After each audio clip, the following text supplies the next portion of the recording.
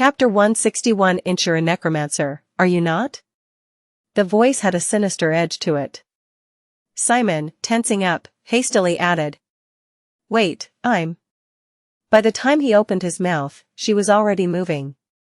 She leaped off Simon's arm, clashing with her right foot before coming back down with her left.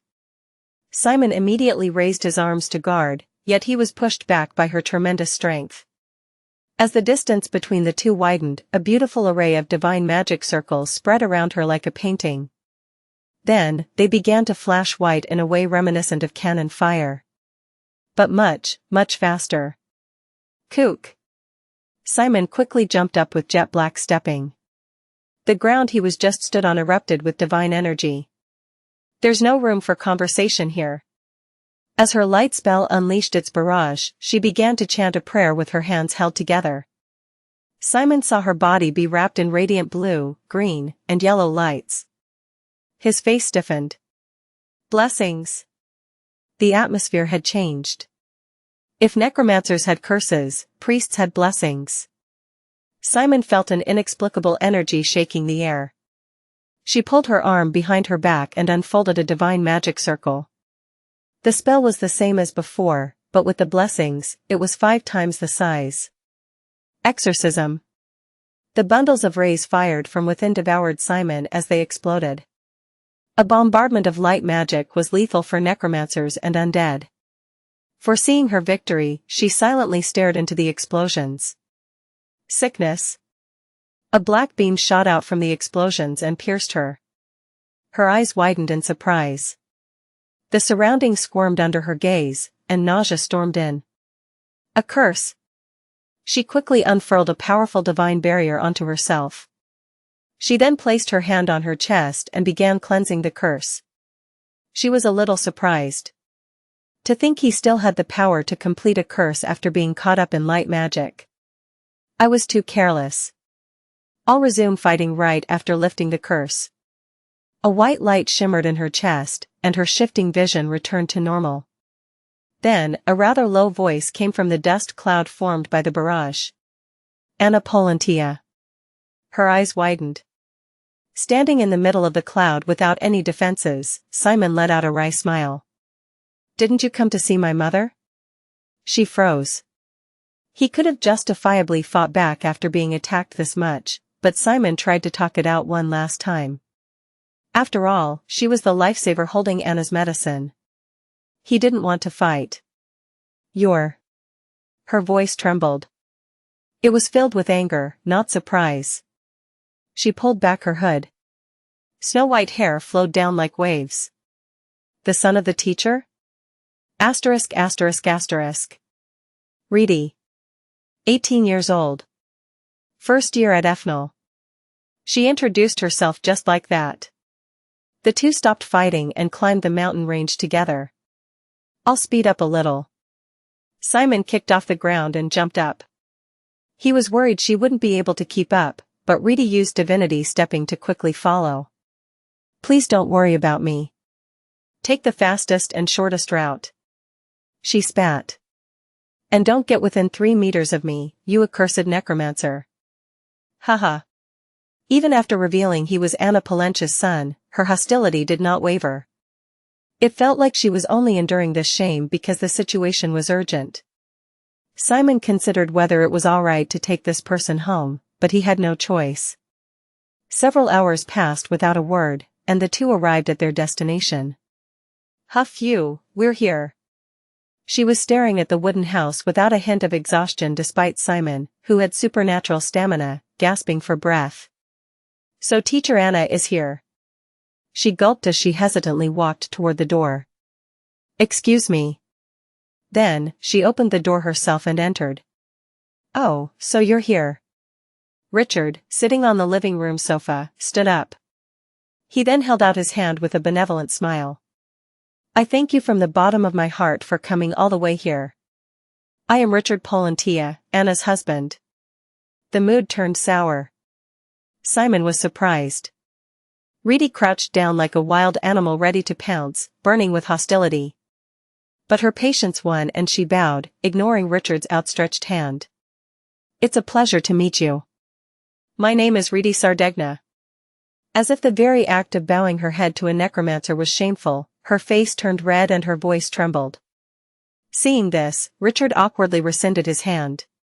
Oh, pardon me. Anna is over here. Richard stepped aside and guided her in. Reedy strode into the bedroom, and Simon followed. Ah. The bag slung over her shoulder fell on the floor. Reedy's eyes trembled dangerously at the sight of Anna suffering on the bed. Teacher Anaia!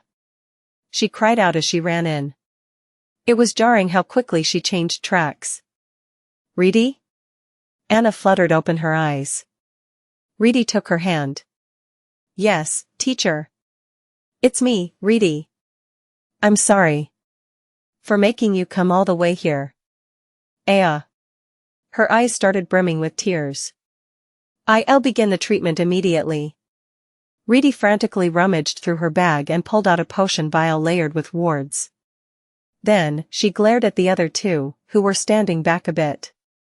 The two of you are in the way of treatment, so I'd much appreciate it if you could wait outside. Simon and Richard obediently left them alone, and Reedy slammed the door behind them. Will it be okay? Richard grinned at Simon's concern. Don't worry. She holds an absolute respect for Anna. And her skills are certain. Well, if she's on the level of going to Ethnal, then. She's no ordinary Ethnal student. Richard leaned back on the sofa and continued. Reedy Sardegna, the first chosen of her year in Ethnal. She is undeniably the best first year in Ethnal. Richard's gaze moved to Simon. She will also become your greatest rival. Asterisk asterisk asterisk. Asterisk asterisk asterisk. Within hours of Reedy's arrival, Anna recovered. The first thing she did after getting up from the bed was roll up her sleeves and head to the kitchen. It's not much, but help yourself. It was now dinner time. Simon and Reedy were smiling awkwardly as they looked at the food lined up on the table. You're calling this not much, Mom? The delicacies were so plentiful that it was natural for one to worry about the legs of the table.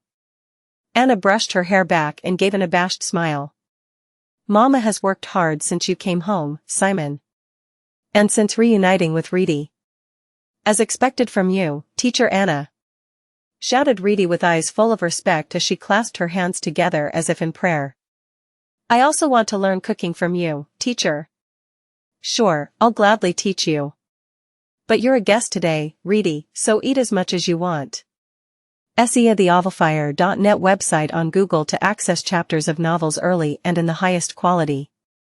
Yes. Thank you. Then, her eyes met Simon's across from her. She returned to her cold hostility and whispered.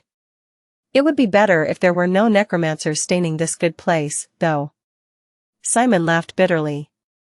Although the discriminatory treatment towards necromancers wasn't pleasant, she saved Anna's life. He was so grateful that he was willing to endure it while she stayed. Anna placed barbecued meat in the center of the table and sat down. Before eating, Reedy and Anna prayed together, and Simon and Richard waited for the prayer to finish before they dug in. Whoa, how long has it been since I ate a homemade meal? Kizan's meals were famously delicious. However, they were no match for Anna's homemade meals. Simon carefully brought a slice of tomato omelette to his plate. Simon, is there not enough omelette? Asked Anna, smiling kindly. And no. I barely started eating. Give me a minute. Anna jumped up from her seat and went to the kitchen. She then brought a whole new omelette and put it on the plate. Dear. This time, Richard spoke. Today's meat pie is absolutely amazing. Oh my, is that so? I'm glad. I'll go make another. No, no. Wait. I'm not asking you to make another. Oh. Damn it. Even Richard couldn't stop Anna from going to the kitchen. The dining table had become a miracle where any food eaten magically reappeared. Simon finally felt that he had returned home. He felt a knot in his heart loosen. Feeling good, he held out his fork to take some cream pasta. There, he saw Reedy. She was frowning, her face full of disgust. What's wrong? Nothing. Reedy turned away. Now that he saw it, she ate only the food Simon or Richard hadn't touched. Simon turned his fork in its path and took another piece of omelette. Seeing this, Reedy swiftly charged and fork first into the cream pasta. "Oh my! Reedy!" exclaimed Anna, having cooked another meat pie which she put it in front of Richard. "Are you not eating the tomato omelette? It's your favorite dish, Reedy." "I worked hard to make it." Reedy flinched. She hadn't touched it after Simon took the first slice. I was eating. Did it taste bad? Was the egg too thick? Tell me what's wrong. I'll make a new one." Simon and Richard stared at Reedy. After a long moment of hesitation, she finally took a piece of the tomato omelette that Simon's silverware had touched and tried her best to smile. "Wow, it's so delicious, teacher. It's the best omelette in my life." "That's a relief. I'm so glad that you're enjoying it." Reedy rubbed her forehead with a look of defeat. Then, Simon saw Anna giggling as she went to the kitchen. Simon grinned too. So this was all part of her plan. After eating in peace, the dinner was over. Everyone ate until they were bloated.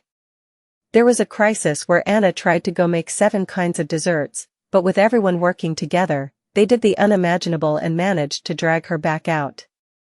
"Mom, I'll do the dishes," said Simon, standing up. Reedy, who had been mindlessly patting her bloated belly, heard Simon's words and shot up from her seat. "No. I'll do it." She couldn't lose at anything against a necromancer. Looking at Reedy burning with enthusiasm, Anna smiled. "Oh my, it's okay. You're our guest, Reedy. It's because it was so delicious. Let me help you at least with washing the dishes. After all, you haven't fully recovered yet." After saying that, Reedy glanced at Simon. Perhaps Anna read that glance. She looked at Simon, then Reedy, then Simon, then Reedy. Finally, she put her hands together and beamed. "Oh, then I'd like you two to do it together." What? Anna then immediately went to bed with Richard before they could properly respond. This wasn't the plan. Reedy let out a small sigh. Then, she stared at Simon with piercing eyes. "What are you waiting for? Let's start." Yeah." The two started washing the dishes. Simon scrubbed dishes thoroughly to remove grease and stains, and Reedy rinsed them with water, wiped them with a dry cloth, and put them back in the appropriate cupboards. The two of them stood side by side for a while and concentrated on washing the dishes. "By the way," Reedy spoke first. "I heard that you're Kizen's special admission #1? "Yeah, that's right." Reedy put away the dish she had wiped with a cloth before whispering. "Step outside after this. Let's fight." Chapter 162 ? Simon was taken aback by the sudden offer to fight. Reedy put away another plate before letting out a sinister grin. "What, you scared?" No, nothing like that. A battle with the priest who saved his mom's life. It wouldn't end with just a scolding if he got caught, but Simon liked the sound of it. The biggest task presented by Kizen this holiday was learning how to fight against priests. If he had a chance to fight with a first-year FML student, wouldn't he get a lot of clues? Where? Teacher Anna would be worried if she saw us. "So if it's all right with you, oh so generous host, could we go a little far from this place?" responded Reedy with her characteristic cynicism as she wiped the dishes. "But will you be okay? I kind of have a special trait, you see." You keep on talking bullshit." She physically looked down on him as she growled. "Are you blabbering that crud because you were fine after being hit by a divine attack once before? You're dead meat." Simon couldn't help but burn with competitive desire when she went so far. "Maybe you'll become a little more docile if I snap off that spirit of yours." "What?" "Outside." "Right in." A heavy weight loomed over them. The two of them slowly turned around, visibly shaking. "You too." They saw Anna's smiling face. "Do you mind sharing your conversation with the rest of us?" In the end, both were called to bed and were scolded badly. A new taboo word was born there for the Polantia family: fight. Asterisk asterisk asterisk. Having eaten a fulfilling dinner and washed the dishes, Simon sat in front of the sofa by the lit fireplace. He then took out the mechanics of jet black assignment. After tapping the empty space on the paper with a quill for a few minutes, he reluctantly wrote down an answer. He couldn't concentrate very well. Having recently eaten, he was bloated and getting tired. It'd be better if I redid it tomorrow. Interrupting Simon mid-yawn, Reedy barged into the living room in pajamas. Huh? Those clothes. Yes. As you can see, Teacher Anna lent me these clothes. Do they suit me? She spun in place. Simon was surprised from seeing such a girly side of her, but he managed to say, yeah, they suit. Why? Shut up. I don't want to hear that from you. What do you want me to do? Other than that, Teacher Anna said she's thirsty. Bring us 2 glasses of water. Reedy then rushed back into the bedroom. Resisting the urge to smack her, Simon stood up. Ah. After taking a few steps, Reedy stuck her head out of the bedroom again. I'm telling you just in case, but you won't only bring water just because you were told to bring some water, right? Even trashy necromancers should have the common sense to bring fruit on a tray. You. Not giving him a chance to reject, she ducked back inside. Through the wall, Simon could hear her enraptured in conversation with Anna. Gosh. Reedy was here as an honored guest. Simon sighed and went to get some fruit. Hey. Reedy was sticking her head out again. If you spit in the water, I'll kill you. She pointed at her eyes, then pointed at Simon's before going inside once more. Dear Faculty of Ethnol, students are in urgent need of character education. Simon did as he was told, pouring 2 glasses of water and peeling fruits before going over to their bedroom. There, he saw Anna lying on the bed, and Reedy lying on her stomach in pajamas, kicking the air as she chatted. Reedy smiled sheepishly with a puppy-like face as Anna stroked her hair. Why do I feel like I got my mom stolen? When Simon uncomfortably put the tray down, Reedy turned her head. You're not even knocking on the door when entering a women's room? Such manners. Dark magic can wait. Kizan seriously needs some character education. I mean, the door was open. Don't be like that, Reedy. Yes, teacher. She had a sudden change in attitude before burying her face in Anna's chest. Simon just left her alone and walked out of the room. Good night, son, said Anna, smiling. A small smile crept across Simon's lips. Good night, Mom. Asterisk asterisk asterisk. Asterisk asterisk asterisk. He was walking through the Kizan campus. Familiar sights, familiar alleys, familiar people in familiar attire. As he was absent-mindedly walking down the street, someone called his name. When he looked up, he saw Maylin waving from a window on the 2nd floor of a building. Beside her were her clubmates. The moment Simon lifted his hand to wave back, the building exploded. Maylin couldn't be seen under the mound of shattered concrete. Sia the Nelfer.net website on Google to access chapters of novels early and in the highest quality. Then, he heard a lot of laughing and chatting from behind him. Simon spun around, seeing Rick laughing and giving a speech to Class A. Simon ran toward them and screamed for them to run. A building collapsed on top of them, leaving Rick and the rest of Class A buried under a pile of rubble. He couldn't do anything to save them. Ah. Now, from the dark, Camabaras was shambling toward him as though wounded. No. Cammy. He had to save her this time. Simon clenched his teeth and rushed to her, hugging her tight. She bit Simon's arm. She had turned into a zombie. Her whole body shimmered with pale light. Simon's eyes shook. A black cross pierced both Simon and Camabaras. Simon coughed up blood as he looked back. The sound of heels approached. A red-haired woman in a black suit was looking down at them. Curiosity kills the cat. White flame rushed like a huge tidal wave centered on her, devouring all of Kizan. You should have left Kizan while you could. The world was drenched in white flame, incinerating everyone Simon ever cared about one by one. Simon screamed. Aha! He shot upright from in his bed. Looking around, it was his own room. Sweat dripped from every inch of skin. It was a dream. Why did I have such a nightmare? It's over now. Simon got up from his bed, an extreme thirst coming over him, and he headed to the living room. He was coming down the creaking stairs when he felt the heat on his face. Why is it so hot? When he got to the bottom and came out into the living room, white flame was spreading across the living room. It was so unrealistic that it felt like an extension of his dream. Parts of the ceiling collapsed, the walls of his house splintered, and the night sky was shining in through the destruction. Ah! There was no mistake. This was Fleema's white flame. He saw Reedy sitting on the living room floor, dazed. Simon ran over to her and shook her shoulders. What's the matter? Reedy. What's going on? She shakily pointed to the bedroom. Teacher Anna is.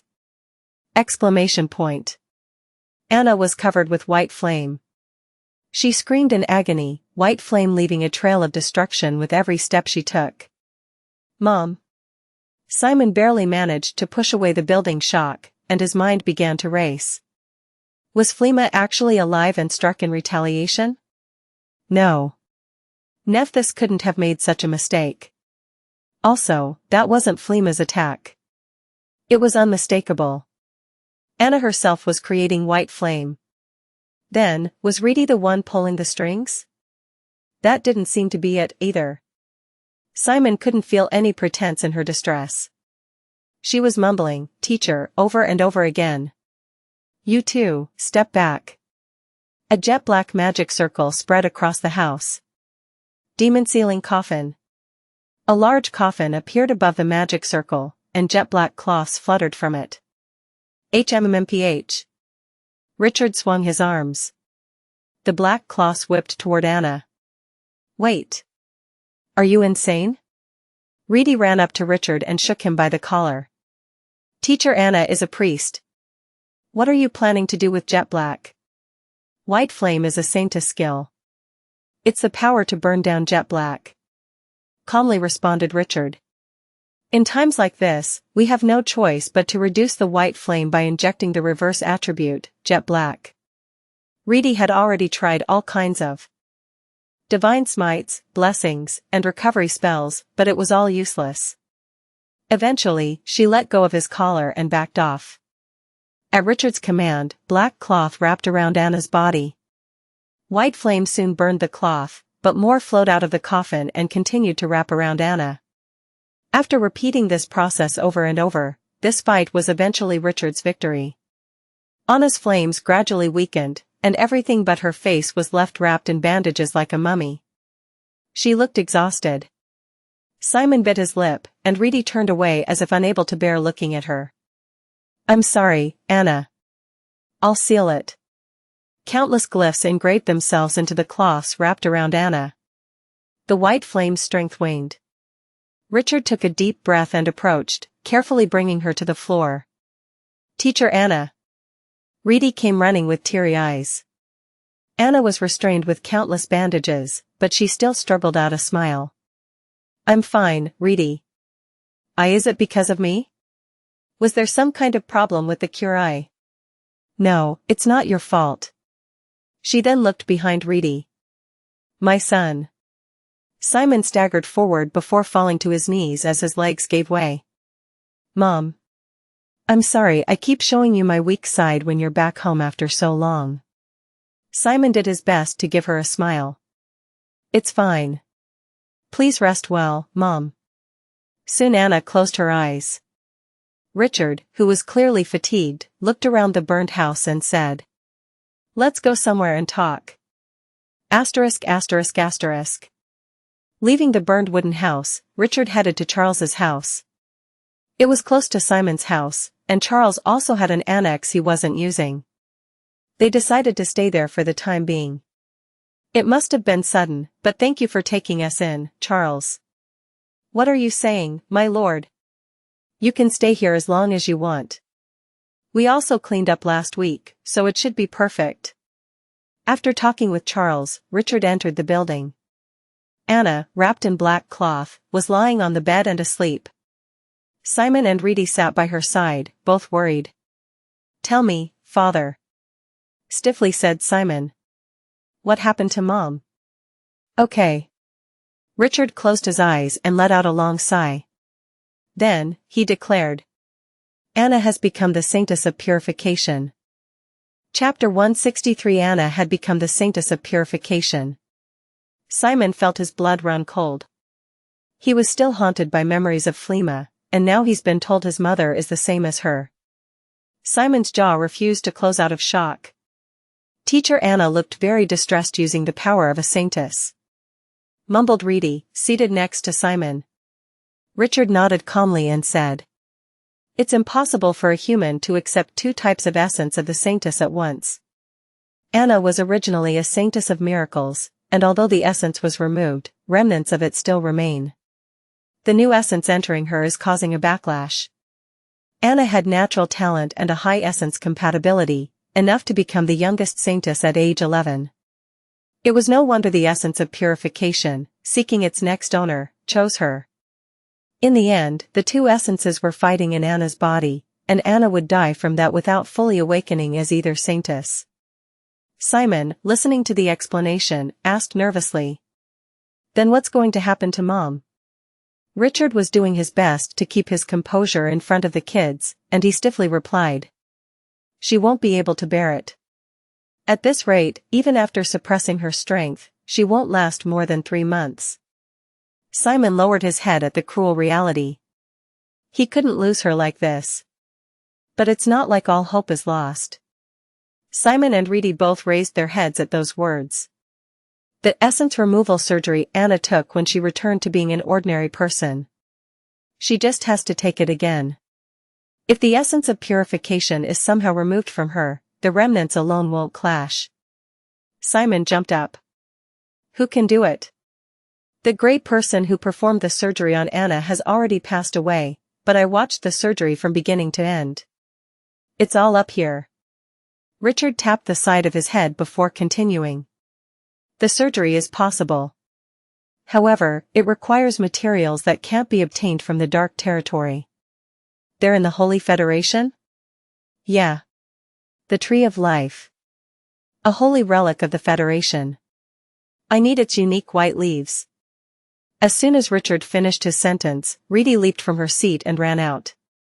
Richard sighed quietly as he stared at her leaving. After waiting for a while, Reedy barged back inside. 2 weeks. Gasping for breath, she continued.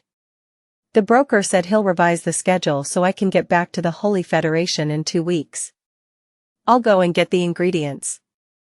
Richard shook his head. "No, this is our family's business. I can't owe you more than th. What are you talking about? All you said there was meant for me." Reedy strode into the bedroom. She looked upon Anna, whose unstable breathing could be heard from where she was wrapped in jet black cloth. A deep determination dwelled within her eyes. "I don't care what you all say. I'm only going for my teacher." "I'll go too, Reedy," said Simon, standing up. Reedy said, "Huh," in her dumbfoundment before adding, "Are you insane? A necromancer wants to go to the Holy Federation? Hey, you're in the Dark Territory. What would stop me from doing the opposite?" Sar the Nelfer.net website on Google to access chapters of novels early and in the highest quality. Simon clenched his fists. "My mother's life is at stake. I can't just sit here and do nothing about it." Reedy crossed her arms.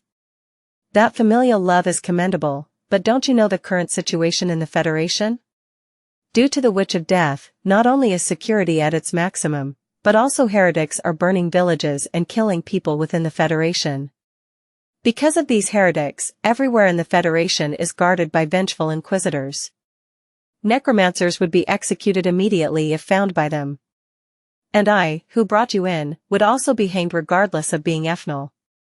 She pointed at Simon with the tip of her finger. If an inquisitor comes, how will you prove you aren't a necromancer? Richard nodded as well. Yeah. I admire that will of yours, but the situation in the Holy Federation isn't good right now. I heard that they're even more vigilant than over here. I'm confident that I won't get caught. Simon spread open his left hand. I know this is a little bit late, but... At the power Simon raised from his palm, both Reedy and Richard groaned in astonishment and stepped back. The white light that bloomed in Simon's left hand was undoubtedly divinity. I can use divinity. The house turned upside down. Asterisk asterisk asterisk. Asterisk asterisk asterisk. Reedy contacted the broker again using a communication crystal ball and asked if they could get an undercover identity for a man in his teens or early 20s. She was planning to go alone if she heard they couldn't, but the broker said that there was one teenage boy apprentice priest identity left. A novice priest who had just awakened his divinity. What locked the plan in stone was Anna's words. In one of her brief moments of consciousness, Simon confessed to her that he could use divinity and told her he'd be going to the Holy Federation. Anna was worried about Simon going to the Holy Federation, but she was delighted to hear Simon could use divinity. After much thought, Reedy had no choice but to allow Simon to accompany her. I'm sorry, dear goddess. Even if it was to save a benefactor, to think she was letting an impure existence into the sacred land. She decided to fast for 3 months once she returned to Efnal. Also, it was agreed that Simon would take lessons from Reedy in the 2 weeks before they left so he could act as an apprentice priest, his undercover identity. The two climbed the small hill behind the burnt-down house Simon used to visit. There weren't many people, and the place was large, so it was suitable for conducting classes. Reedy stopped and admired the natural scenery around her. Colorful and beautiful wildflowers bloomed in the lush green fields, and a cool breeze carried the flowers' scents.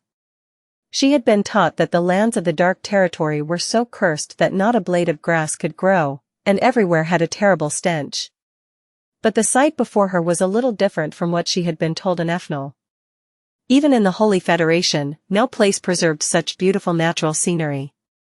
Please treat me well, smiled Simon. Reedy glared at him disapprovingly and then sighed deeply. How did things turn out like this? Having to teach a necromancer light magic? Yeah, let's get started. Reedy respectfully knelt in front of Simon. Puzzled, Simon stood still. She frowned and pointed down at the ground. What are you staring at? Kneel. At those words, Simon awkwardly also knelt down. She flicked her hair behind her ears in frustration. It's annoying to teach you everything from the ground up. TSK. We'll do this in all future lessons with me. A holy heart comes from a holy demeanor. Does the holy heart have anything to do with generating divinity? Oh, of course. Because divinity comes from belief in the goddess. Enough chatting, let's get started. First, we shall greet each other. She folded her hands above her stomach and bowed respectfully from her kneeling position. She was usually a wild and ragtag woman, but her demeanor showed high dignity and grace. Simon was a little surprised, although he imitated her movements nonetheless. Reedy then recited a prayer. Simon put his hands together as she did and listened closely. Thus, the ceremonies that preceded education were over. She opened her eyes and gave a satisfied look at Simon's stillness. Have you become pious before the great goddess now? No, not at all. His legs just felt numb and crampy. When Simon wiggled around to get the blood flowing, she screamed. Don't move or I'll rip your head off. In Efnal, a stone would be placed on top of your lap if you moved even a toe while praying. You aren't allowed to move at all, got it? Oh, okay. This was really hard. For Simon, who was born and raised in the Dark Territory, it felt like nothing but empty formalities. But he decided to respect the other side's culture. All right. She crossed her arms. Show me that divinity you summoned before. Simon nodded and opened his left hand. Then, he strained his eyes and concentrated. Come out, Come out. Maybe he was nervous at Reedy watching him. He suddenly couldn't bring forth any divinity. Well, of course you can't. She sneered. I can't control divinity at will. What's the problem? Belief. She answered immediately. The only source of divinity is a belief in the great goddess. But despite not believing in the goddess, I brought forth divinity, don't you remember? Ah. You must have been lucky earlier or something. It's not working right now. She squealed as she lifted her finger. From now on, rely on something other than luck and do it the way of Ethnal. This is the formula, the foundation, the truth. Reedy took out a holy scripture from her backpack. Having said that belief in the goddess was first and foremost, she started reciting what was on the pages. In the beginning, there was only one being within the chaos. A great goddess. She forged the light and the dark, carved out the continents, and created the animals that lived on them. Then finally, she made the humans. Humanity prospered.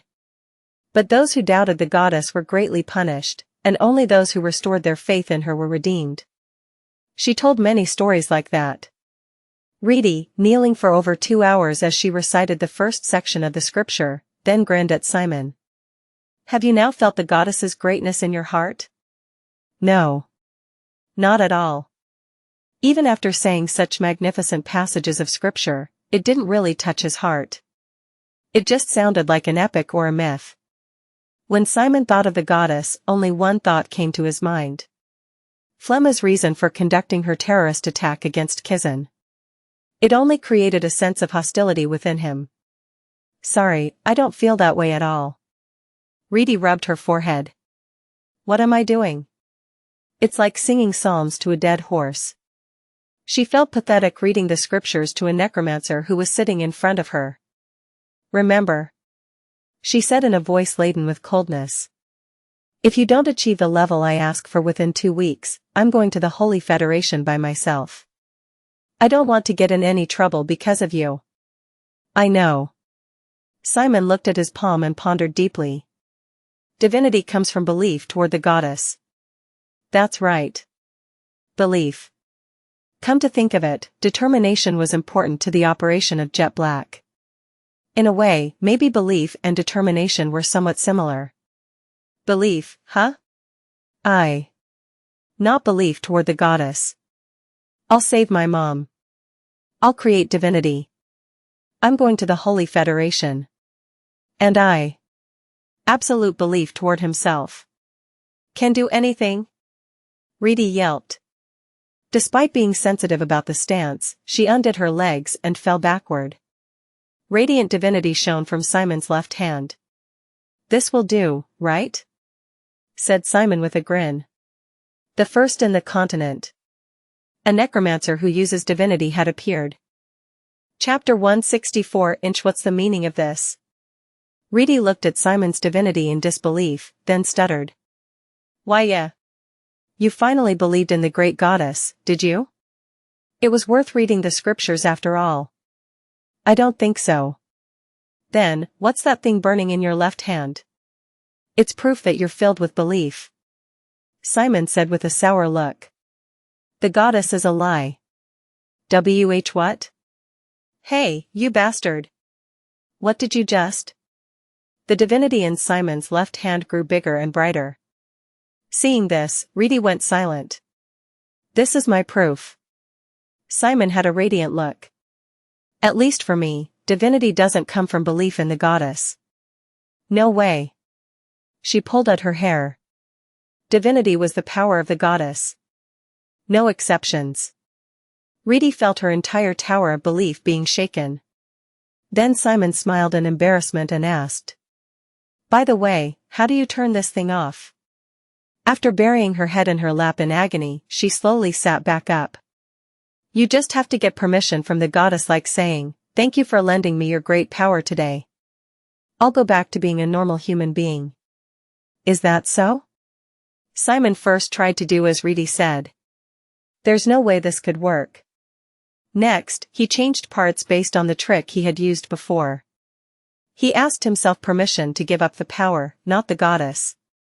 But that also failed. Is this not it? It feels a little different, though.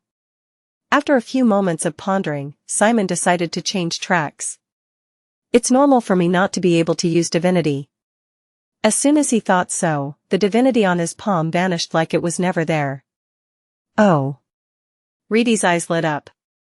Did the goddess hear your prayer? No, it turned off because I thought I couldn't use divinity. Like self-hypnosis. She shook like an aspen leaf. Feeling a slight sense of danger, Simon tried to step back, but she was one step faster. With a reddened face, she tackled Simon on the grass while shouting and climbed on top of him. You bastard! You're doing this on purpose, aren't you? A pure white spear of divinity formed in her hands and she held it above her head. You think I don't know your intentions? You're trying to topple the beliefs of me, the best of Ethnal. Not a chance. Who ordered you to do this? What are you talking about? Everything I said was true, said Simon in a steady voice. Why would I lie when my mother's life is at stake? I'm more serious than anyone right now. If I had to be wary of you, it would be after I got the ingredients from the tree of life. What benefit would I get from toppling you right here, right now? She bit her lip and trembled. Eventually, she got off Simon and sat down on the grass. Huh. It was a sigh filled with a deep aching. Reedy, Wait.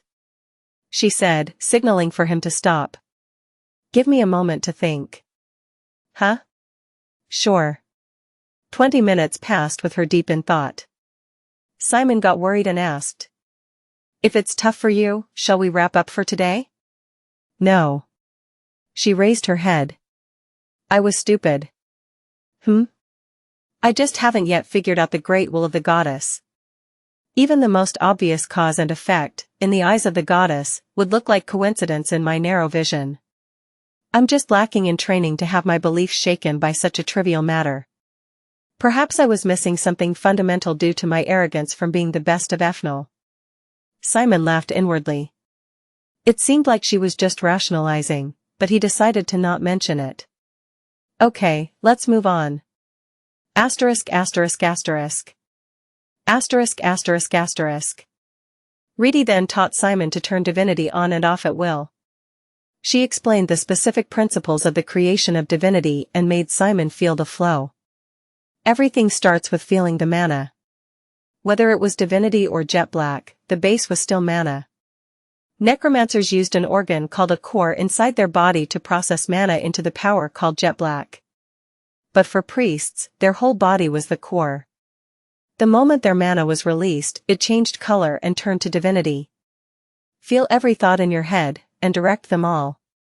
Of course, it was beyond simply releasing mana. To turn mana to divinity, it was necessary to have a very strong mental awareness. So strong it was similar to brainwashing. The belief that Reedy continued to emphasize was, for Simon, being clearly aware that he could use divinity. I think I now get why there are so many fanatics in Ethnal. In a way, divinity was the realm of madness. You had to realize you had a power you didn't have yet. Even if it didn't exist, it existed once you were aware it existed, but it ceased to exist if you doubted its existence. A maniacal belief that bordered on brainwashing indeed. Simon figured that the system adopted by divinity users to create that belief was religion. Omitting all complex thoughts, the Supreme Being was omniscient, omnipotent, and omnibenevolent.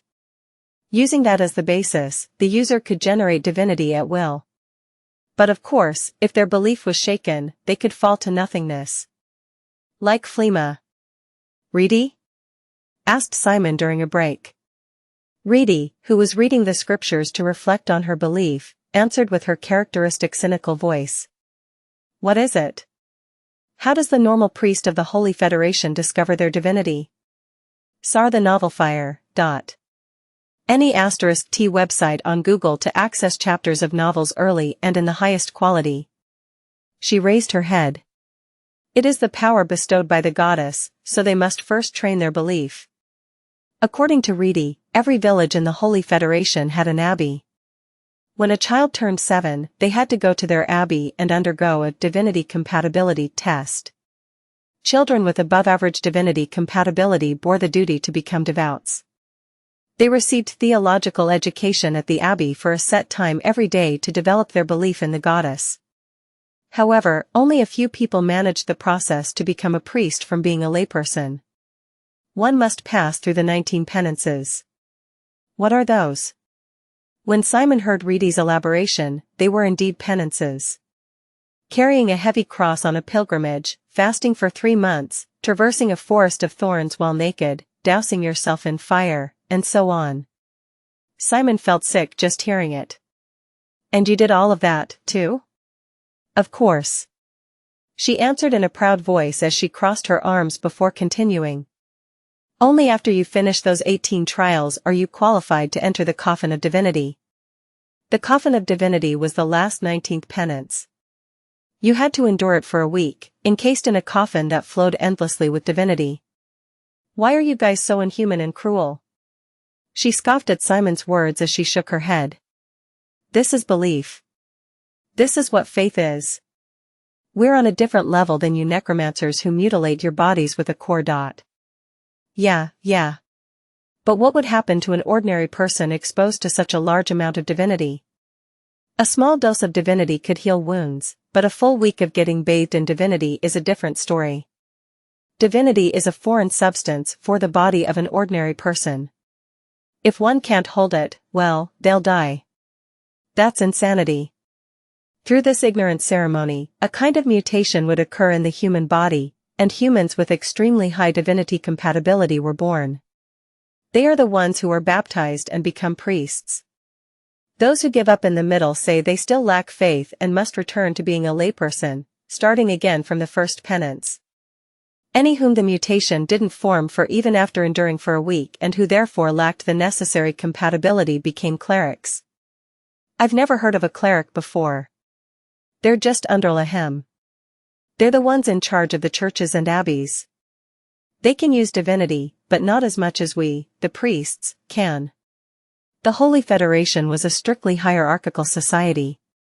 Commoner, layperson, cleric, priest. The lower caste must absolutely obey the upper caste. Of course, the Dark Territory was also divided into commoners and nobles, but the difference in rank was more flexible. Among the commoners, there were soldiers, merchants, and necromancers who all had greater social authority than a standard noble. And in Kizan, skill and year level was more important than social status.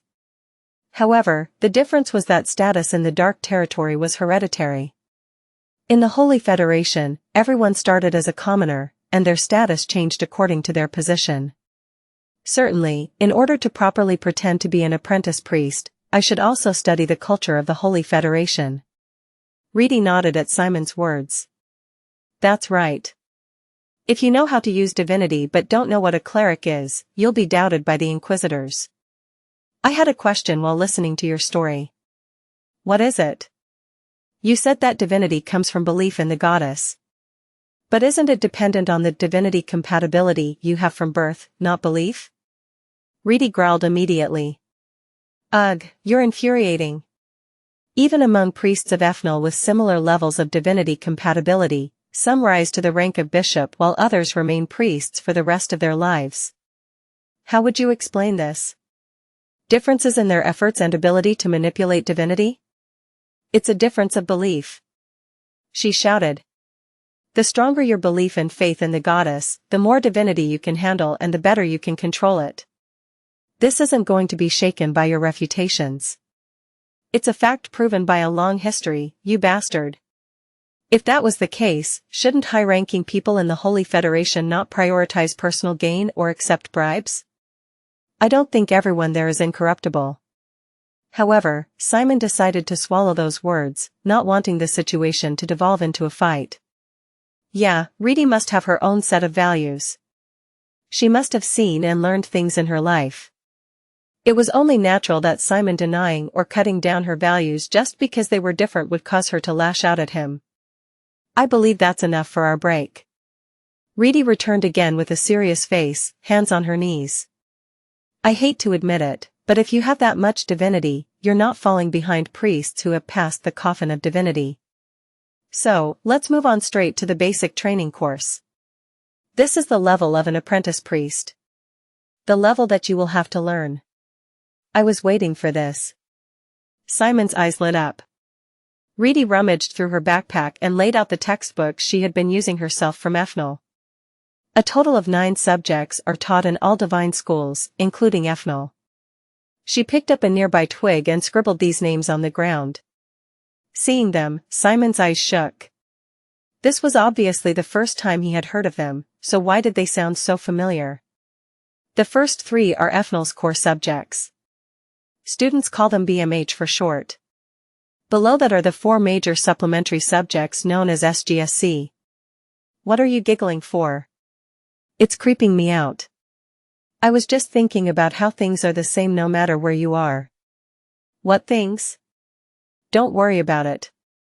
The stories from before about penance and the coffin of divinity gave Simon a huge culture shock, but seeing this felt incredibly familiar.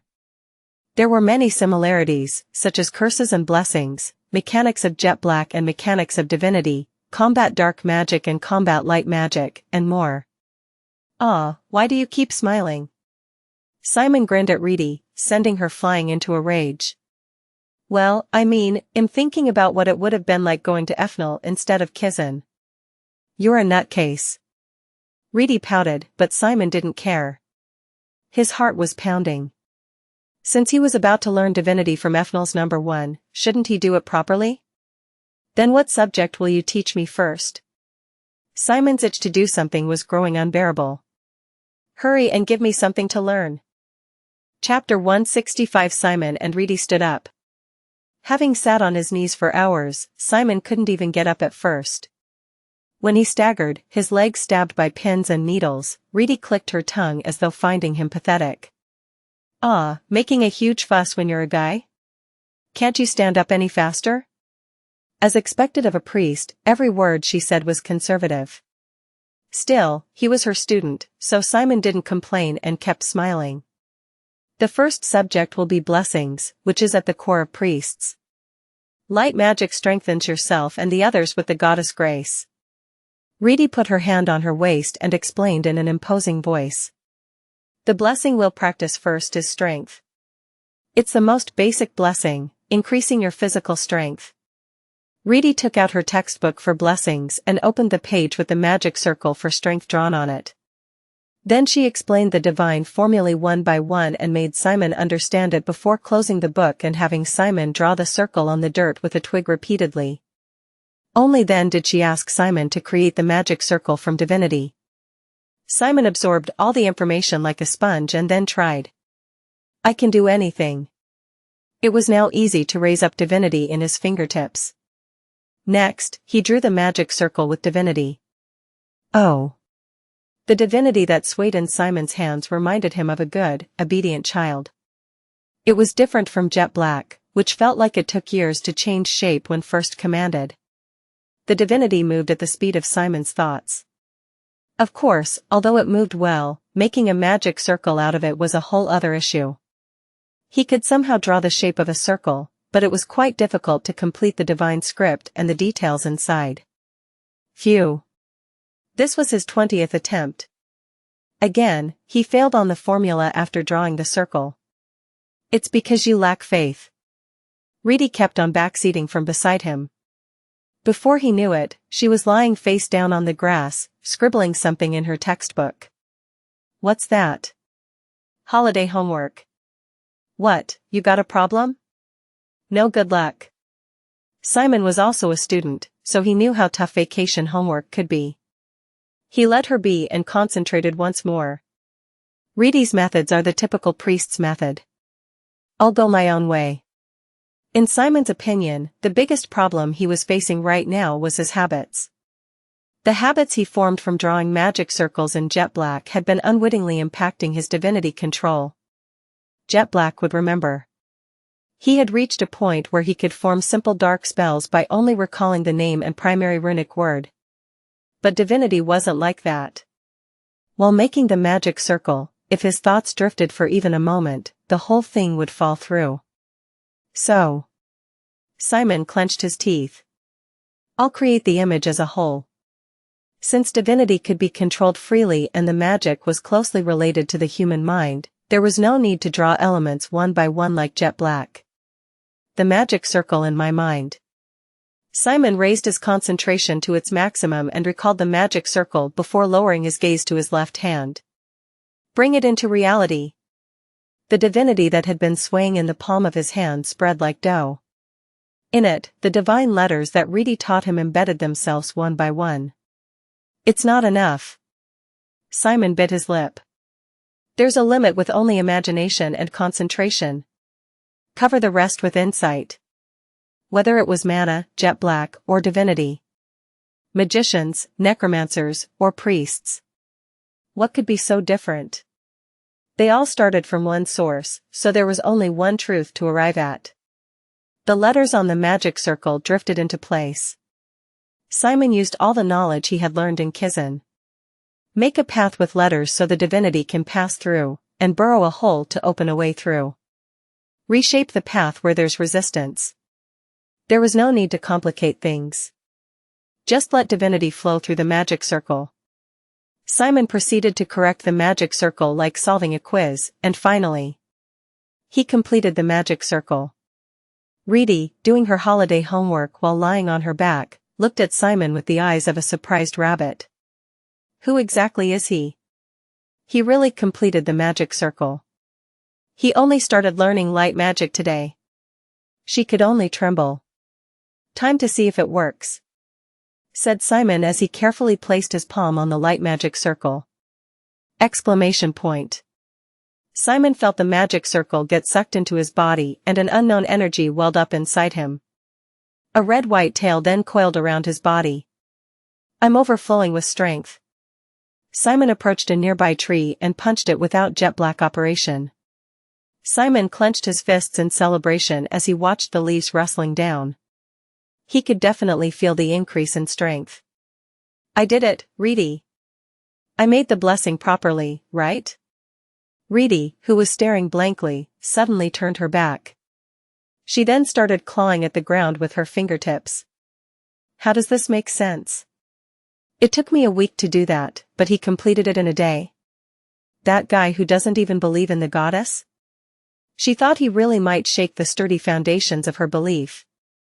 When Reedy went without saying anything for almost 10 minutes, Simon cautiously asked her. What's on your mind? Just thinking about how I want to beat you up. Nothing new, huh? Simon lightly laughed. What are you going to teach me next? Reedy stared at Simon. A necromancer who uses divinity. Even if teacher requested this and even if she needed a collaborator, she felt that what she was doing was actually insane. Wouldn't teaching him light magic be a great threat to Ethel later on? If she met him on the battlefield someday, would she regret what she did today? What's wrong? Reedy? She let out a sigh and slowly stood up. No matter how many times she thought about it, her conclusion was still the same. It's foolish to read the goddess's will through her narrow-minded, mortal perspective. Divinity is the power of those who are blessed and recognized by the goddess. She sighed. There must be a reason why the goddess gave you divinity. I can't make the mistake of misinterpreting the will of the goddess with my judgment alone. Isn't that the lesson I always learned at Ethel? Promise me just this one thing, she said, squinting into Simon's eyes in an attempt to read his heart. That you won't do anything that crosses the line when using light magic, whether you believe in the goddess or not, whether you fight me in the future or not. Yeah, I promise. Reedy sighed before nodding her head with a cold expression. Then, we'll move on to the next subject. Asterisk asterisk asterisk. Asterisk asterisk asterisk. Simon learned the fundamental light spells from Reedy. Strength from blessings, divine arrow from mechanics of divinity, and heal from healing. Since he had only just learned them, he wasn't at the level where he could use them in real life, so he needed more practice. Also, although Simon could now use divinity and use jet black, using both powers simultaneously was far from doable at his current skill level. If he cast strength while maintaining jet black operation, the two powers would collide, and one of the two tended to disintegrate. It seemed that simultaneous operation would have to be practiced separately. Search the novel, F.ir.at website on Google to access chapters of novels early and in the highest quality. For now, Simon focused purely on learning light magic. Reedy also focused on giving lectures on theory in the first day. From the second day onwards, she encouraged Simon to improve stability through repetition. This is so fun. Simon was training to increase stability by casting strength on himself while running. Just casting the blessing wasn't the end. He had to work hard to operate the divinity so the blessing wouldn't deactivate.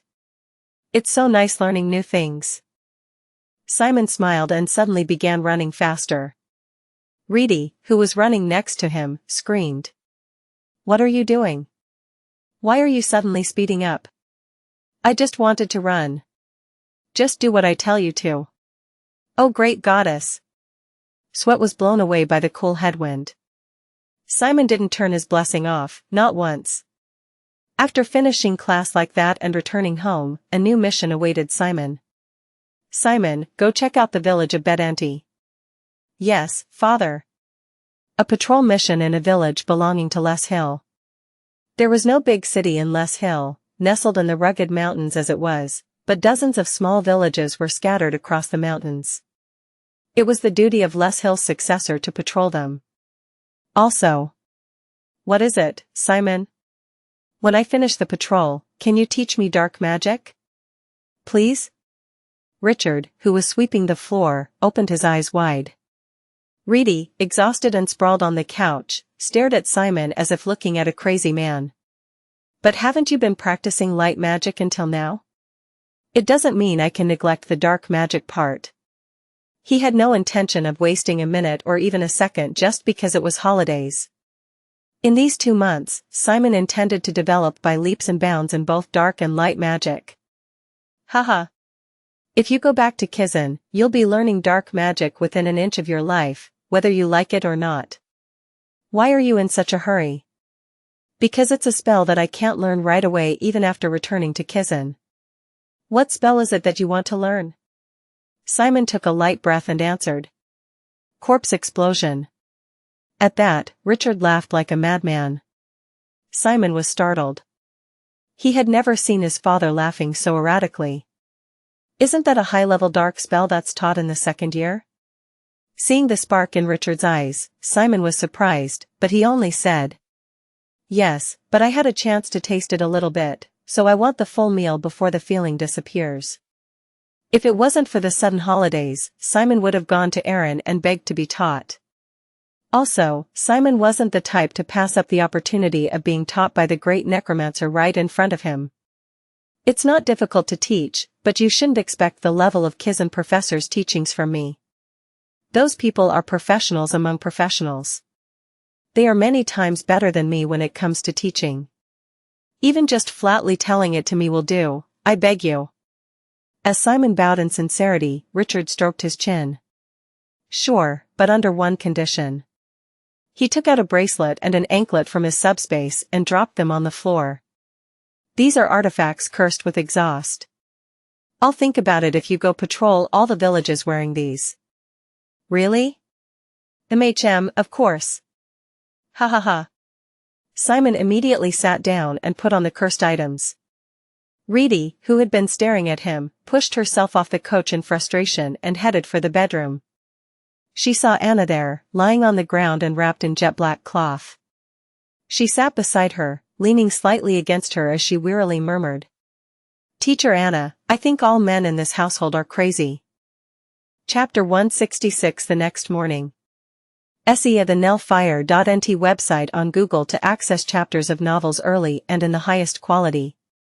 Simon climbed the sloped mountain range while wearing the cursed bracelets and anklets. Every step required him to push jet black operation to its limit, but Simon firmly moved his legs. There's no time to rest till I get to the Holy Federation. While running with jet black operation, he practiced activating and deactivating divinity in his left hand and read a book about the Holy Federation's culture from Anna using his right hand. He looked like he was doing a stunt. Despite his vision being blocked by the book, He safely crossed the mountain range, avoiding the dense trees. By the way. Simon turned his head. Why are you following me? Next to Simon was Reedy, empowered by divinity. She made a sour face. I was bored, so I followed you. Consider it a walk. You got a problem with that? I don't. But I'm just working, so it won't be fun. It's fine. Don't mind me, and just continue what you were doing. Simon nodded, returned his gaze back on the book, and started running. Reedy could only watch this barbaric training. First up, Bedanti village. The village was located in the middle of the mountain range and it was the base of operations for a large-scale slash-and-burn farming project. The lined-up houses on the highlands looked dangerous, yet breathtaking. Young master. It's big brother Simon. The villagers flocked like cattle at the first appearance of the Lord's successor in a while. Oh my, young master. An elderly man approached and gripped Simon's hand with his wrinkled hands. I've been watching you since you were little, young master. To think that you're already a Kizan student. It warms my heart. Thank you, Nelton. He is son. You're the pride of Les Hill, young master. You're flattering me, ma'am. I'll do my best to live up to your expectations. Dude, Simon. Did you like getting into Kizan all by yourself? Huh? And are there a lot of pretty girls in Kizan? I think so, Tom. Also. Simon pointed somewhere behind Tom. Catherine's coming up from behind. Oh, shit. It was a small mountain village, but it had a very nice atmosphere. Simon spoke to each of the villagers by name. Peter, is there anything troubling you these days? It's breeding season, so there's too many goblins on the mountain. They keep destroying the fields. I'll hunt some down on my way back. It was also Simon's duty to listen to the residents' issues. He would report what needs to be done to his father, Richard, and he resolves them himself when possible. Reedy, who followed from a distance, found this a bit unexpected. A terrible necromancer had appeared, yet the villagers were very kind to him. Isn't everyone afraid of becoming a skeleton? She heard necromancers act all nice and happy but secretly kidnap good people to turn them into undead. I'll figure it out if I observe him a bit more. She wasn't sure if they were being deceived, but at least the people in this village sincerely believed in Simon and followed him. Phew, Simon.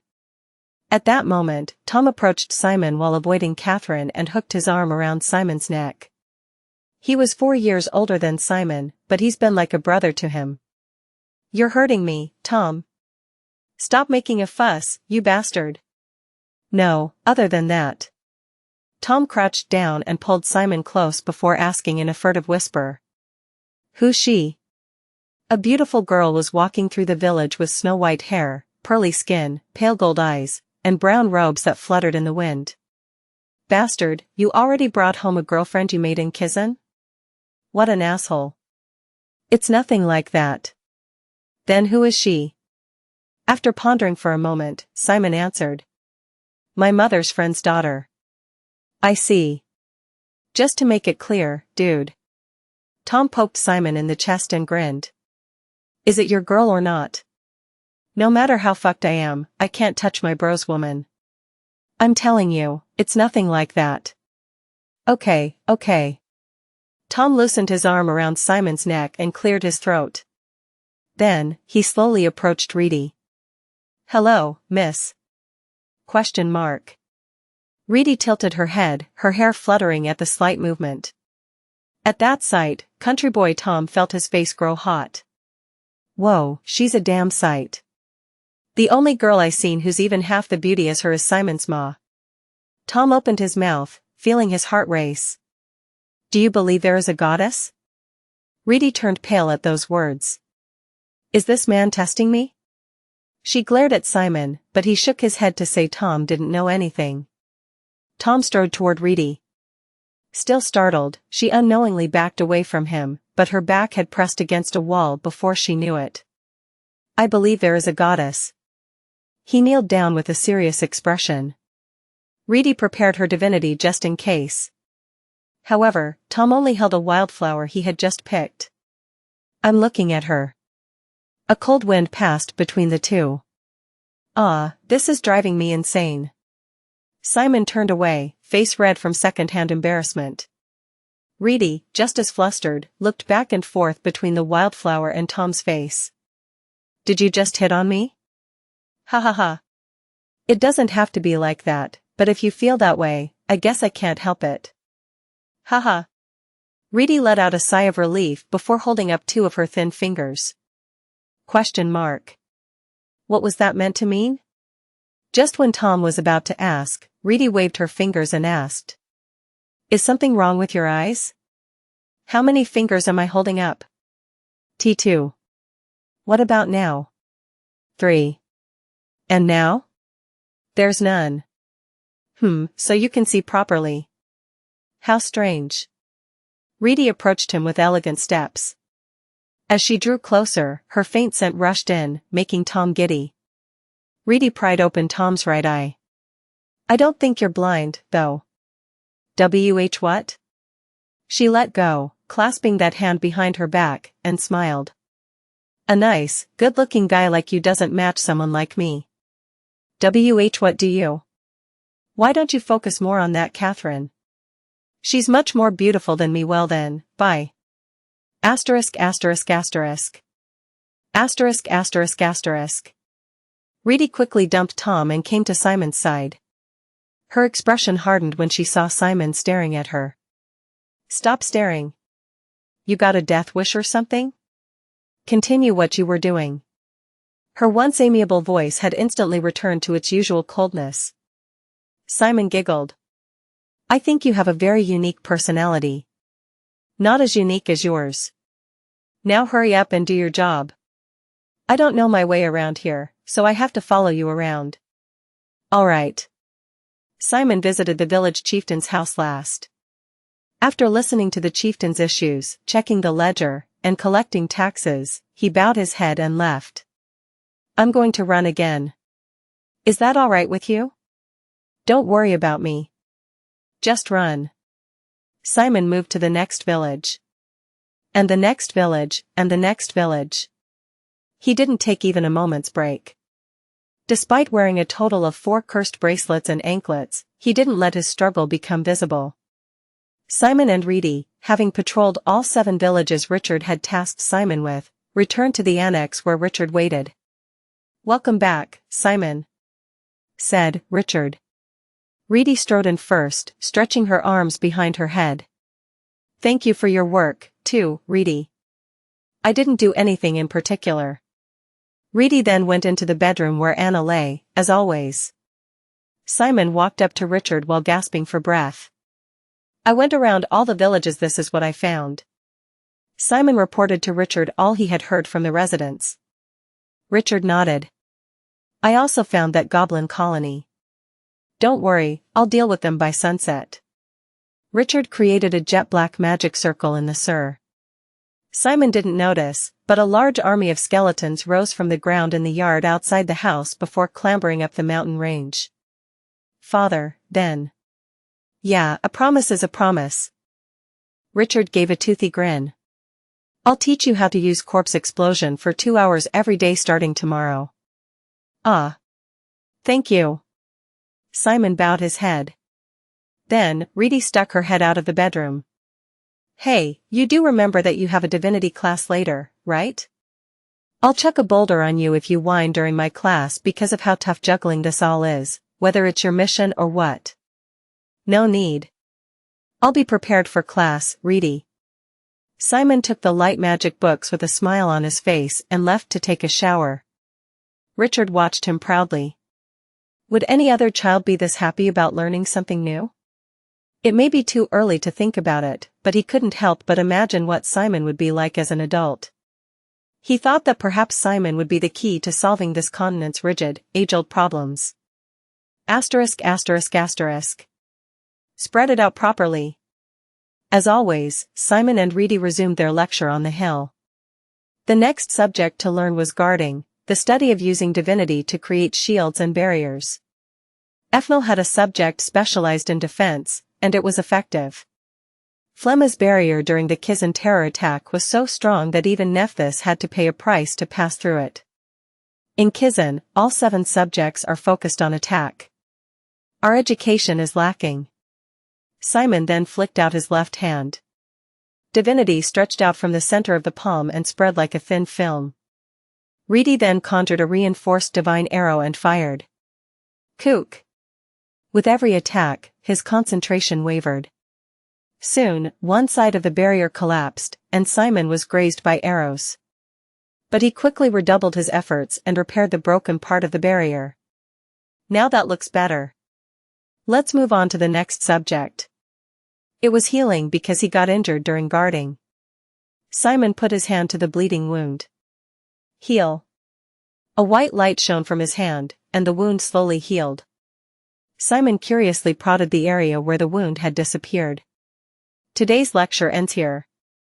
The beginning and end of class always had the same ritual. They faced each other, recited the prayer while kneeling, and prayed to the goddess to thank her for the day. Then, they bowed to each other. Simon raised his head and smiled bitterly. By the way, do I really have to keep doing this? I don't even believe in the goddess. She immediately shouted. This is basic courtesy. If you refuse even this, then forget taking classes from me. Fine, fine.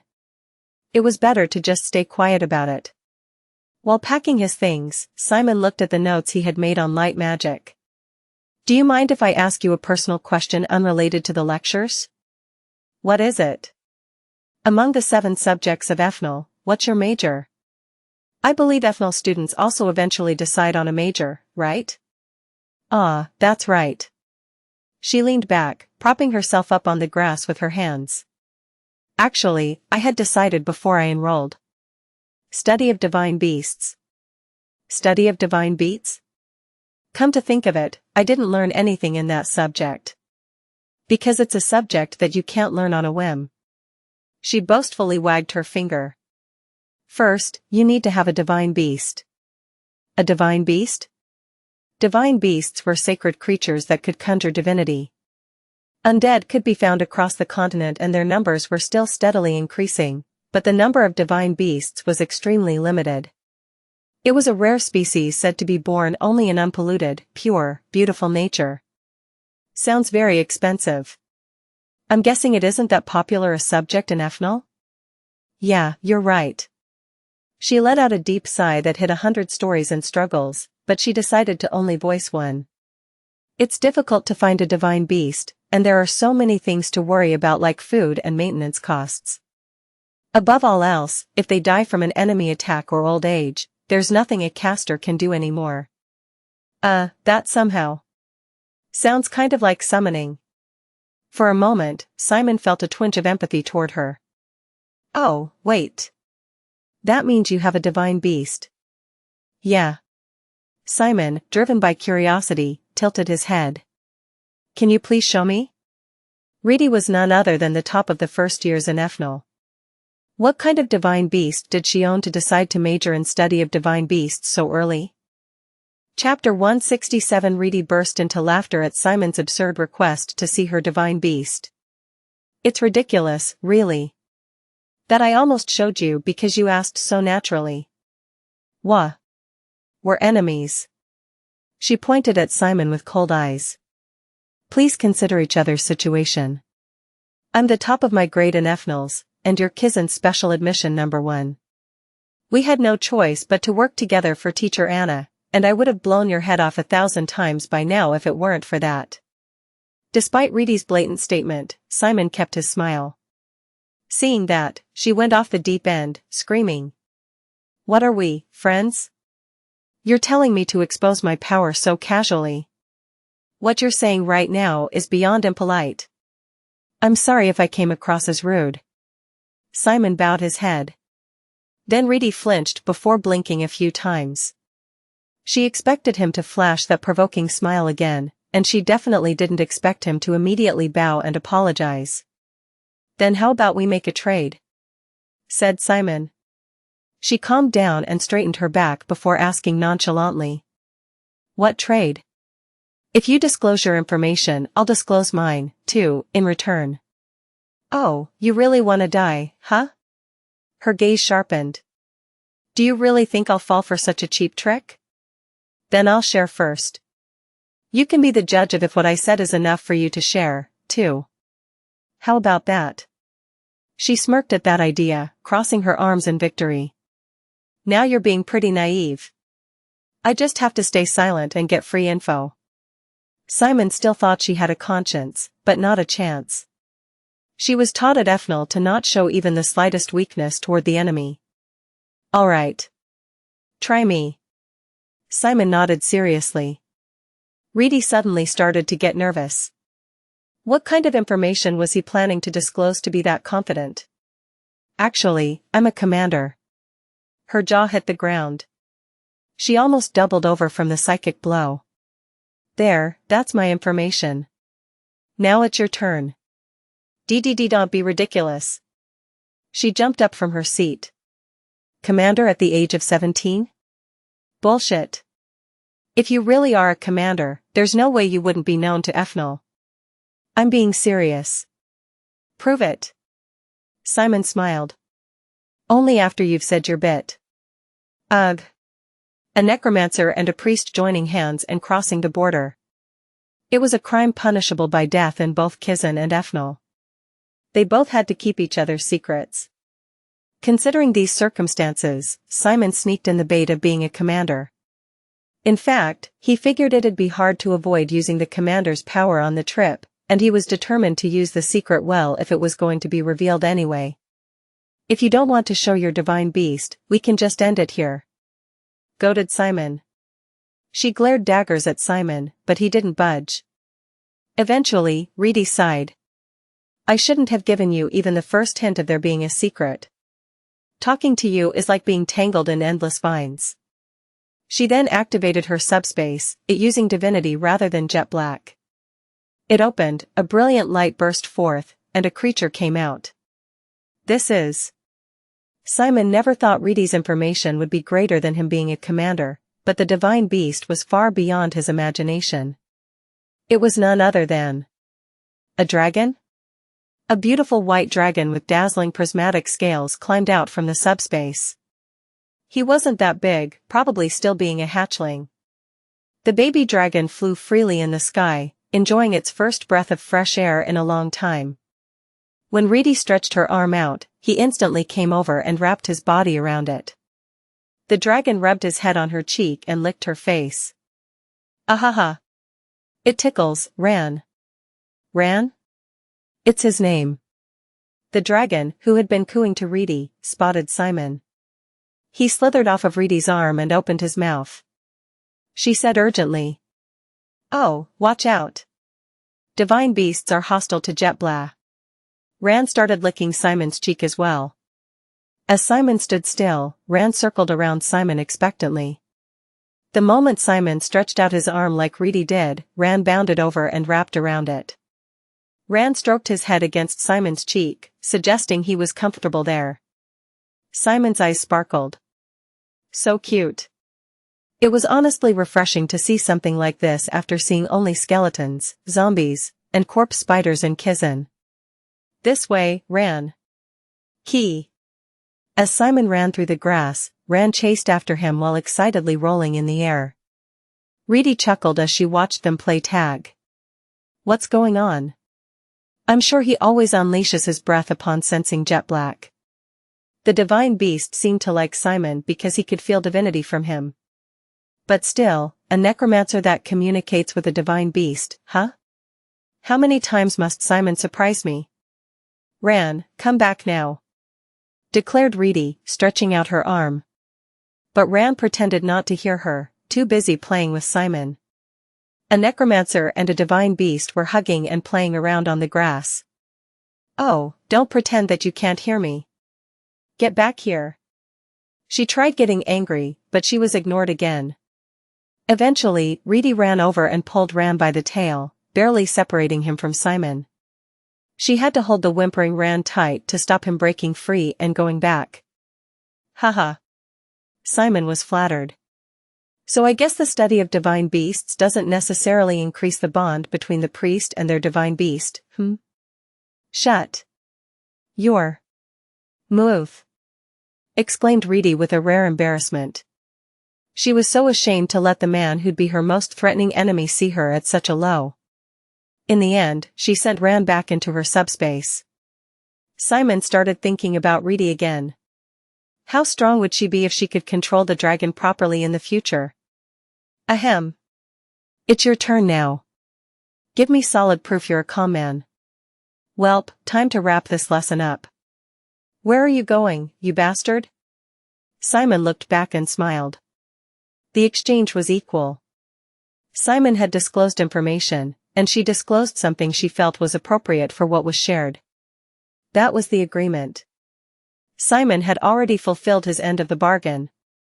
You don't have any information I want anymore, and to be honest, I don't have any of the ancient undead with me right now, so I can't show them even if I wanted to. Die, you scammer. All necromancers are the same. When we get home, I'll make you your favorite omelet. I'm not an animal, don't try to bribe me with food. Asterisk asterisk asterisk. Asterisk asterisk asterisk. It was the 15th day of holidays, 2 days left until the trip to the Holy Federation. Despite it being the holidays, Simon's life was far from relaxing. He was busy learning light magic from Reedy and corpse explosion from Richard. Amidst that, he even carried out the duties of Richard's heir while cursed by bracelets and anklets as Richard had first suggested. While crossing the mountains, had practiced his divinity with his left hand and read a book about the culture of the Holy Federation with his right. Seeing Simon struggle as though possessed by a ghost whose last regret was not studying had inspired Reedy to start her own training when she wasn't teaching Simon. Oh. While Simon was on his way to the next village, he saw 2 mountain goblins in front of him. It was the monsters the residents were constantly threatened by. The goblins also spotted Simon and rushed toward him. Simon stopped walking and quickly took a fighting stance. Of course, it was hardly even a warm-up for him. Within seconds, the 2 monsters had collapsed to the ground and taken their last breaths. Level 2 monsters really are pieces of cake now. After dusting off his hands, Simon placed his palm on the fallen goblin. Summon zombie. For Simon, who turned a white oni into a zombie in Deathland, goblins were too easy. The magic circle was soon completed, and the goblins slowly arose as zombies. Simon had to look up at the sudden barking of a dog. Sartha. Novel_fire. At website on Google to access chapters of novels early and in the highest quality. It was a green gnoll, a known predator in the mountains. It smacked its lips, sniffing the air as it followed the scent of goblin blood. Right on time. Green gnolls are level 3 monsters, so they're stronger than mountain goblins. Simon wanted to try corpse explosion in real combat, and the perfect opponent had appeared. The gnoll pounced at Simon. Simon accessed the thoughts of the zombies and issued an order to attack. The zombies grabbed at the gnoll, and Simon prepared a magic circle in his right hand. He heard Richard's voice in his head. Depending on the kind of zombie being exploded, the type and difficulty of the corpse explosion formula could vary greatly. Simon tampered with a zombie's magic circle and finished his preparations. Corpse. The moment Simon activated the magic circle and was about to clench his fist, the gnoll's sharp claws ripped into the zombie. Deep gashes tore through its chest, even damaging the magic circle inside. Crap. The spell had been cancelled. After kicking aside the other zombie, the green gnoll rushed straight toward Simon. Simon lowered his arm in disappointment. I was careless with the control of the zombies. I was too focused on corpse explosion. Reality really was different from practice. There were more variables that could lead to mistakes in critical moments. Simon was grateful for the precious experience. However, the gnoll was still coming after him. He bent his knees, ready to move on a hair trigger. The gnoll's sharp claws sliced through thin air. Simon had slipped to the side, and he was now preparing blessings with his left hand. Strength. Haste. Divinity, accented with red and green, wrapped around Simon. Failing its attack, the gnoll touched down on the ground and went to pounce once more. Moving quicker than the beast, Simon thrust his knee into the gnoll's face. He felt something crumple as he sent the creature flying. Simon looked at his enhanced body with admiration yet again. He'd have to try it more to know, but he felt that blessings definitely stood their own against curses. If a priest entered a fight already shimmering with blessings, a necromancer would struggle to deal with them. Enraged, the gnoll kicked off the ground and jumped. Simon opened his left hand. Shield of protection. A translucent divine shield spread in front of Simon, and the leaping gnoll slammed into it head-on. Deactivate. Simon spun in place, deactivating his shield as his trademark spin kick carved through the now empty air and hooked around the gnoll. The gnoll was sent skidding across the ground, coughing up blood where it landed. It looked severely injured, but its fighting spirit seemed to be intact. It staggered to its feet. However, Simon's attack wasn't over yet. The zombie that had been pushed aside earlier grabbed the gnoll from behind. Simon, after deactivating the blessing cast on his body, raised his right hand. Corpse. It was properly restrained. Simon squeezed closed his right hand as the gnoll desperately struggled to break free. Explosion. The zombie grabbing the gnoll by the scruff of its neck froze for a moment before a dark blue explosion erupted from within. Moments later, the gnoll's remains bounced along the ground to Simon's feet. Its head had been blown off and its torso was barely intact. Phew, I won. Simon let himself relax and he inspected the fallen gnoll. I guess I can't use it as a zombie. The damage is too severe. A first-class necromancer could turn any corpse into a zombie, but it was still impossible with Simon's summon zombie. For now, he placed the damaged corpse in his subspace. Alright, let's get moving again. Asterisk. Simon was on his way home after going around all the villages when. Reedy? In the yard, Reedy was waiting for Simon with her arms crossed. She brushed back her white hair before stating. Get ready. We'll be crossing to the Holy Federation early in the morning. Chapter 168 He'd be crossing the border today. Knowing that, Simon couldn't sleep well. He woke up early and packed his things, filled with both excitement and nerves. It would probably be a long journey, so he packed daily necessities, extra clothes, and food in his subspace. An hour before departure, Richard came up to Simon's room and gave him some helpful advice. Things like what to do when caught by inquisitors, information on which priests are friendly to the dark territory and which aren't, what not to do, how to cross the border alone should a problem arise, and more. It was advice dripping with so much experience and knowledge it was suspicious. Lastly, Richard's face turned deathly serious. In case Reedy tries to hand you over to Efnal after betraying you. Simon, without hesitation, gestured for him to stop. I don't think I have to worry about that, Father. I also trust Reedy. She risked her life for Anna. But the world is a wild place. Simon lowered his hand and smiled lightly. I decided to trust Reedy 100%. If I listen to your idea right now, Father, doubts about Reedy might creep into my future actions and speech. So much so that she might start to suspect me. I think the best I can do for myself is to be consistent in my trust of Reedy. Simon was surprised when he saw Richard's face. It's something that he didn't see very often. Richard was absolutely beaming with joy. I couldn't have asked for a better son, Simon, said Richard, hugging Simon tight. It had been a while since they had last hugged, and Simon was feeling a bit embarrassed, but he didn't feel bad. Please, have a safe trip. Yes, I'll be going now. Simon came down the stairs and reached the living room. He saw Reedy leaning against the front door, nervously tapping her foot. Why are you so late? We need to leave quickly to get on the carriage in time. Sorry. Shall we go? Since you took your time, give me some time, too. Reedy quickly went into the bedroom where Anna was sleeping. Even if she slept next to Anna overnight, it seemed she wanted to see her teacher one last time. Determination filled her face as she looked down at Anna. I'll save you no matter what, teacher. Reedy lightly kissed Anna on the forehead, took one last look at her, and then walked away. I'll see her one last time too. Good grief. While Simon went to greet Anna, Reedy left the house.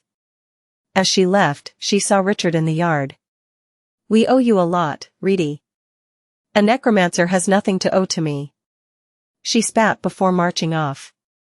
Halfway through the yard, she slammed her foot on the ground, then took a deep breath. Remember, Necromancer, if anything happens to Teacher Anna, I'll be the first to make you regret it. She was speaking quite harshly, but Richard smiled softly. Thank you from the bottom of my heart, Reedy. Reedy turned around and walked away. Simon, who had just left the house, bowed to Richard and followed soon after. Let's hurry up. We'll need to pick up the pace since we're 30 minutes late. All right. The two climbed the mountain range at a tremendous speed. The bright blue dawn sky was beautiful, and a refreshing breeze blew over them. So I'm finally going to the Holy Federation. Simon figured it was a holiday unlike any other Kizan student's past, present, or future. After crossing the rugged mountains of Les Hill, Simon and Reedy took the carriage that Richard had reserved in advance and headed to Les Hill's neighboring estate of Hob. The two sat side by side in the carriage. Reedy had formed a soundproofing magic circle and tested Simon rapid fire. How do you greet the believers when you meet them? Simon put his hands together and slightly bowed his head. Benedictio Dei. May the blessings of the goddess be with you. Greetings when meeting a bishop-level high-ranking priest? Gloria Dei. Glory be to the goddess. The 10th penance? No eating, drinking, and sleeping. The penance of abstinence. Reedy's eyes widened at how Simon could answer without hesitation. Were you already interested in the culture of the Holy Federation? I became interested in it just 2 weeks ago. This was fairly easy for Simon, who had memorized the individual etiquettes for all 4 of the Dark Alliance's kingdoms. The Holy Federation was a country ruled entirely by the Pope, so the etiquette was almost unified, making it far easier to study. He was also already familiar with a few things from growing up with Anna's behaviors at home. Several hours had passed like that as they rode the carriage. Just as their butts were going numb, the carriage crossed from a bumpy forest path to a smooth paved road. See the novelfire.nt website on Google to access chapters of novels early and in the highest quality. After being on paved roads for a while, the coach shouted, "Welcome to the Hob Manor." They had finally arrived. Unlike Les Hill, Hob was a fairly large city. Simon paid the horseman and left. As soon as he could plant his feet on the ground, the motion sickness went away and he felt much better. There's no time to rest. Hurry up. Reedy went through Hob when she first entered Les Hill, so she knew where she was going. The two of them strode down the dark alleys on the city's outskirts, hoods hiding their faces. Occasionally, alleyway gangs would pick a fight with Reedy, but she'd send them flying with a single kick. We're here. The two of them arrived at an old, suspicious tavern at the end of an alley. After getting in, Reedy took Simon and sat at an empty table. After catching their breaths for a few minutes, a man in robes entered the tavern and joined the two of them at their table. He whispered. The confession of the wolf goes to. Reedy finished. A foolish lamb. The man nodded. I've been waiting for you. Please, right this way. This man was the broker who brought Reedy here. Asterisk. They followed him out the back door, entering an overgrown garden. The walls and pillars were covered in a mess of vines. Let's settle the balance first before we depart, said the broker while turning back to face them. He wanted to be paid up front. While Reedy was rummaging through her clothes, Simon quickly pulled out a coin and flicked it to the broker. I'll pay with this. When the broker took the coin, Reedy complained. What? Why are you the one paying? My father gave it to me. Let me at least pay for the transportation fee. As if used to such an event, the broker took out a magnifying glass and examined the coin. His face was covered with a hood, so his expression was hidden, but his hands were visibly shaking. How did you get this? My father said I should just pay in cash. Simon grinned and continued. Unless you're an idiot who can't appreciate the real worth of this item. We could just pay the usual fee. It's the real deal. I'll take this for the payment.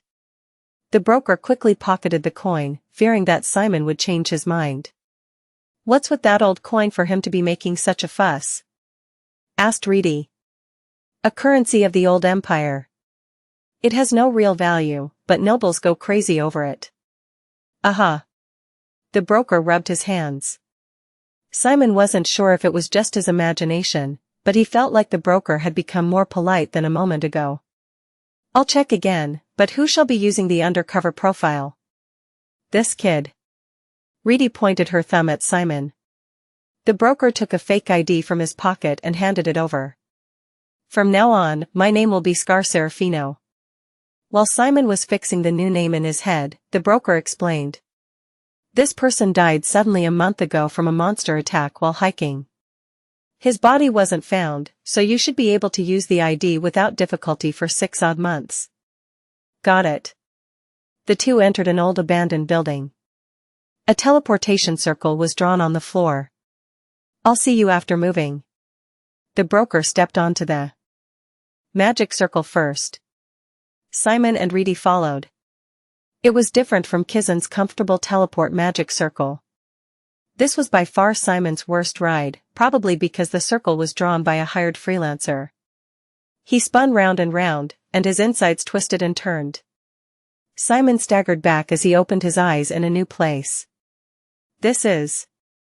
The scorching sun hounded his exposed skin, and the vast desert unfolded. It was interrupted only by a nearby caravan trail and 2 bald eagles who were screeching from high in the sky. Ugh. Behind him, Reedy also staggering forth with her hand on her forehead. Welcome to the neutral area, Halley Desert, said the broker. Simon fixed his ruffled hair and looked around him again. So this is the neutral area you can go to with the red mission forms. The neutral area, centered on the Halley Desert in the very center of the continent, was an area where gain and loss intertwined. Priests and necromancers alike could enter this place, so there was endless conflict. The broker explained. The direct route from the Dark Alliance to the Holy Federation is completely blocked, but the route from the neutral zone to the Holy Federation is open for essential goods. We'll blend in with the caravan heading to the Holy Federation here. Do you have any questions? The two shook their heads. Okay then, let's go. The broker opened the lid of the wooden box on the wagon in front of the caravan.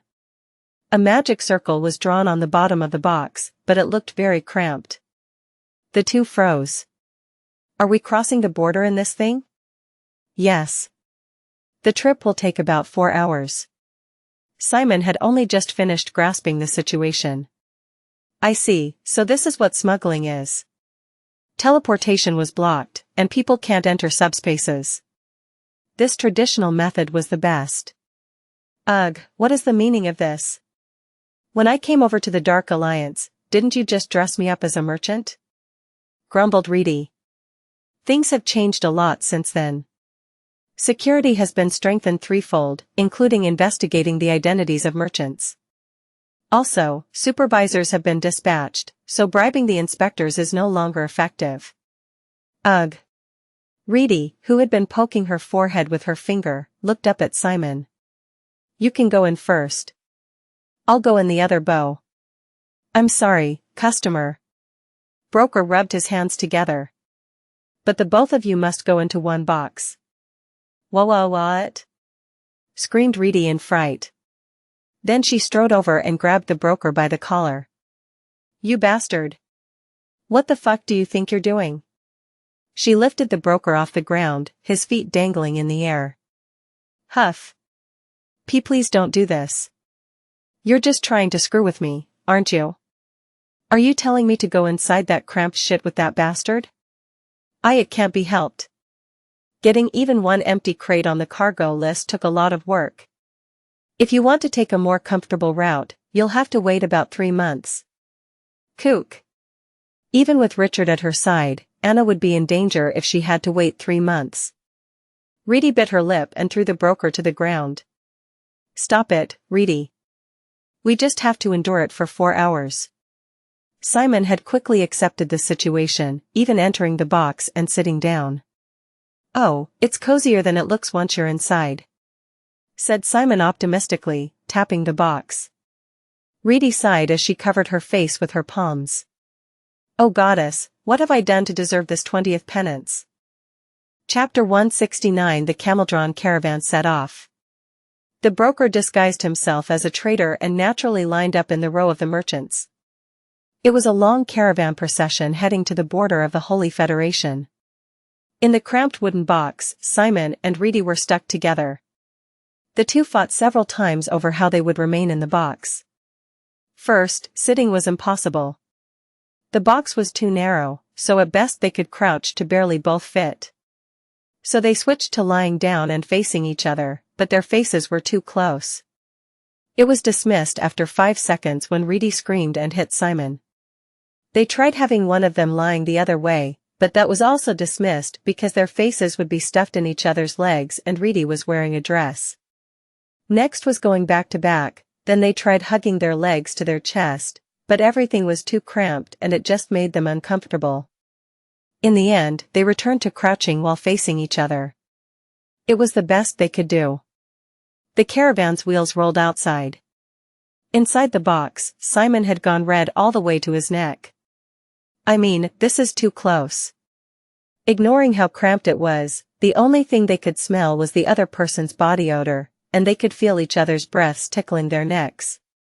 They couldn't stop breathing, so they decided to control their gazes instead. Simon looked up and Reedy looked down. Reedy had declared several times that she'd kill Simon if their eyes met. An hour in, Reedy had perhaps given up. Her gaze was fixed on a single point and her face was squashed against the side of the box. She was as still as a corpse. It seemed she had given up thinking and chose to become an inanimate object. While Simon was sweating from the heat and stuffiness, Reedy raised her hands and gathered them neatly in front of her face. She then closed her eyes and mumbled, "Oh great goddess, I shall gladly accept and endure this terrible trial upon me. Not only did I conspire with an evil one, but I am also guiding him to the Holy Land. This sinner deserves nothing less than to be struck down by lightning." Simon laughed inwardly. So she was overcoming this with faith, huh? He could accept this as her own way of handling things, treating it as the trial from the goddess. But dear goddess, why didn't you just strike me with lightning instead? Or make me roll in a filthy pig pen? Why must I face a terrible bastard like him? This may be blasphemy, but I'm a little bit resentful. That's enough. I'm starting to feel bad listening to you. Shut up. Don't eavesdrop on my prayers. SAR the novelfire.nt website on Google to access chapters of novels early and in the highest quality. 2 hours had now passed while confined to the box. At this point, Simon felt like he was one with the caravan. I am the caravan and the caravan is me. Simon was feeling like he was cargo that had been loaded onto the caravan. I didn't expect the 4 hours to feel this long. Maybe I can try to talk a little. People were buzzing about outside the caravan and the wheels were so loud, so it seemed okay to make small talk. Simon carefully spoke to her. Shut up. Simon stopped talking and her breath flowed out and tickled his neck. Just stay still, please. Not even close. Simon was rejected before he could even speak. Simon gave up talking to her and looked away. Another 20 minutes passed. Simon was reviewing what he had learned so far in his head. Ugh, honestly. He heard Reedy's voice. When Simon looked at her, she was glancing at his side with the most embarrassed expression on her face. A guy going all moody and silent just with that? Ugh, shouldn't you at least try twice? What are you talking about? Forget about it. She lowered her gaze and whispered. Why did you call me earlier? To talk. Go ahead. In fact, it seemed like this time was also very tough for Reedy. Aside from the boredom, being stuck in the box was mentally taxing. Simon smiled and said, "Nothing personal, just a personal case." "Ah, speak softly. Watch your breath." "Your breath. I get chills every time it touches my neck." "Then I'll just keep my mouth shut." "A personal what?" Seeing Reedy unusually clinging on to the conversation, Simon triumphantly asked, "How did you meet my mother?" "Ah. Perhaps it was a good choice of topic." Reedy subtly grinned. "You're asking such an important thing only now?" "I did ask you a few times, but you said you didn't want to soil precious memories by recounting them to a necromancer or something." When did I say ahem? "Yes, I don't want to, but I'll tell you specifically." Reedy was a war orphan. She was born in a small mountain village on the border of the Holy Federation and the Dark Alliance. A group of necromancers, enraged after losing comrades to priests, came in and ransacked the village. 3-year-old Reedy saved her own life by going inside a small storage closet, but she lost her parents. One part of that day was still burned into her memory all these years later. The necromancers' laughter as they raised the corpses of the villagers, including her parents, into skeletons. In the end, the necromancers left the village, but Reedy couldn't even step out of the house out of terror. A few days later, just before the young Reedy died of starvation, someone entered her house. Reedy clambered into a closet, but the person knocked on the closet door to make her feel safe, said a few words, and then slowly opened it. At that moment, Reedy met a miracle. Her name was Anna Cross. Asterisk asterisk asterisk. Asterisk asterisk asterisk. By that time, Anna had completely broken ties with Ethnal, entered the Dark Alliance's territories, and even gave birth to Richard's son. However, even after taking care of her sainthood, she stopped by her hometown from time to time. The Holy Federation. She returned all of the enormous wealth she had accumulated during her active duty to society, funding over 20 abbeys across the country. These abbeys were different from the general abbeys that supervised worship and collected church taxes. They were orphanages. Children who lost their parents in war and battle, becoming orphans, were brought in and raised here. Anna hid her identity several times a year to come over and help with the abbeys. This was where Anna and Reedy became acquainted. But no matter what Anna said, Reedy idolized Anna. She built up her faith in the abbey and, after going through the 19 penances, she became a promising priest at a young age. The elders who were fascinated by her talent were all excited, saying it was the second coming of Anna Cross. Although she couldn't break Anna's record of youngest priest, Reedy was happy that adults compared her to Anna. She grew up steadily and entered Ethnal at the top. "Well, it was a bit shocking when I heard the truth about teacher Anna," Reedy weakly said. "To think that my lifesaver and the one who I admire most, that legendary genius Saintess, actually married a necromancer and gave birth to his child." Her voice contained volumes of anger. It was honestly difficult for me to understand why she stepped down from the position of Saintess for a necromancer, fell ill with an incurable disease, and suffered in a village where there's literally nothing. Simon was shocked, speechless. So there was a proper reason why Reedy hates necromancers so much. A traumatic memory. Who wouldn't harbor ill will against necromancers cackling as their parents were turned to skeletons before their very eyes? Also, having received religious education over the years, her hostility for necromancers would have been even further exaggerated. Her treatment of Simon and Richard was her trying her best. But I guess we never truly know what's gonna happen in life. Her gaze turned to Simon. To see myself face to face with a necromancer like this. I really want to bite off my tongue and kill myself. For Simon, as a fellow necromancer, he wanted to apologize on behalf of those who mocked people's lives. However, such an apology would be hollow and meaningless. It wouldn't bring her comfort. So, "I'll try my best to change your point of view." That was all Simon could do. Try his best. "Whatever you do, you will never change that," snorted Reedy. However, she sounded more understanding than her previous despising and sarcastic tone. At that moment, the two of them shut their mouths out of surprise. Someone was knocking directly on the box. 5 short raps of a knuckle in quick succession. This signal meant only one thing. Get ready. We'll now enter the Gate of Divinity. The Gate of Divinity was, simply put, a form of checkpoint. If a person or item had malicious energy, the door would turn cloudy and the Inquisitors would immediately search whatever set it off. After the broker gave the signal, the caravans began to slow. They were passing through the Gate of Divinity one after another. Are you worried? At Reedy's nonchalant questioning, Simon simply smiled. I'm confident. Simon raised his divinity to the point where it covered his whole body so that the energy of the core next to his heart would be hidden. Now, it was tough to even whisper. The two of them closed their mouths and only moved their eyes. A loud sound came from the wall as if someone had shoved their palm against the box.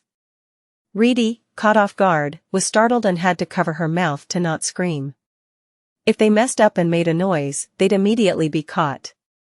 This time, it sounded like someone was on top of the caravan. Ugh, shit. They aren't doing this because they know, right? Reedy struggled to endure the desire to kill them all. Simon looked around. He heard the broker talking to someone. He was complaining about damage to the goods and such, making the other person reluctantly come down.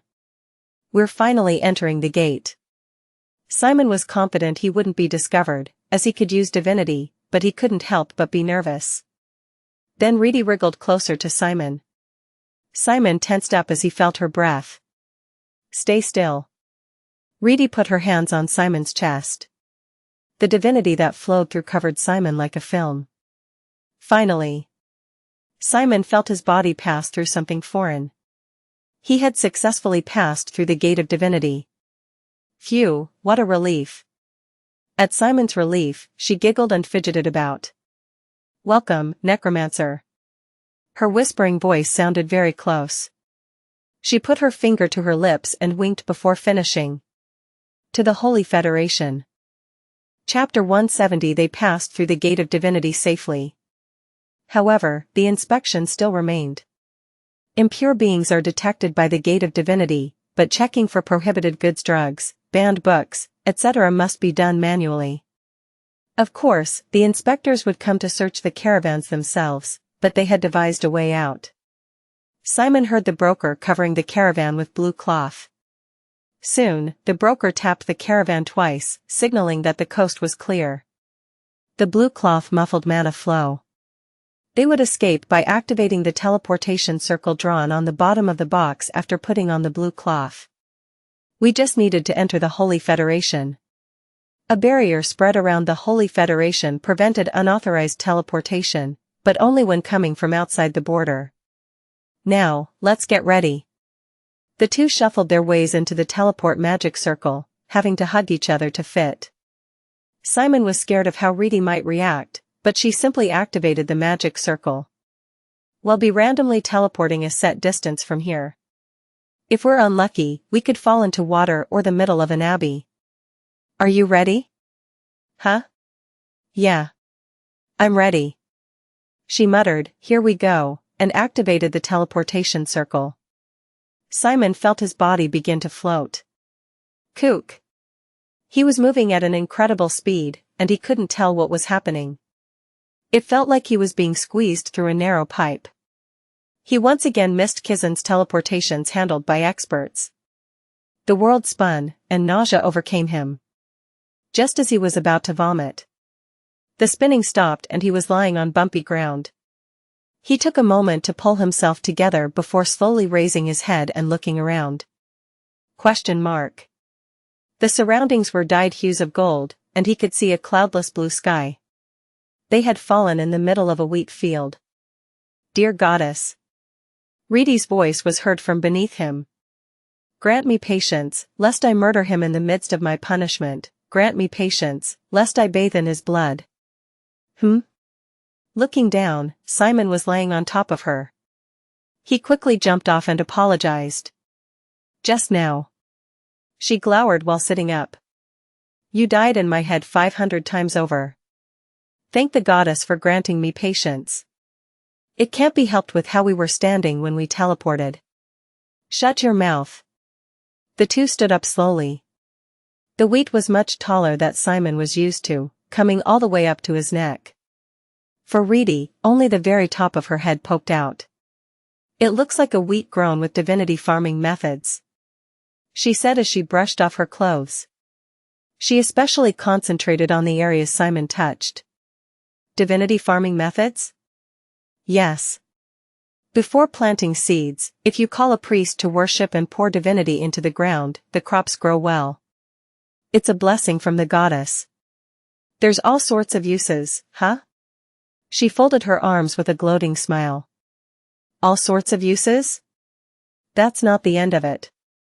The crop yield is astronomical, and ready access to food is what makes a kingdom an empire, you know?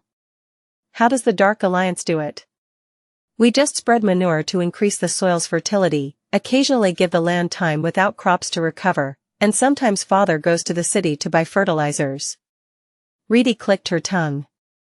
Spreading shit on your fields is why I call you all barbaric. How's that any different from eating what you crap out? It's completely different. Do you not know what fertilizer? Anyway. Be prepared because I'll be demonstrating the superiority of the Holy Federation often. She turned on her heel and strode off. Seeing the way she laughed as she walked, being back home seemed to have done wonders for her mood. SarTheOvalfire.net website on Google to access chapters of novels early and in the highest quality. Until The Wheat Thief. Farmers with weapons know. Farming tools suddenly came rushing in from all over. I was wondering when you gonna come round here again. You finally showed up, EY? Everyone, they're over air. Things had turned bloody. Reedy tugged the hem of Simon's shirt. What are you spacing out for? Run. A random chase had unfolded. Farmers flocked to the wheat fields. Seeing only the parting of wheat and the flash of sharpened iron was terrifying. They seemed like they'd strike first and ask questions later, so it was best to avoid them. Reedy and Simon sprinted across the wheat fields into a small shed they saw nearby. Various farming tools cluttered the walls and piles of hay covered the ground. Moments after Reedy locked the door, the farmers had arrived. They knew that from the of them trying to kick the door down. They're here. Hey, open the door. Come on, open the bloody door. The hinges threatened to break at any moment. Simon was pushing against the door and asked. What do you plan on doing now? We can't say that we teleported in. There's no need to reveal ourselves like that. Before he knew it, Reedy was taking out her ephemeral uniform.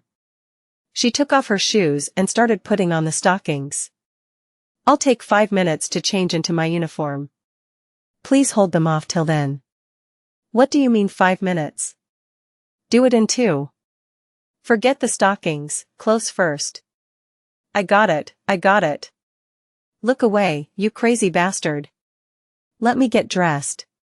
Small windows were broken through, rakes and pitchforks being waved around blindly. Simon had to squat down to avoid getting cut. Moments later, a shovel burst through the door right where his head used to be. Frightened, Simon put his left hand on the door and drew a magic circle. Shield of protection. A pure white wall of divinity blocked the door. The door was smashed by the concentrated attacks of angry farmers, and they started banging on the shield directly. Reedy! Quickly! Shouted Simon, pressing against the shield. If you take even a glance, I'll kill you and go to heaven for it. I won't. Finally, after buttoning up her shirt, Reedy drew a magic circle in the air. Then, she snapped her fingers. Ugh! A dazzling light swallowed Simon and Reedy. It shattered the warehouse and scattered in all directions. What is that?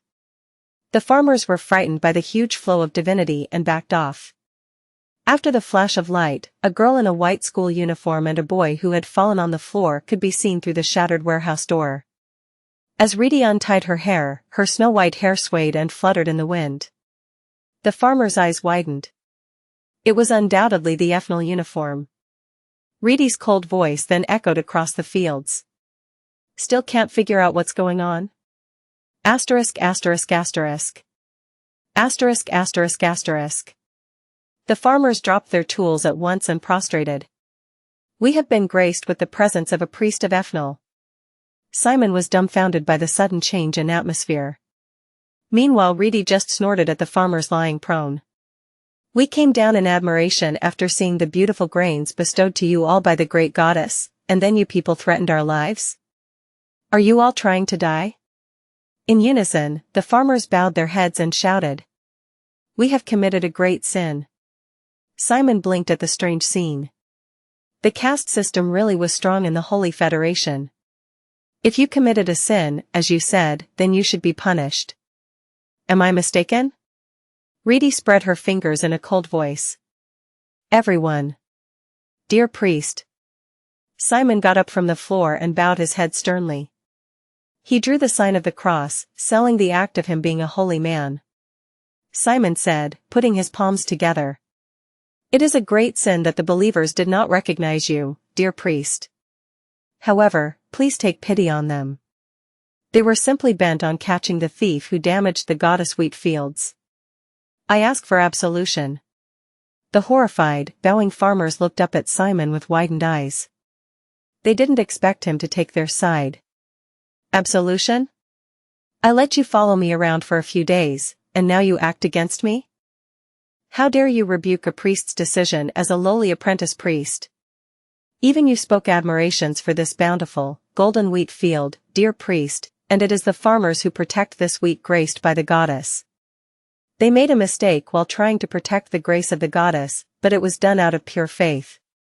I beg of you to see that and absolve them of their sins. Wow, this bastard. Reedy feigned a laugh inwardly. This guy had a silver tongue. She had tried to punish the farmers who threatened her safety. However, it was a mistake while trying to carry out the will of the goddess, so a priest who serves the same will should forgive them. If you weigh the will of the goddess and a priest's safety, the will of the goddess would inevitably be higher. In addition, she just explained the divinity farming method. Simon smoothly incorporating that in a way the locals couldn't notice was commendable. All right. Raise your heads, farmers. You have been forgiven, said Reedy. Seeing the farmers bowing and expressing their gratitude, he could see how powerful the priests and Ethnol were in the Holy Federation. The field was a little far from the city they were heading for, but the farmers took the initiative to prepare a carriage immediately. While the two of them sat back and waited for a while, all sorts of foods were prepared on the table. I feel like I'm at my house. They were staying only for 30 or so minutes until the carriage arrived, but the farmers were constantly bringing food. Simon felt bad because it was free food, but Reedy started eating as if it were natural. Just help yourself, said Reedy. It's natural to serve food when apprentice priests or priests visit. In particular, there's a story that the goddess curses families who don't feed apprentice priests undergoing the 19 penances. What a unique culture. And well, it's not free food, so eat as much as you want. I'm going to pay for it later. Certainly, it was rude not to eat what they'd prepared. Simon used his chopsticks to scoop up wheat noodles, a delicacy unique to the Holy Federation. It's delicious. Humph, of course.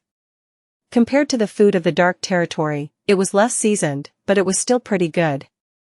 Reedy went with the farmers for a while, only returning after sprinkling divinity on the fields they were preparing for farming. The farmers rejoiced, bowing so greatly one may think the goddess had descended. She trudged back to her seat, sat next to Simon, and resumed eating wheat noodles. It must be nice being a priest. You'll never go hungry. Become one, then. She smirked. By the way, have you ever ridden a train? A train? Asterisk asterisk asterisk. As soon as the two arrived in the city by carriage, they stopped at the train station. Simon's eyes widened to the point of almost popping out. He was a country boy, even in the Dark Territory. What is this? A wheeled mass of iron spewed white steam mixed with divinity as it approached the station. It traveled across rails laid on the ground. That train didn't seem to stop at this station. It rushed past, and Simon watched it wide-eyed. 5 days. Reedy smiled as she placed her hands on her hips. We'll take a divine train that crosses the Holy Federation over the course of 5 days. Be prepared, it'll be swarming with inquisitors. Chapter 171. They weren't getting on the divine train immediately. They had crossed several mountain ranges, stuffed themselves into a caravan, teleported twice, and traveled extensively, so they decided to take a day off. We can just go to any house in this village, said Reedy, walking side by side with Simon. It's a great honor to welcome a priest, an apostle of the goddess, into your home. Hearing this, Simon blinked. It's not a nuisance? Well, we might somewhat be if we visit suddenly, but that's just how things work here. You saw the farmers, too, didn't you? If they can receive the grace of the goddess just by feeding us and providing us bedding, wouldn't they be glad? Simon shook his head. So we are a nuisance. I think it's better to go to an inn and not cause trouble. Well, if you say so, I guess it can't be helped. The two went into a moderately large and clean-looking inn in the center of the village. It had a tavern on the ground floor with rooms on the floor above. Crosses, sacred patterns, and holy objects were displayed all over the walls. Rather than an inn or a tavern, Simon felt like he was in a chapel. People sat at tables, busily talking while enjoying food and drink. Simon and Reedy walked to the counter. The innkeeper, a hairy beard grown on his face, was all over the place tending to the many customers. Benedictio Dei. May the blessings of the goddess be with you. Do you have any vacant rooms? Simon greeted him. The innkeeper, who was frantically carrying a large serving of the meal, briefly glanced at the two of them and said, A man and a woman? Will a room with a big bed do? Are you insane? Snarled Reedy from next to Simon, her arms crossed. After putting down the food, the innkeeper wiped sweat off his forehead. Hey now, you can just say no if it's nothing like that. There's no need for you to. Belatedly, the innkeeper looked properly at Reedy. When he saw her white uniform, his jaw dropped in disbelief. BBB Benedictio Dei. The innkeeper stomped out from behind the counter and immediately fell before Reedy's feet. May the blessings of the great goddess be with you, priest. The customers who looked around wondering what the fuss was about all shouted, Benedictio Dei, and rose from their seats. Reedy, brushing back her hair, sighed. This is why we don't go to inns. She then commanded. Everyone, raise your heads. The innkeeper immediately raised his head. He looked terrified. I wasn't able to recognize a priest of Ethnol. I have committed a great sin. It's fine. Let us have 2 of the best rooms here. I'd like my room as far away from as possible. You understood. The innkeeper went upstairs to clean the rooms. His family in the kitchen said, Benedictio Dei, and burst out, escorting the two to a table and bringing them dishes. The fact that food was being served even though they hadn't ordered meant that these dishes were supposed to go to other customers. Reedy said. We've already eaten. Please bring these to their original owners. Why yes. But this time, the people around them who had been drinking loudly couldn't, too focused on not offending Reedy. Some people even pretended to pray. You see that? Reedy smiled proudly while resting her chin on her hands. I told you we should just pick any house. That way, we'll only be a nuisance to them. How many people are we being a nuisance to right now by coming here? When in the Federation, do as the people of the Federation do. It's good for them and good for us. From now on, listen to what I ask. Simon rose from his seat. Good evening, brothers and sisters. In no time, everyone's eyes moved from Reedy to Simon. Bewildered, Reedy subtly gestured for Simon to sit down, but he simply smiled and said, My name is Scar Serafino, an apprentice priest. Would it be all right if I prayed for you all? At that, everyone stopped what they were doing and began to put their hands together in prayer as if waiting for this. After skillfully setting the mood, Simon also put his hands together and began to pray. cthnelfire.nt website on Google to access chapters of novels early and in the highest quality.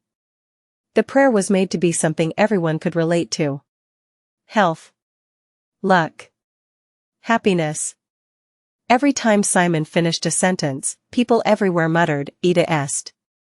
Upon finishing his prayer, Simon calmly lowered his hands. It is a pleasant night. We spend each day like this with food and wine given by the goddess. Belief is not a moment, it is our daily life. It is our habits. Is it not also a kind of faith to be true to the goddess graces? Simon looked to Reedy. Why don't you allow them to focus on the graces bestowed by the goddess tonight, dear priest? Reedy laughed inwardly. He was asking them to enjoy themselves without having to walk on eggshells. In that short time, he took the language of the Holy Federation and melted it into his own, taking control of the locals. Moving between people's wishes with only his tongue was really like an apprentice priest. I hate to admit it, but he's good. I guess I don't have to worry about him getting caught by the inquisitors on the train. Reedy nodded her head. I'll allow it. Reedy raised her wine glass. In praise of the goddess grace. In praise of the goddess grace. Repeated everyone, each taking a swig of wine or water. The atmosphere loosened and people started chatting loudly again. Finally, not paying attention to Reedy, they returned to a lively atmosphere where they laughed and had fun. Simon sat down and said, How was that? Well, you're pretty good. Reedy had been watching Simon's efforts for 2 weeks, so she said nothing more. By the way, how can you pray so well when you don't even believe in the goddess? Health, luck, happiness. It may not be from faith, but the universal sincerity of humanity can replace that. Simon also thought he had a good start as a priest. Then, the owner came down and told them that the cleaning was complete. The two went up to the second floor and unpacked their things. Exhausted, Reedy immediately collapsed on her bed, and Simon asked Reedy's permission to go shopping alone. She looked at Simon suspiciously, then buried her face in a pillow and said, Don't make a fuss. And return the moment you've bought what you need. All right. It seemed that scoring points with Reedy earlier in the tavern worked well. Simon left the building, feeling the cool breeze upon his face. Asterisk asterisk asterisk. Asterisk asterisk asterisk. First, I need to secure some funds. Simon went to the town's antique shop after asking the residents. There, he cashed in an ancient coin similar to the one he handed over to the broker. The coin was worth less than the one he had given to the broker, but he managed to get money to spend in the Holy Federation during the holidays. The currency system of the Holy Federation was unified under the blanc, the exchange rate being approximately 1 silver equals 100 blancs. 1 gold equals 100k blancs. He had just received 20 million blancs for that coin, which was about 200 gold in the dark territory. This was far more than enough for mere traveling. Where's the market in this village? Ah. At this time, you'd be looking for the night market. Follow that road and take a left. Thank you. Simon naturally mixed in among the villagers. He sometimes felt a strange thrill that he was in the Holy Federation whenever he remembered he was a necromancer. Of course, he was confident he wouldn't be caught. Not with how he spoke at the inn. Yeah, people can live here. He felt the hostility between the Dark Territory and the Holy Federation was the issue. The Holy Federation taught that the Dark Territory was a cursed land occupied by demons. 90% of the land was rotting without the grace of the goddess. Not even a single blade of grass would grow, and most of the people had been turned into zombies. It was described as a place of evil. The Dark Territory was no different in its depictions of the enemy. They described the Holy Federation as a place where corrupt priests exploited commoners to death for the sake of the goddess. It was said that the bodies of the starved were piled like mountains on the streets. But that was far from the truth. In fact, just setting foot in the other person's nation was enough to immediately see that they were all wrong. Whoa. He arrived at the night market. Bright, exotic lanterns were lit everywhere, and numerous stalls were tightly packed. Simon, a stranger, wandered around the market full of lights, fully enjoying the feeling of traveling. First, I need to buy. Simon stopped in front of a stall. Benedictio Dei. May the protection of the goddess be with you, adventurer. Is there something you're looking for? Merchants of the Holy Federation were less noisy touts. Instead, when a person stopped and looked at their goods, they immediately ran out to greet them and actively tried to sell their products. How much for this? What Simon took out was a mask that could cover his entire face. It was a white frame with black, geometric patterns over the creases in the eyes and cheeks. 5,000 blanc. About 50 silver. Didn't sound too bad. Then which one should I pick? There were many similar designs, so Simon contemplated what color to choose. Asterisk asterisk asterisk. It stunk. The man first noticed the smell 30 minutes ago. As if possessed, he had turned around and entered the night market. There are many people in the market. When there were many people, the smells also mixed. But this terrible stench, slightly burnt and stale, was clear even amid countless scents. The odor of jet black. The man walked, relying only on his sense of smell and not his sight. He bumped into some people, who got annoyed or yelled at him, but the man ignored them. All he could think about was that putrid smell. The characteristic burning smell of jet black. And the stench of corpses. The man was sure. A necromancer is here. He looked around and moved with haste. The smell is strong. The burnt aroma poked his nose. This was the right place. He quickly stopped and looked around. Where? Where was that bastard? Nearby, the man frantically looking around, Simon, among the crowd, was choosing a mask from a stall. Simon chose a mask he liked, paid the price, and walked away. You. The man hurriedly jumped in and grabbed him by the collar. However, the one he grabbed wasn't Simon, who had just passed by, but a big guy next to him. The guy frowned. What's wrong, you bastard? The man ignored him and tore off the front of the big guy's shirt. Then, he stuck his nose into the guy's skin, right next to the heart. His nostrils flared up. It didn't smell burnt. It was just the stinky, nasty smell of sweat. The man was about to vomit. Struck by the big guy's fist, the man fell to the floor. The guy shouted in disgust. You're crazy. Who the hell are you? The people of the market backed away and formed a circle around the two. What is it, a fight? Whoa, look at the size of him. The big guy came closer, cracking his knuckles in fury. The man stumbled up to his feet. Damn it. The scent of blood wafted up to his nose, and he lost track of the burnt smell. Rage overtook him.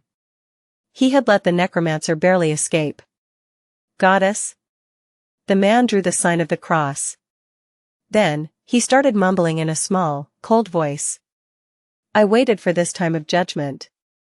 Once again, today, I'm sending your creation back to your arms, goddess. If his sins are light, please embrace him, and if his sins are heavy, throw him into eternal damnation. What are you talking about, asshole? Looks like you haven't beaten up enough yet, huh? As the big guy strode closer, the surrounding crowd quickly split to get out of the way of either person being thrown back. Then, the big guy roared and thrust his fist. The man's raised hand easily blocked the punch. It didn't matter how much strength the big guy applied. His fist didn't budge, even when trying to pull it back out. Kekwawa. The back of his hand and wrist touched. When the man released the hand, the big guy fell to one knee, clutching his broken wrist. Are you? The man squatted down and met the guy's eyes. A heretic? His face turned pale when he heard that word. The people around him reacted the same. They either covered their mouths or screamed. People on the outskirts of the crowd even turned their backs and ran. I lost him because of you. You did it on purpose, didn't you? What's your relationship with him? A subspace opened behind the man's back. Numerous torture devices tumbled to the floor, including sharp wheels, knives, torture racks, large saws, clubs, and spiked maces. Inquisitor Methan. He gripped a spiked mace and raised it over his head. Will now commence his inquisition. Chapter 172. Blood fell from Inquisitor Methan's mace. The big guy that fought against him was lying on the floor, face caked in red. Methan let his mace fall to the floor, finally returning to consciousness. My temper got the better of me. He almost killed an innocent person again out of anger. He wasn't meant to kill ordinary people but heretics and necromancers. Methan climbed onto the fallen big man and sat down, grabbing his blood-stained mace. Heal. The man's battered face started to heal. Then, Methan took out his communication crystal ball and held it in front of his mouth. This is Inquisitor Methan. Please issue an order for all the personnel on standby to move. The device buzzed for a moment, then a tired male voice came from it. What is it this time? You're not even working today. A necromancer has appeared. I smelled it. The buzzing returned for a few more seconds before the man answered. Sending 5 people your way. Asterisk. Buried in the crowd, Simon was completely oblivious to what was happening around him. The surroundings were very noisy, and, as was always the case in places like this, some drunk people were going wild. He figured it was just another fight that had erupted. Now that I bought something to cover my face, I guess I also need a set of clothes to wear during the trip. Simon's next target after purchasing the mask was a new robe. He was currently wearing a brown, featureless robe. He just grabbed it randomly from his house, and it was already worn and torn.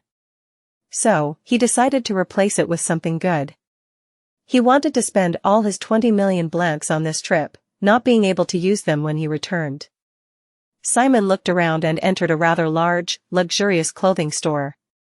It was a proper building, not a street stall. A sleek shop owner greeted Simon with a wide smile. I need a holy man's robe. One with a hood. At that, the shop owner asked for identification. As the Holy Federation had a clear class system, only priests could purchase holy men's robes. It's a bit strange that the clothes you can buy are determined by status. After checking Simon's fake ID, the shop owner asked Simon for his sizing and immediately brought a white robe from the closet. It had a neat design without any complicated patterns. He figured it wouldn't be bad to have a white robe when playing his part as an apprentice priest. And the biggest feature of this robe? You can flip it inside out to make it. The shopkeeper turned the robe inside out, changing it into a stylish coat. It was still white, though. Also, if you infuse a little bit of mana here. She held a crystal ball in her hand and placed it on the coat, turning it blue. You can change the color like this. Awesome. A robe that changes color and can be turned into a coat, huh? It looked pretty useful. While the shopkeeper eagerly explained the material used for it, Simon grabbed one of the ends of the coat and imbued it with only a drop of jet black. Oh. As expected, the section of the coat turned black. A white robe on the outside and a black coat on the inside. He liked it very much. I'll take it. Simon liked the item, despite the price being a bit steep. It was a magic item, after all. After paying 2 million blancs, Simon wearing the white robe left the store with a happy heart. He also still had 18 million blancs on him. However, the atmosphere outside was a bit odd. Simon blended in with the crowd. Only one thing he knew of could make such a racket. It's an inquisitor. Don't get too close. A group of priests was marching through the crowds in the middle of the night market. They carried maces, crowns of thorns, torture wheels, and other hideous items. Their eyes were filled with hatred, bloodstains covered their white clothes, and they oozed with bloodlust. It felt like they'd tear apart anyone who'd lay even a hand on them. That's an inquisitor? To Simon, they just looked like a group of blood-crazy murderers. They were already inquisitioning someone. He was being publicly tortured, his howls so pained they would make even the devils cry. What are you? What are you? repeated an inquisitor with a protruding mouth like a bird's beak as he pressed a crown of thorns down into the victim's scalp. Are you really not a heretic, not a heretic? How many times do I have to say I'm no Kwawa? People who saw the terrible sight tried to retreat. But the inquisitors reacted sensitively. Why are you running away? Are you a heretic? Get them, get them, get them. The inquisitors called on their divinity, leaped into the air, and descended on the crowd. Screams of confusion erupted from everywhere. Don't disturb us. Everyone, on the ground, CTH novel, ir.at website on Google to access chapters of novels early and in the highest quality. Come over here, come over here. An inquisitor with a protruding snout found a woman in the crowd trying to escape. The inquisitor dragged her back by her hair. I am not a heretic. I'm a believer from Rowan Village. Here, I have my ID. She held out her ID while choking up with tears. The inquisitor took it, ran his eyes through it, then dropped it on the floor and stomped it into the dirt. How can we believe a piece of paper like that? We Inquisition people instead. Kaya. Somebody, please. She cried and screamed, but people avoided her gaze and lay helplessly on the floor. This. Simon's fist tightened. This isn't anything like an Inquisition. Directing terror and fear using the Inquisition as an excuse, he could understand why many trembled in fear upon seeing a priest. Asterisk asterisk asterisk. Asterisk asterisk asterisk. Get in, get in. Please. The inquisitor took out a large torture wheel from his subspace. He pushed the woman against the wheel, fixing her arms and legs to it. The device was designed to scrape the whole body with sharp spikes on its back as the wheel turned. She screamed, dreading what was about to happen. Tell me. You're a heretic, are you not? I have only served the great goddess. My parents were clerics. Please. I can't believe you. You could be disguising yourself. The inquisitor grabbed the wheel. If your belief in the goddess is truly sincere, you can endure this as well, right? Please. Simon clenched his teeth. He was no fool. Everything would be in vain if he stepped out and revealed himself now. Without getting detected, you only have one chance. Just as Simon carefully stretched out his hand to create a magic circle. The crowd started to part like waves. Just what do you think you are doing? Simon's eyes also widened. A girl wearing an ephemeral uniform was striding toward the inquisitors. Reedy. She glanced at Simon, who was mixed in with the crowd, and signaled with her fingers for Simon to leave it to her. The inquisitors flinched as if taken aback by the sudden appearance of an ephemeral student. Hey, you guys. She said in a sullen voice. Are you ignoring me? Amongst the 5 inquisitors, a man with a barbed chain scythe briskly came forward. He looked down at her, showing blatant displeasure. We're partaking in our duties, dear priest.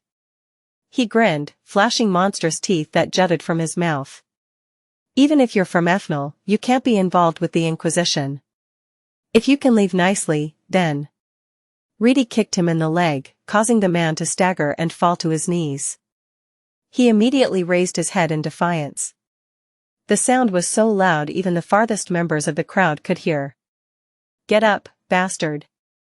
The Inquisitor, a red mark in the shape of a hand on his cheek, glared at Reedy. The junior inquisitors in the back looked frightened rather than angry, and the man with the protruding snout was smiling. That woman, we need to inquisition her. Strip her, lock her up, tear her skin, and... Silence. His fellow inquisitor freaked out and slapped him on the back of his head. The senior inquisitor who had been slapped by Reedy slowly stood up. No matter how high a student of Ethnal is, you're crossing the line. Dragons and worms alike have their own roles to play. Let us do ours, please. Ours? Why do you say I'm crossing the line? Scoffed Reedy, folding her arms. Are you guys really in charge of this place and assigned to inquisitioning heretics at this time today? The expression of the senior inquisitor stiffened slightly. Reedy tapped her watch. If you guys came here without getting approval from the higher-ups and then tortured the villagers and made a fuss, we'd have a lot to talk about, right? Shall I check all the schedules, turn everything upside down, and make your boss apologize for it? Or will you just turn your tail and flee? The senior inquisitor clenched his teeth. This student bastard would be nothing but an ordinary priest if not for Ethnol. His gaze moved. There were too many people watching to run wild.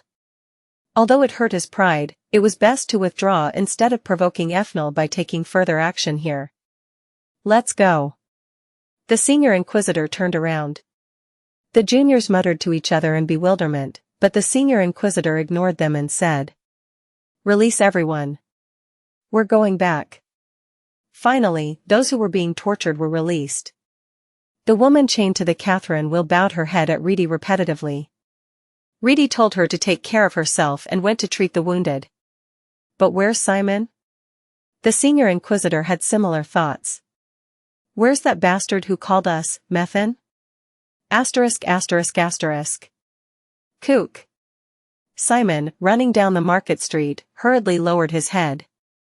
Beast-like fangs flew in, stabbing themselves into the wall one after another. I found you. The source of the stench. Some crazy bastard had suddenly attacked him, saying Simon smelled like something. Simon hurriedly ran away, and the crazy bastard ran after him, pushing and throwing people aside. He was frantically creating fangs in the air with some sort of light spell and firing them. At this rate, innocent people will get hurt. Simon left the street and entered a desolate alley. Haha. Have you given up on running away? Before Simon even saw the priest jump, he had overtaken Simon and landed. I shall give you your judgment, Necromancer. Simon smiled and gathered his hands in prayer after drawing a cross. You seem to have misunderstood something. My name is Scar Serafino. I am an apprentice priest. And aren't you an inquisitor? Why don't you stop attacking and perform an inquisition first? Forget the Inquisition. Methan raised his arms. Simon's gaze also went up. A white magic circle was spreading in the sky above his head. Crap. There's no need for any Inquisition when I have my nose. Exorcism. A line of divine lightning descended from the magic circle and pierced Simon. He was flooded with light and an explosion burst forth. Wahaha. Exorcism was a spell that assured death for necromancers. On a direct hit, the core and body would be simultaneously purified into divinity. One problem solved. Methan couldn't help but doubt his own eyes. Today? Suddenly, a fierce wind approached, accompanied by the soul of a shoe attached to a person he thought to be dead. Methan flew back, blood spewing from his nose. Methan's body landed on a pile of trash in the alley. Simon brushed off his robe. I told you, I'm not a necromancer. Chapter 173. Simon brushed the dirt off his new robe and looked back. Methan was getting up from the trash pile. Heal. Divinity covered his face and his bloody, shattered nose quickly recovered. What dirty trick did you pull? Methan stood up, having to support himself on the wall. The stench of jet black is unmistakable, so how did you endure the exorcism? Because I'm a priest. Simon gestured to himself and the blessing cast on his body. He then gathered his hands together and insisted. There's been a misunderstanding. My name is. I don't want to hear it. Once again, a subspace tore open, and the Inquisitor took out various torture devices. I trust my nose more than a villain's tongue. You're undoubtedly. A huge hammer made of divinity suddenly fell on Methan's head. Holding it was Reedy, looking sullen. Look what kind of state you're in. It's your first day in the Federation. Reedy. As she dropped the hammer, it scattered into the air as wisps of divinity. Meanwhile, Methan was lying unconscious in the pile of trash, now one with the scenery. Just when I started trusting you, you're already causing a mess. What in the world did you do to get these leeches to catch on to you? I really didn't do anything. Simon scratched the side of his head in confusion. I was just buying some stuff at the market when this guy ran at me, saying something about the smell. Really? He's pretty sharp, huh? Reedy turned to Methan. They may have beaten him up, but they couldn't kill an inquisitor. And not just because it'd leave evidence. Killing him would make their problems exponentially worse. It was best to leave the place quietly for now. Let's return. Yeah. The two quickly left the scene. When they saw a couple walking arm in arm down the alley Methan was left in, they pulled down their hoods even further. After a while, the couple could be heard screaming, and Simon and Reedy blended in with the night market crowd as if nothing was wrong. By the way, what's with those clothes? I just bought them. They're a disguise. Her gaze scanned up and down Simon's robe and she said, Your clothes are quite pretty. Your clothes, not you. You don't have to emphasize it. Since you like them, would you like me to buy you a set? Surprise entered her face, but it quickly turned to coldness. I'd rather hang myself than match looks with you. At that, Simon burst into laughter. Asterisk asterisk asterisk. The next morning, Simon and Reedy had safely arrived at the station after resting at the inn. Finally, waiting for the divine train, Simon was filled with anticipation. This was his first train ride. Trains weren't a universal means of transportation in the Dark Territory. Simon thought he'd never ride a train in his life. And my first time is in foreign land. In the Holy Federation, trains were the most important means of transportation. Despite the exorbitant prices, it was rare for even a single seat to be left unoccupied. I really don't know if it'll be all right. Reedy was nervously glancing at Simon. She didn't originally intend to take the train to get to her destination, the Tree of Life. However, Simon blended in better than she expected, and his understanding of the culture was strong, perhaps because of Anna's influence. Since he was no slouch in playing an apprentice priest, she decided to take the divine train. Riding this, they'd get to the tree in just 5 days, bypassing all the hardships and adversity they otherwise would have faced, like hiking, camping, navigating, fighting monsters, etc. Well, that nose bastard isn't on the train anyway. She had already confirmed the list of inquisitors on the train she was taking today by contacting her acquaintance with the communication crystal ball. That bastard Methan, who had an insanely good nose, wasn't listed. It should be fine. Ah, it's here! Exclaimed Simon. Accompanied by a loud clattering, the train was approaching. A powerful horn pierced the air, and smokestacks spewed divinity-infused clouds of smoke. Simon ran out with a big smile like a child. No matter how many times I see it, it still looks amazing. He turned back with a sparkle in his eyes. But isn't it going too fast? Is this one not stopping? You're embarrassing me. Lower your voice. And get back from there, it's dangerous. Reedy tugged at the hem of the excited Simon's shirt. His eyes were glued to the train even as he stepped back. To think a huge chunk of metal can move so fast. I wonder how many wheels it has, how many people can ride on it. What's it like on the inside? Soon, just as Reedy said, the train started to slow and came to a complete stop. The door of the passenger car opened, and people poured out of the train. It would stop for a generous 30 minutes. Behind the people loading and unloading their baggage, people traveling on the train also came out to stretch or buy something to eat. After all the staff had boarded the train crew came out and waited for passengers to board. Come on, let's go. Simon and Reedy approached the train crew with their tickets. Asterisk asterisk asterisk. Just what in the world are you up to? 1631 Senior Inquisitor Baccarat, in charge of the divine train, was frowning from where he stood at the train station. In front of him, Methan was standing at ease. You're asking to work in our district? I mean it. I don't care about the salary. Please, just let me work here officially. Methan bowed his head. Baccarat frowned and scratched his head. Young people these days are so stubborn. What about your district? I took leave. What a crazy bastard. You're taking leave just to work? Why? There's someone I really want to catch. Sparks fired from his eyes. The bastard is on this train. I must punish him in the name of the great goddess. What a crazy bastard, indeed. Bakra let out a deep sigh. Methan was being rude, but his father was a high-ranking official and an ex-inquisitor. Bakra couldn't just ignore him. In the end, Bakra included Methan's name on the list of inquisitors. Since you're the one who asked, you better keep your word. I won't sit still if you whine about having a hard time and beg to get off the train. Methan politely bowed his head. That'll never happen. Asterisk asterisk asterisk. Asterisk asterisk asterisk. So this is what the inside of the train looks like. Simon frantically checked out every nook and cranny after boarding the train. Inside, there were rows of seats packed close to each other. Reedy explained that these seats were only for those who would be leaving the train the same day they boarded. The place the two of them reserved wasn't a standard seat like this but a formal cabin equipped with a bed. They carefully crossed over to the next passenger car. Oh my! As soon as he opened the door, Simon was surprised.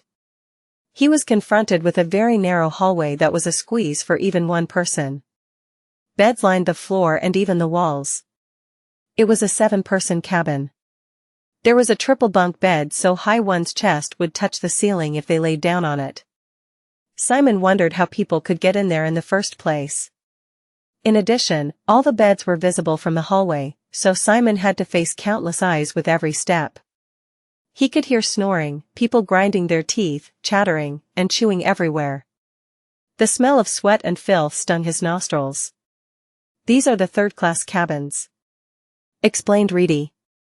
Then, when she saw a man lying on a bed scratching his crotch with his hand in his pants, she turned away in disgust. It's a bit cramped, but it looks cozier than I expected. Simon looked back at Reedy, his eyes shining. Are we sleeping here, too? Are you crazy? How could you even sleep in a place stinking with sweat like this? Following Reedy, Simon passed through the third-class cabins and came over to the second-class ones. He felt he could breathe easily here. They had spacious hallways and cabins for 4. The suffocating triple bunk beds were replaced with doubles, and it felt like the space was revitalized. Soft lighting was installed on the ceiling, and proper pillows and blankets lined the beds. The people here were also dressed remarkably differently. Second-class cabins are available to clerics, model believers, and their families. What, the cabins are divided based on social status? What did you think it was? I thought it was based on how much money you paid. You know, like second-class cabins are more expensive than third-class ones, something like that. So typical of someone coming from the other side. Well, I guess that is a reasonable way of running things. The two also passed through the second-class cabins. Lastly, the first class. Whoa! The cabins weren't just luxurious, but extravagant. The car felt like a banquet hall rather than a train. It had red carpets, and the lighting was gentle on the eyes. Looking at the cabins, they didn't even have double bunk beds. It was a 2-person room with 2 fluffy and spacious beds with wine-red curtains draped over the windows. Various free refreshments, fruits, and wine were on a desk, and there were mirrors, clocks, storage spaces, and several books on the wall. This first-class cabin was where the two would spend the next 5 days. A2. We're here.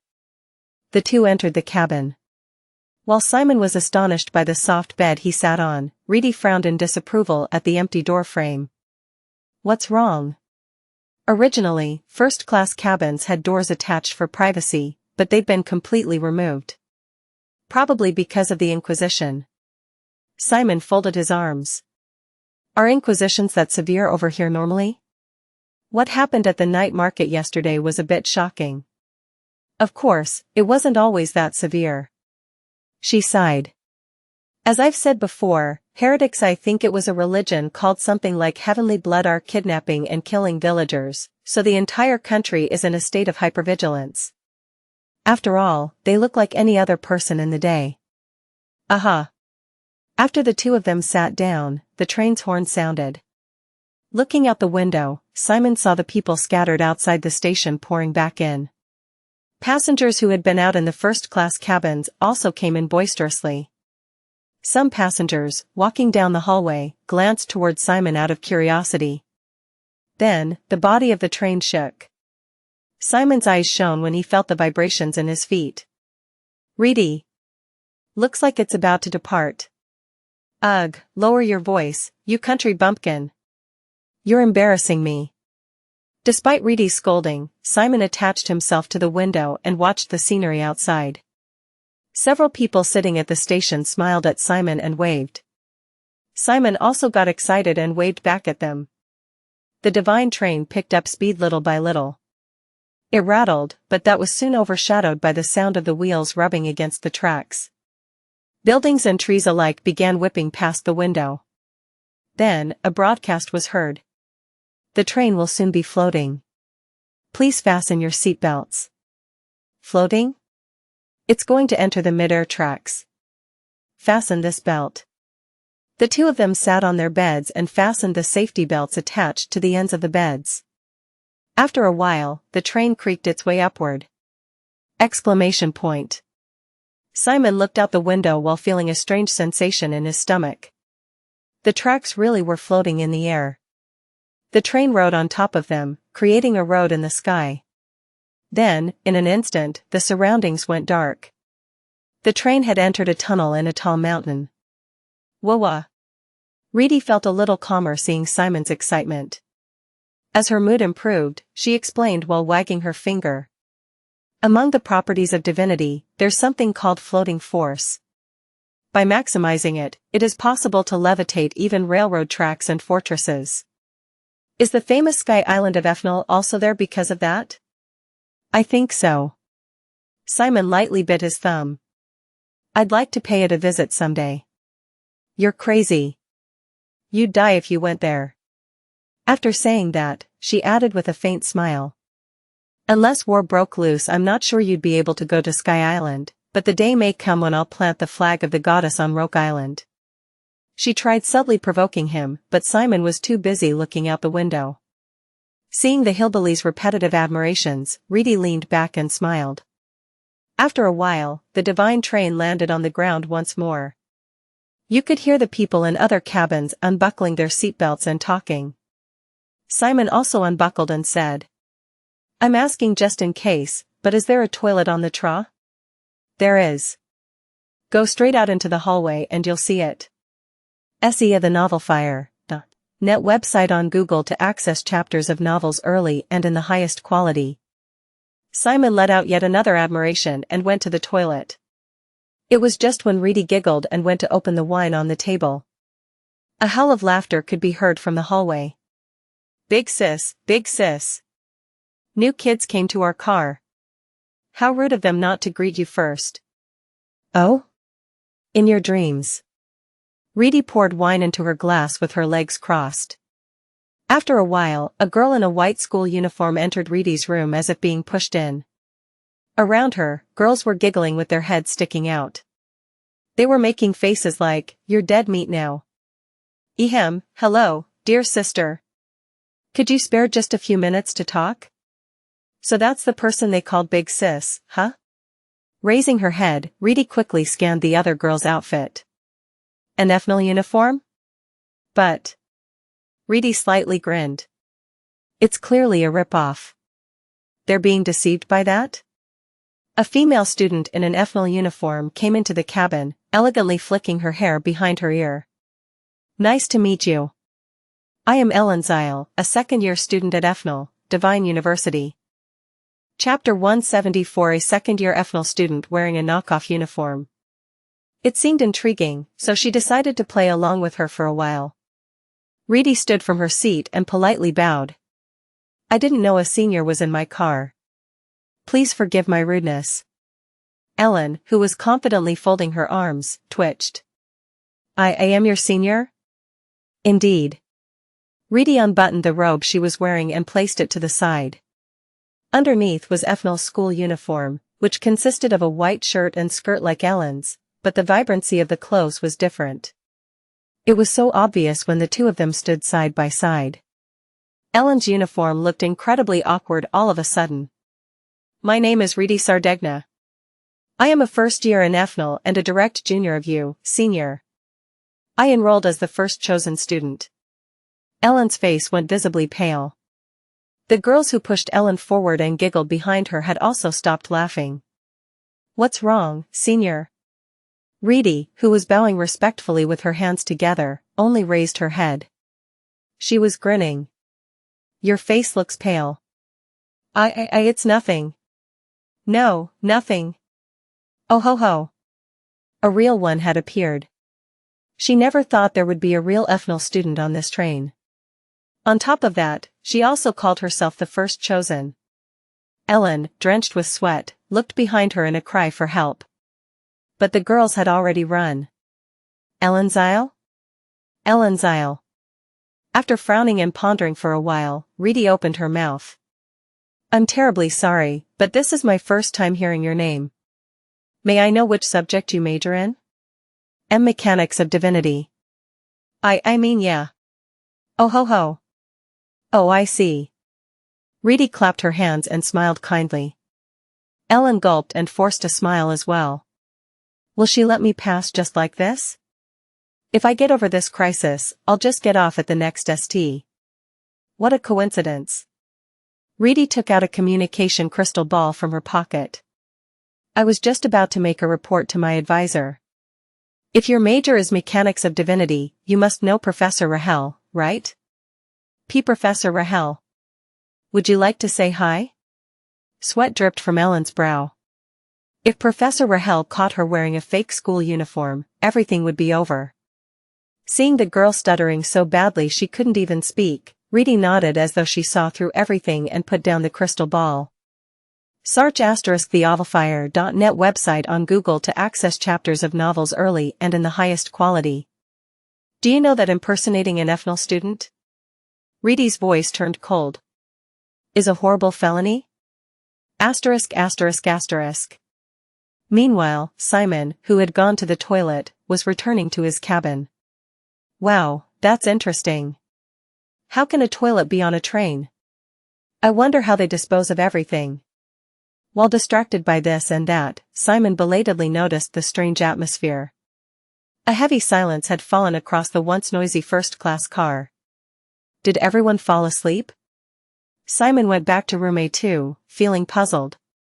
Huh? A slightly disconcerting sight unfolded. Reedy was sitting with her legs crossed, swirling her wine glass. Next to her, a girl wearing the same Ethnol school uniform as Reedy was kneeling on the floor with her arms raised. Ugh. Straighten your arms and press them against your ears. When Reedy barked the order, the girl raised her arms in surprise. Don't rest your butt on your legs. Raise it. Don't straighten your knees either. Yes, stay that way. If you don't want to die, that is. A girl taking the punishment with trembling legs. Simon thought that she seemed very familiar. You're back. Reedy said flatly when she saw Simon. Ellen, who hung her head low in embarrassment at the arrival of a third person, timidly moved her eyes to look at Simon. Huh? Ellen's eyes began to quiver. Huh? This person shouldn't be here at all. Ellen was so surprised that she broke her stance. Simon also recognized her, smiling bitterly and offering a handshake. It's been a while, Ellen. Asterisk. Ellen's Isle. She was a priest from Ethnol who Simon met on his first mission after enrolling in Kizan. An expelled student from Ethnol, she came over to the Dark Territory through a broker to find work so she could feed her younger siblings. That was where she bumped into Simon. You were still doing that? Said Simon, pointing at Ellen's fake uniform. Her face flushed red, and she murmured. I am sorry. I was going to quit after that day, but there's a difference in commission fees between working as a priest of Ethnol and a general priest, so. That's insane. Spat Reedy after hearing everything. She checked again to see if the cone of silence she had just drawn on the wall was working properly and returned to her seat. Not only did you impersonate an Ethnol student, But you went over to the dark territory to work under that fake identity? Has the planet gone mad? As Ellen lowered her head, Reedy continued. Still, you were indeed an Ethnal once, so I was going to treat you like a senior. But you're just a cheap shit. I'll contact Sky Island right now and call the inspectors. PP please, no. Begged Ellen, clutching Reedy by the leg. Ugh. Let go of me. If I get caught by those people, I might really get killed. If I die, my siblings will. You shouldn't have done this in the first place if it was really for your younger siblings. Reedy kicked Ellen off her leg. Don't worry, if you ever end up dying or being imprisoned, I'll take responsibility and send your siblings to a proper abbey. And no.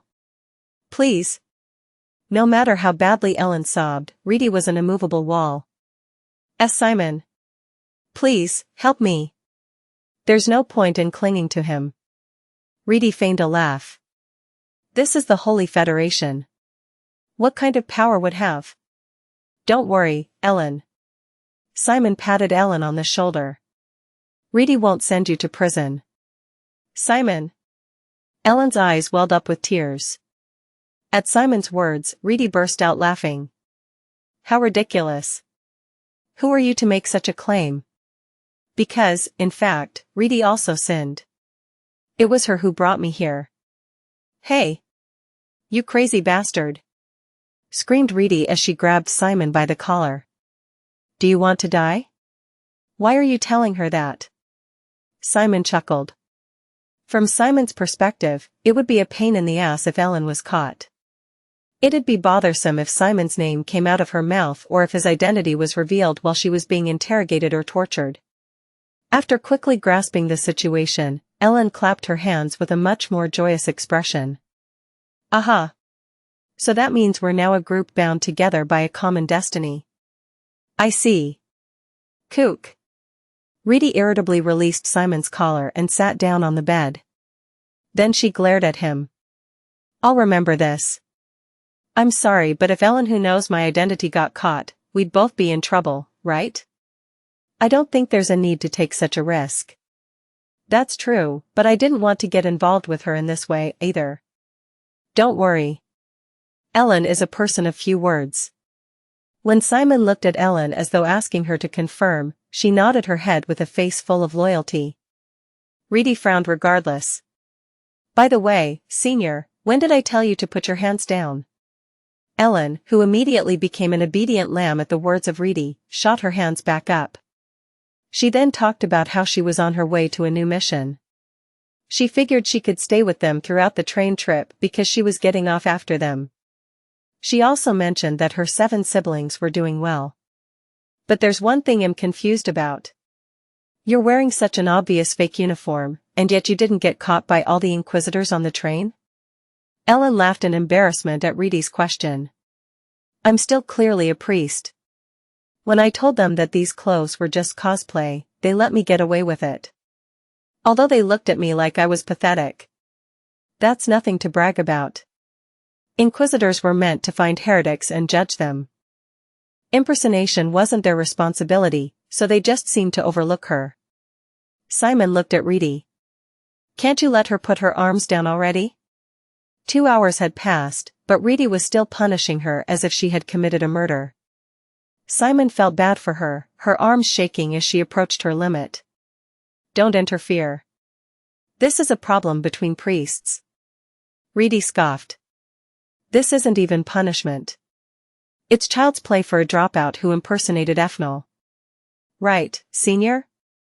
Why yeah. That's right. Ahahaha. It was then. As if an alarm had triggered, Reedy flinched and said. The Inquisitors are coming. Senior Ellen, you also return to your seat. Quickly. Ellen, face turning pale at those words, bowed to the two and returned to her cabin. Reedy quickly removed the cone of silence drawn on the wall with a swift motion, sat down, and fixed her hair. Simon felt tension rushing to him, took out the scripture he borrowed from Reedy, and pretended to read. Reedy tilted her head. Pretending to read that, don't you think you're overdoing it a little? I'm planning to act like a fanatic. Oh, is that so? Just don't get caught. Indeed, the Inquisitors had appeared. They were passing through the hallway with weapons and torture devices held in their hands. There was a deadly silence on the train. We'll hold a brief interrogation. Please cooperate. Perhaps because this place was of priests and their families, but the Inquisitors were polite compared to the ones Simon saw in the market. Simon eavesdropped on the interrogations going on in other rooms. There was nothing too difficult. They just asked questions that were common sense.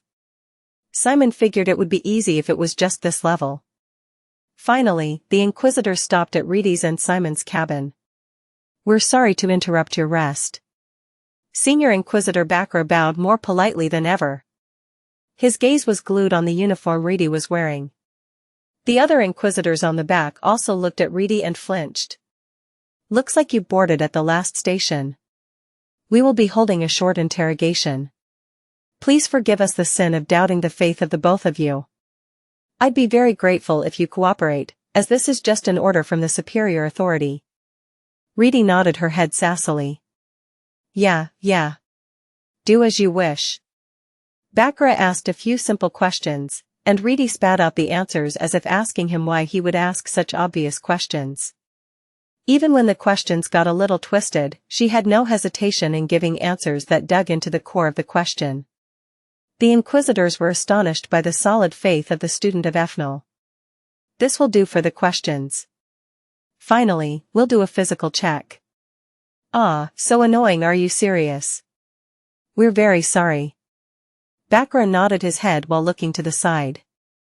A female Inquisitor walked over and said, Dear priest, let us now move to the dressing room.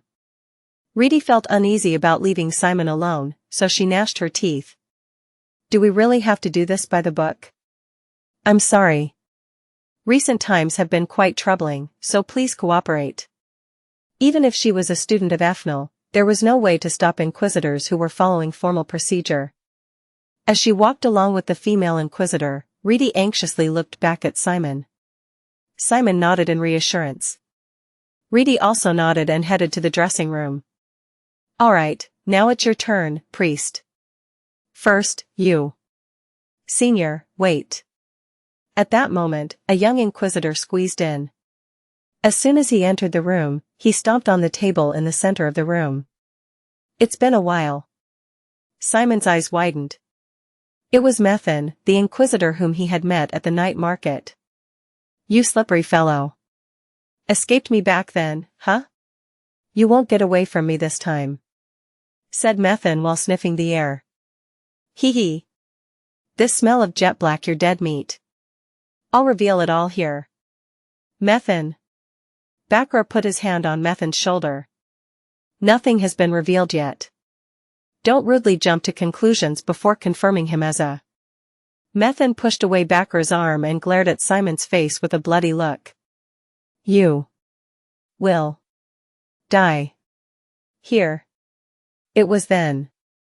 Methan thought that he had driven Simon to the corner, but Simon was smiling.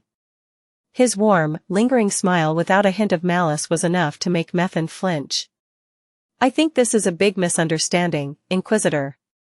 Simon gathered both of his hands neatly and brought forth his divinity.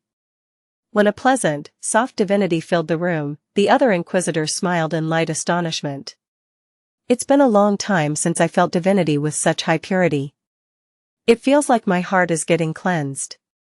Methan's face distorted. Now, please help yourselves. Ask me anything. Smell or whatever, I don't know how you found me out. Simon smiled. But you messed with the wrong opponent. Chapter 175 Inch Prayer Verse 3. May all things honor the great goddess as their mother. The 10th penance. Not eating, drinking, or sleeping. The Book of Malau, starting from chapter 8, verse 30.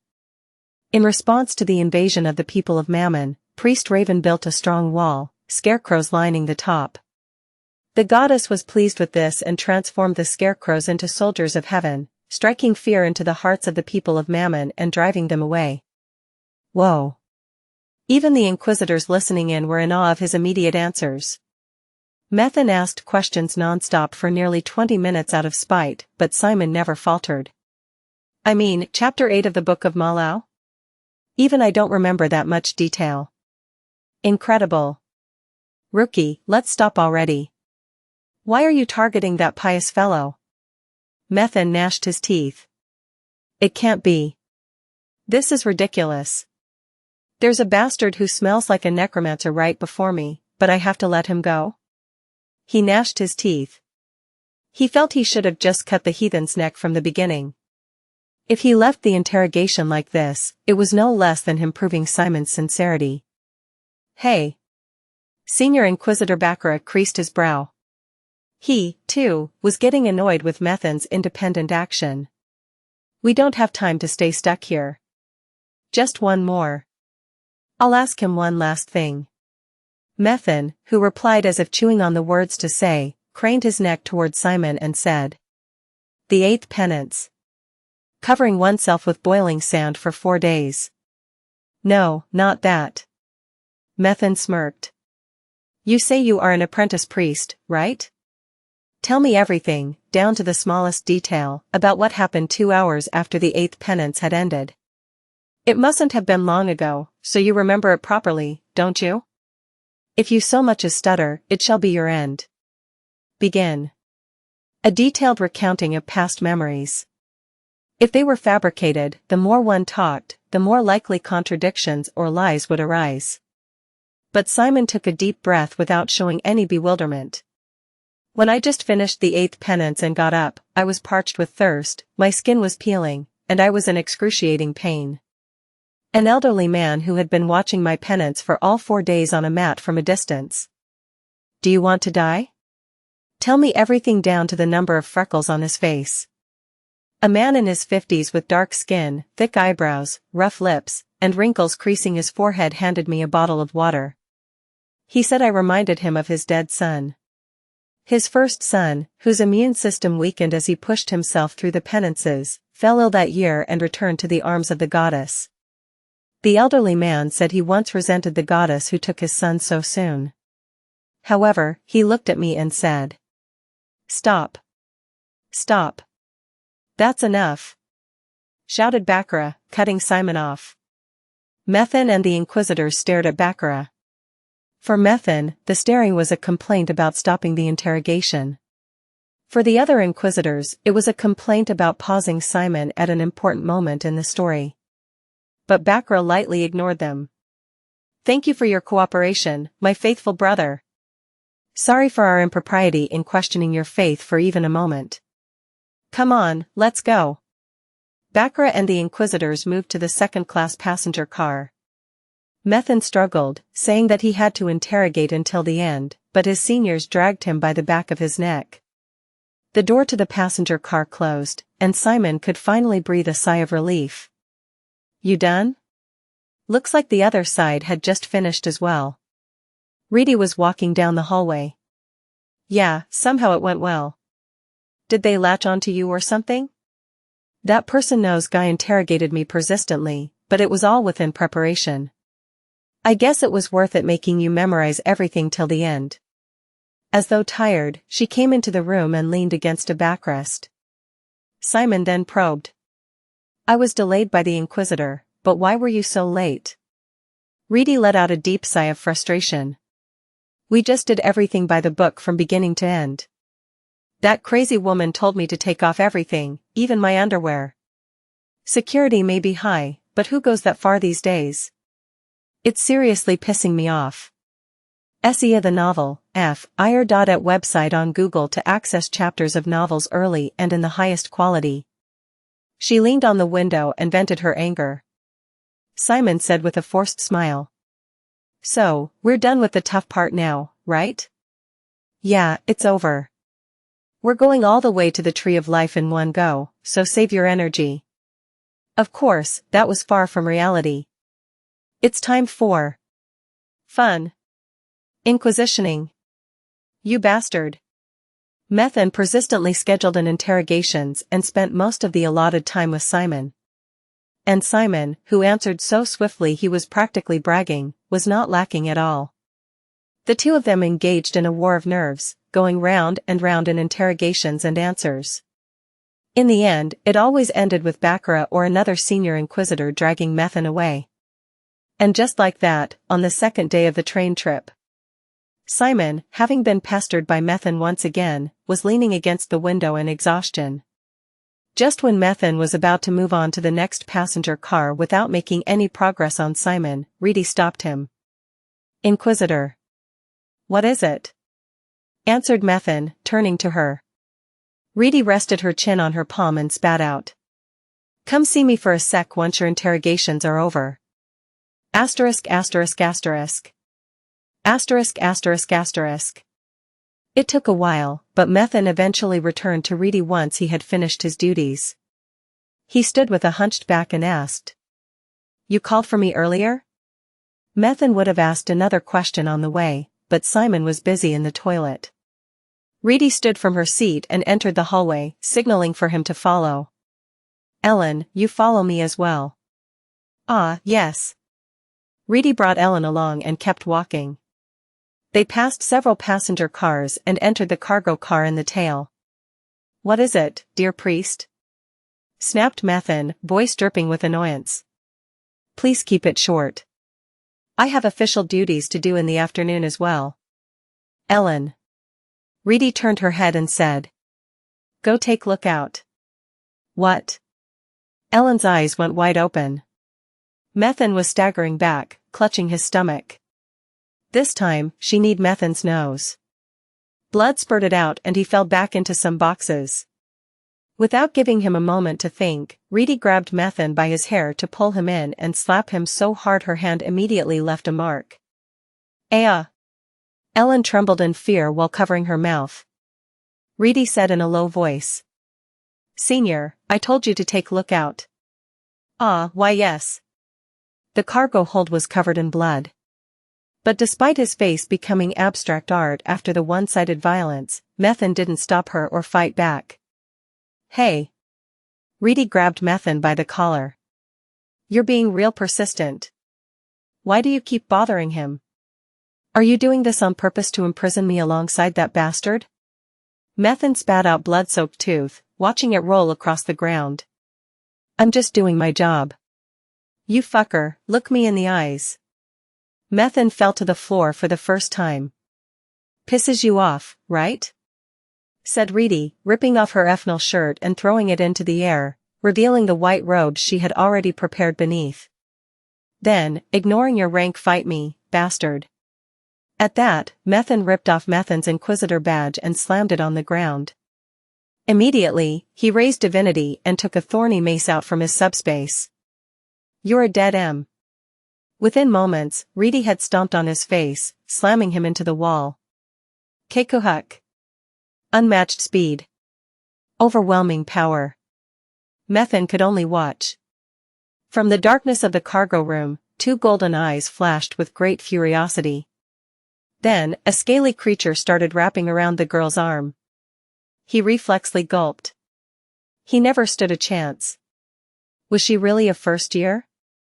But he had to fight. Methan grabbed Reedy's white leg, pinning it down before swinging his fist at it. He was planning to break it, but she quickly broke free, kicking Methan in the chin in the process.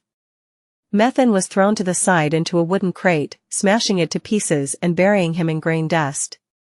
Kwawaweg.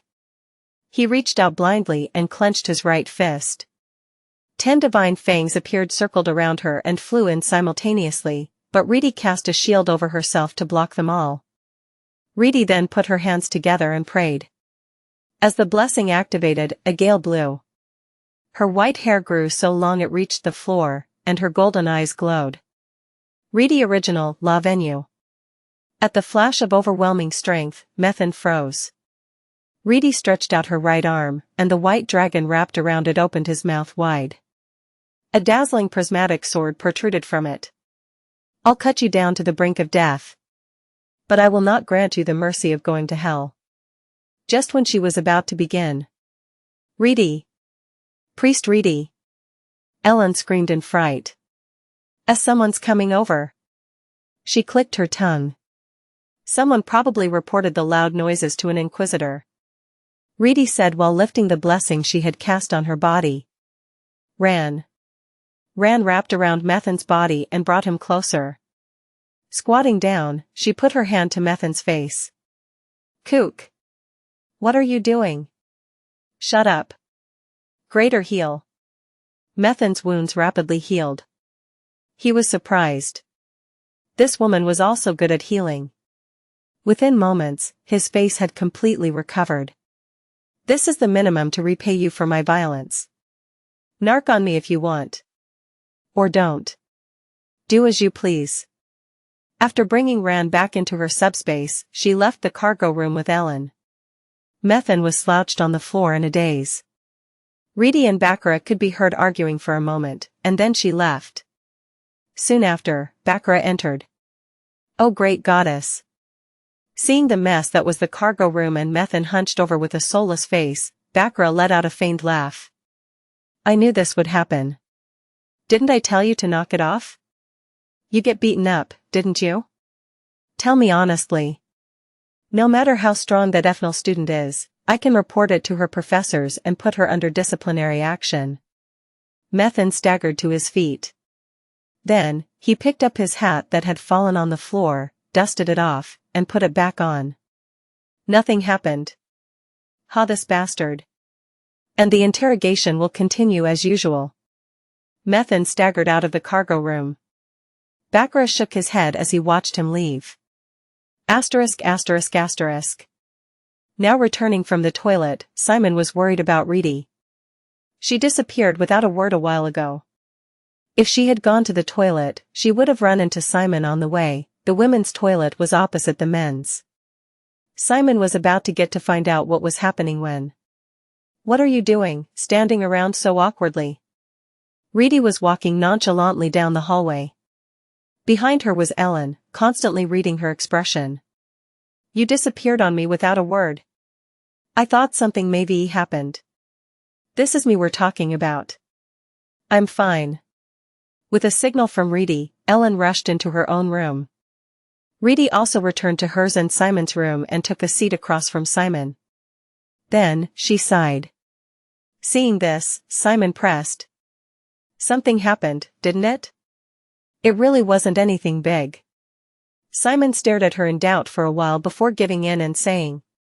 If you say so. I'll believe you. Simon smiled lightly before looking back to the scriptures on the table. He'll believe me, huh? Can there be any belief between a priest and a necromancer?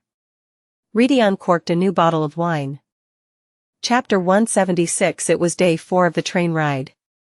They were now only one day away from the destination. A lot of things happened in between. Simon tried sleeping through a whole day, and one day he played a card game with the group of 3, Ellen included. They must have looked like they were having fun, as people from other rooms also came to join, bringing the total number of players to 7. When the train stopped at the stations, he went outside, stretched as much as he could, and bought various foods. The meals served on the Divine train were okay, but he was getting tired of them. At the stations, he could buy dishes that were much tastier and had bigger servings. It was also quite fun to try various local delicacies at each station. It was a taste of travel that could only be found in the Holy Federation. Because Simon wanted to enjoy the train culture a little more, he even went to the third-class car and mingled with the travelers there. Their culture may have been different, but they were all good people. Simon quickly befriended anyone he spoke to with his unique, friendly nature. Now, when Simon passed by, old men would shove him bottles of rum and tell him to drink.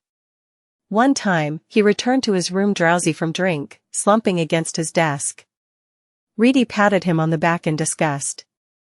And Inquisitor Methan. Even after being beaten bloody by Reedy, he didn't give up and continued to interrogate Simon. Reedy gave him deathly glares every time he did, but he ignored them. This put the senior inquisitors into an awkward situation. In the end, the seniors typically stopped Methan's interrogations and took him away. Reedy's wrath was frightening, even among the inquisitors, but it was Simon's reputation as a devout and polite person that made them support him. Now, no one was on the side of Methan. Hey, hey! Don't make that face, rookie. As Methan was being dragged away by the seniors after asking only 2 questions, a senior inquisitor put his arm around Methan's neck and said cheerfully, "Even if he turns out to be a real necromancer, we gotta give him some credit at this point, don't you think? It's hard to find such a devout person even in the Federation." At those words, Methan stared blankly at the senior inquisitor. The senior's name was Odell. This was his 4th year as an inquisitor, and he was also one of the cheeriest people on the team. "You seem to know a lot." About necromancers, senior." Methan meant to be sarcastic, but Odell chuckled loudly. "Oh, of course. My job is to beat up those bastards. Necromancers are a terrible race of people who insult the dead, shag them, too, and spread violence for fun." Odell grabbed Methan's head and gave him a noogie. "Ugh, it hurts." "Well, I can't understand the tastes of those bastards either, but you see, those who terrorize the cities and commit crimes are extreme bastards. In simple words, I'm saying only those of a certain mind can do that. Do you think that sincere and kind fellow would be so heartless? The only reason you think is because he's supposedly a necromancer." Sensing his determination waver even for a moment, Methan bit his lips. Whether they commit evil or not, a necromancer cannot be forgiven for their very existence. Odell giggled. Yeah. Why am I even trying to convince a devout young man like you? To conclude, I'm asking you to retain some flexibility. Before they knew it, they arrived at the Inquisitor's lounge at the front of the train. Standing in front of the door, Odell patted Methan's shoulder and continued. "There are many people who hate the goddess among the regular folk. Their lives remain devastated no matter how much they pray to her, with not even a crumb falling from the sky, you know? On top of that, the abbeys always collect the church tax and tithes. If all who are dissatisfied with the goddess were condemned as heretics, the entire Federation would starve, there being no one left to farm." Well, that was a lot of nagging. "Let's get inside." The two opened the door and entered the Inquisitor's lounge. 5 men, including Captain Baccarat, were laughing loudly. "Oh, rookie. Did you get dunked by that friend again today? Pretty obvious. Look at his face. Ha ha ha ha." Enough, said Baccarat, stopping the seniors. "Good job, Odell and Methan." "Yes, Captain," Odell replied with a grin. Methan nodded his head while locking his fingers together. Several senior inquisitors pointed out his attitude, but Baccarat stopped them again. What do bastards having it easy on the divine train know about anything anyway? Methan wasn't pleased with the seniors here. He and his original comrades oversaw frontline conflict zones. Necromancer followers and heretics infected with the propaganda of the Dark Alliance were rampant there. Suspects had to be interrogated no matter what, and discipline and order had to be established as a warning to others. Otherwise, it'd be them who were caught and killed. However, the inquisitors in charge of the train were all weak-willed, perhaps because it was a peaceful, rear jurisdiction. Starting from Baccarat, the good-natured captain, to Odell, who defended necromancers. Methan thought everyone was pathetic. Now. Odell stood up and clapped his hands to lighten the mood. "Since we're done for the day, yesterday was a holy day and we just worked it like normal. We deserve a drink today." On holy days, it was customary to drink red wine made in the abbeys and pray to the goddess. As such, Odell pulled the finest wine from his bag. "This is from the Barnyard Abbey. It's been aged for 17 years. Whoa. Isn't that an expensive brand?" Yeah. We're also priests, so we should celebrate this holy day." The atmosphere became lively. Odell poured glasses for everyone. Methan initially refused, but under the scrutiny of his seniors he reluctantly accepted. "What about Sarah?" asked Baccarat. Sarah was a female inquisitor, the only woman on this train inquisitor team. "She must be sleeping in the women's room," She goes there as soon as she finishes work. Besides, Sarah can't even stomach alcohol. Let's just drink quickly and get this over with. Everyone agreed. Odell, the owner of the wine, raised a glass and prayed. Everyone closed their eyes and listened to his prayer. In honor of the great goddess Grace. Ida est. Ida est. Everyone vigorously brought their glasses to their lips. Admiration broke loose from everywhere. Phew. This stuff's great. Pretty good. But this one's burning a bit too much on the throat. By the time they realized something was odd, it was already too late. Huh? The inquisitors looked down. Something red was protruding from their chests. The train walls turned red like living flesh, and thorns sprouted from them. The moment they swallowed the wine, their muscles stiffened, leaving them unable to dodge or unfurl a shield. Standing still, Odell grinned and let his wine glass fall to the floor. The wine seeped across the ground like blood. You. Backer's eyes trembled. Aren't Odell?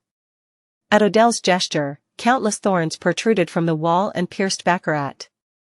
Since you're the most bothersome one here, I'll take extra care to see you die. Other than that. Odell turned his head. How did you figure it out, rookie? In the middle of 5 dead inquisitors, one was still standing, gripping the thorn that should have run him through. From you, the smell of divinity and jet black is faint. All I can smell is blood, said Methan while sniffing the air. Blood so terrible it buries all other smells. This kind of stench only comes from a ruthless murderer, but you behaved too normally for that. So the thing you were saying about the smell wasn't bullshit, huh? In fact, Methan said to his other seniors that Odell smelled fishy, but no one believed him after the stunt with Simon. Methan, Inquisitor on the Eastern Front Line. Methan spread apart his arms. His subspace opened, and instruments of torture fell to the floor. He took a fighting stance. Shall begin inquisitioning. Reveal your true identity. I guess that'd be a nice thing for me to do as a parting gift. A terrible aura rose from his body, ripping through his shirt and revealing red patterns painted all over his body.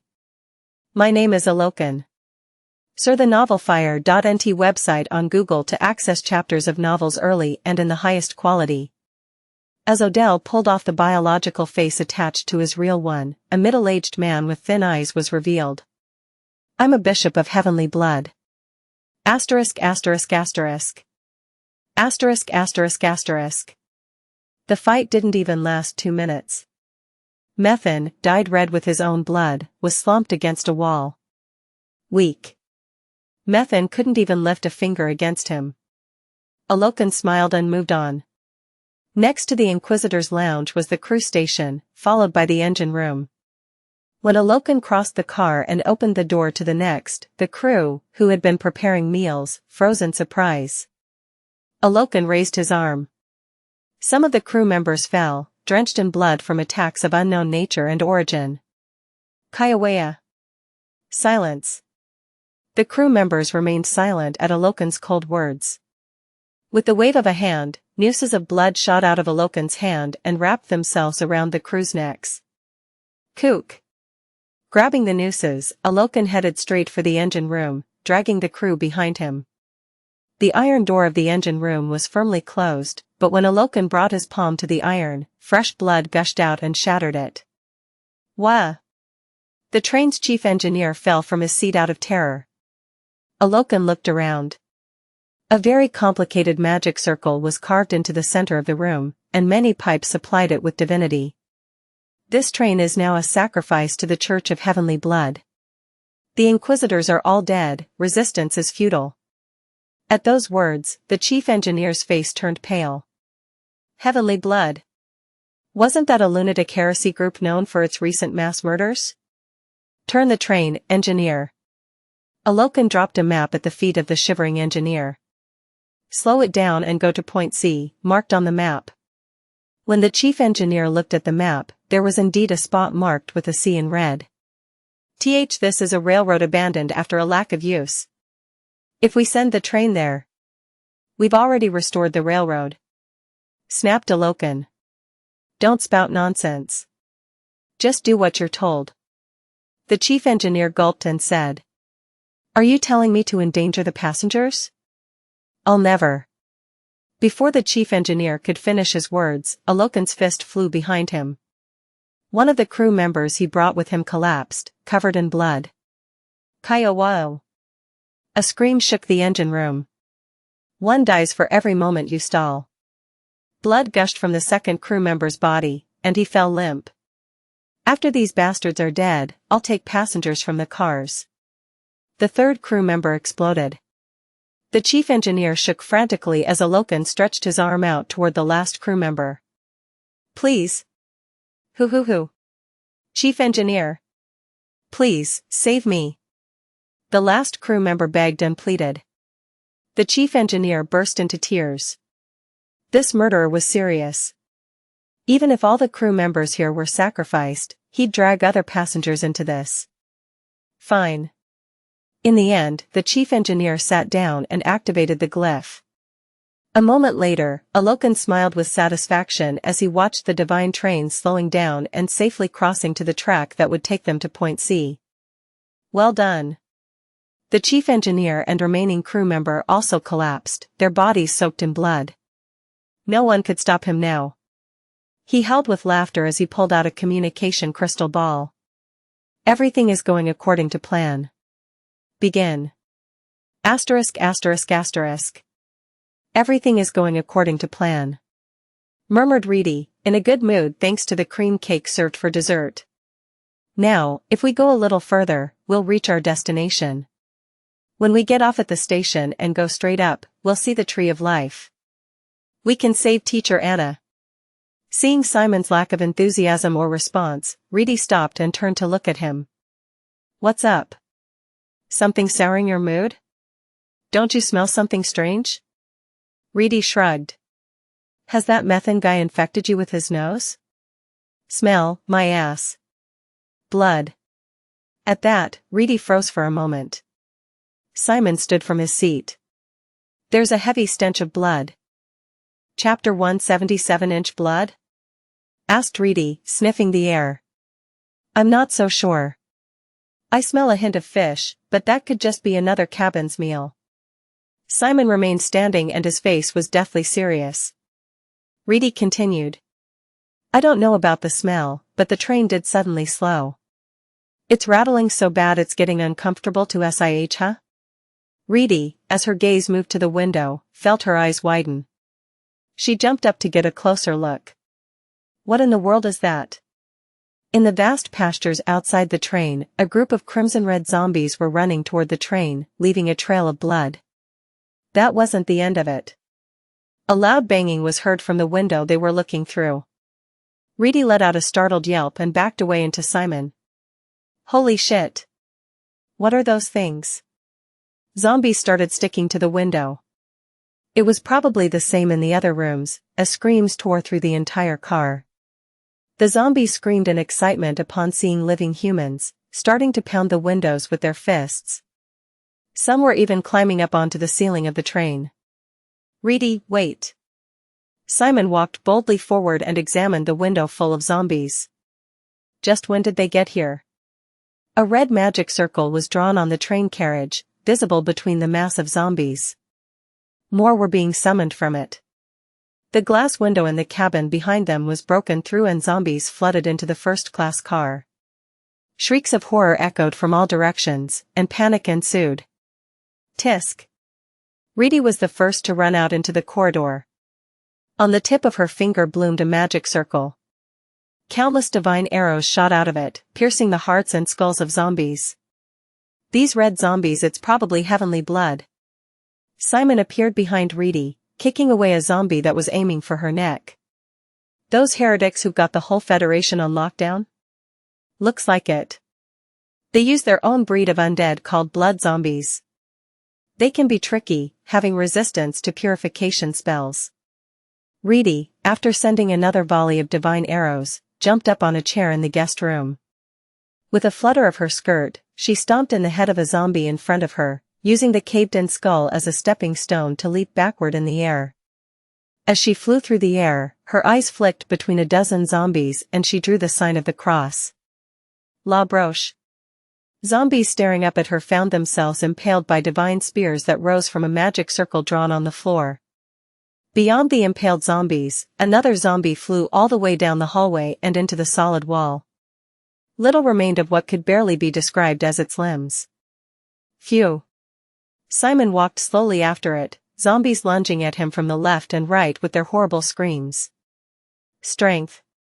Haste, search *the novelfire.net website on Google to access chapters of novels early and in the highest quality. Endurance. After casting the 3 blessings on himself, Simon swung his fist. It quickly rearranged the face of any zombie unfortunate enough to be on the business end of it. Enraged, more zombies blindly charged in. One zombie was left without a lower jaw, another lost its legs, and the one that got close enough to bite Simon's thigh from behind found its teeth unable to puncture the skin blessed with endurance. Simon smashed its skull with his elbow. There's no need to get hasty. Just keep breathing and take them out one by one. No matter how many of them came at him, Simon's movements were crisp and clean. Reedy had to do a double take as she watched Simon fight. Did I ever teach you combat light magic? This is combat dark magic. Fighting with fists is more or less the same, you know? A zombie was knocked into the air with a lightning-fast jab before being blasted back into a horde of other zombies with a deep punch in the gut. The efforts of the two quickly stabilized the situation. Other priests, who had been running about in confusion using only their shields, regained their composures and aided the counterattack. There was also Ellen, spamming her area of effect spells among them. "Senior Ellen!" shouted Reedy. "Soon, everyone will be flocking to the first-class car where the priests are. Please take responsibility and protect the people, Senior." "Gee, got it. But what about you two?" Simon's and Reedy's eyes met and they nodded. Simon said, "We have to check the engine room." "That's too reckless. How many enemies do you think you'll have to go through to get the—" A zombie coming in from behind fell to the floor, its brains scattered across the ground with a fist Simon swung without even turning around. "We'll be back, Ellen. Defend this place well." The two strode to the next passenger car. Of course, there was an uproar in the second-class car. Terrified civilians were screaming and crossing over to the first-class car, where Simon and Reedy came from. Hugging the walls to squeeze past the stream of passengers, they moved through the second- and third-class passenger cars and entered the day-trip car. This car, packed with only seats and no beds, held the most passengers. UAF. St stop. Kook. With so many people, it was so much more chaotic. Zombies and people alike were one tangled knot. People were being bitten, collapsing to the ground in pools of their own blood. Meanwhile, others were sitting safe with something strapped to their necks. Then there were the men and women in red beside them all. Who are they? Simon's gaze turned cold. They weren't being attacked by the zombies, and they wore long, flowing red robes. "Stop resisting and wear the necklace. If you wear this, you too shall become members of heavenly blood." They were throwing things that looked like red dog collars at people. When people donned them, they stopped being attacked by zombies like the people in red. "Why don't you stop resisting and just wear the necklace already?" A middle-aged man who had been bitten on the leg by a zombie was barely fighting to stay alive. "Don't be ridiculous. I'm a faithful believer in the God." "Bullshit." The man from heavenly blood sent his foot directly into the guy's chin. "Then go pray to that dear goddess of yours. To save you, to unleash her divine wrath." "You can't, right? It doesn't work. I mean, if you have a working brain, think about it. If there's such a great and all-powerful goddess, then why won't she save you pop?" The man's face was crushed, and the surrounding heavenly blood cultists were stunned. Reedy, having just knocked out a cultist with a flying kick, spat. "Alright, here's that divine wrath you asked for, good sir. Asterisk asterisk asterisk. Asterisk asterisk asterisk. You little." A heavenly blood cultist swung a club at the back of her head as she landed. Simon, who jumped in to guard Reedy's six, raised his arm to block it. So fast. Simon snatched the opponent's wrist and pulled him forward so his chin would be perfectly lined up with Simon's fist. The moment the cultist reached the roof, as if using it as a signal, Reedy and Simon jumped into action simultaneously. Blood splattered, bones broke, and skulls were crushed. The two of them ran all over the car. They each wielded their own schools of combat magic and began to beat the cultists and zombies bloody. "Ugh, stop coming this way. You keep getting in my way," complained Reedy while kicking a cultist in the stomach. "This is already the third time you nearly kicked me," spat back Simon as he dislocated a cultist's arm. The people in the car watched the two battle in awe. Little did they know that the two were actually Kizen's Special Admission No. 1 and Efnel's first chosen, the best of both their respective factions. Help! There are undead at the back, too. The problem was people running away from other cars. Human and zombie became one in the blur of the battlefield, so properly identifying enemies and fighting them was difficult. It wasn't just once or twice that Reedy had to cancel her divine spear spell because of the people screaming and fleeing. "This won't do," said Reedy. "I'll play backup, so you fight alone. You can handle it, right?" It sounded reckless, but Simon laughed as if he'd been waiting for it. "Great. I was about to suggest that, too. This hurts my pride," she muttered before kneeling down in place. She spread a barrier around her with the sign of the cross before clasping her hands together and beginning to pray. Divinity began swirling around her like a hurricane. Having Reedy in support is really reassuring. As he studied light magic, it wasn't just once or twice that Simon got surprised by Reedy's skill. Soon, a dazzling light flashed, and a myriad of blessings filled the carriage. Mass haste. Mass endurance. Mass downer. It was more than he expected. Countless light magic circles were drawn on the ceiling of the train, scattering light on passengers to grant them high-quality buffs. The speed of the fleeing people suddenly increased dramatically.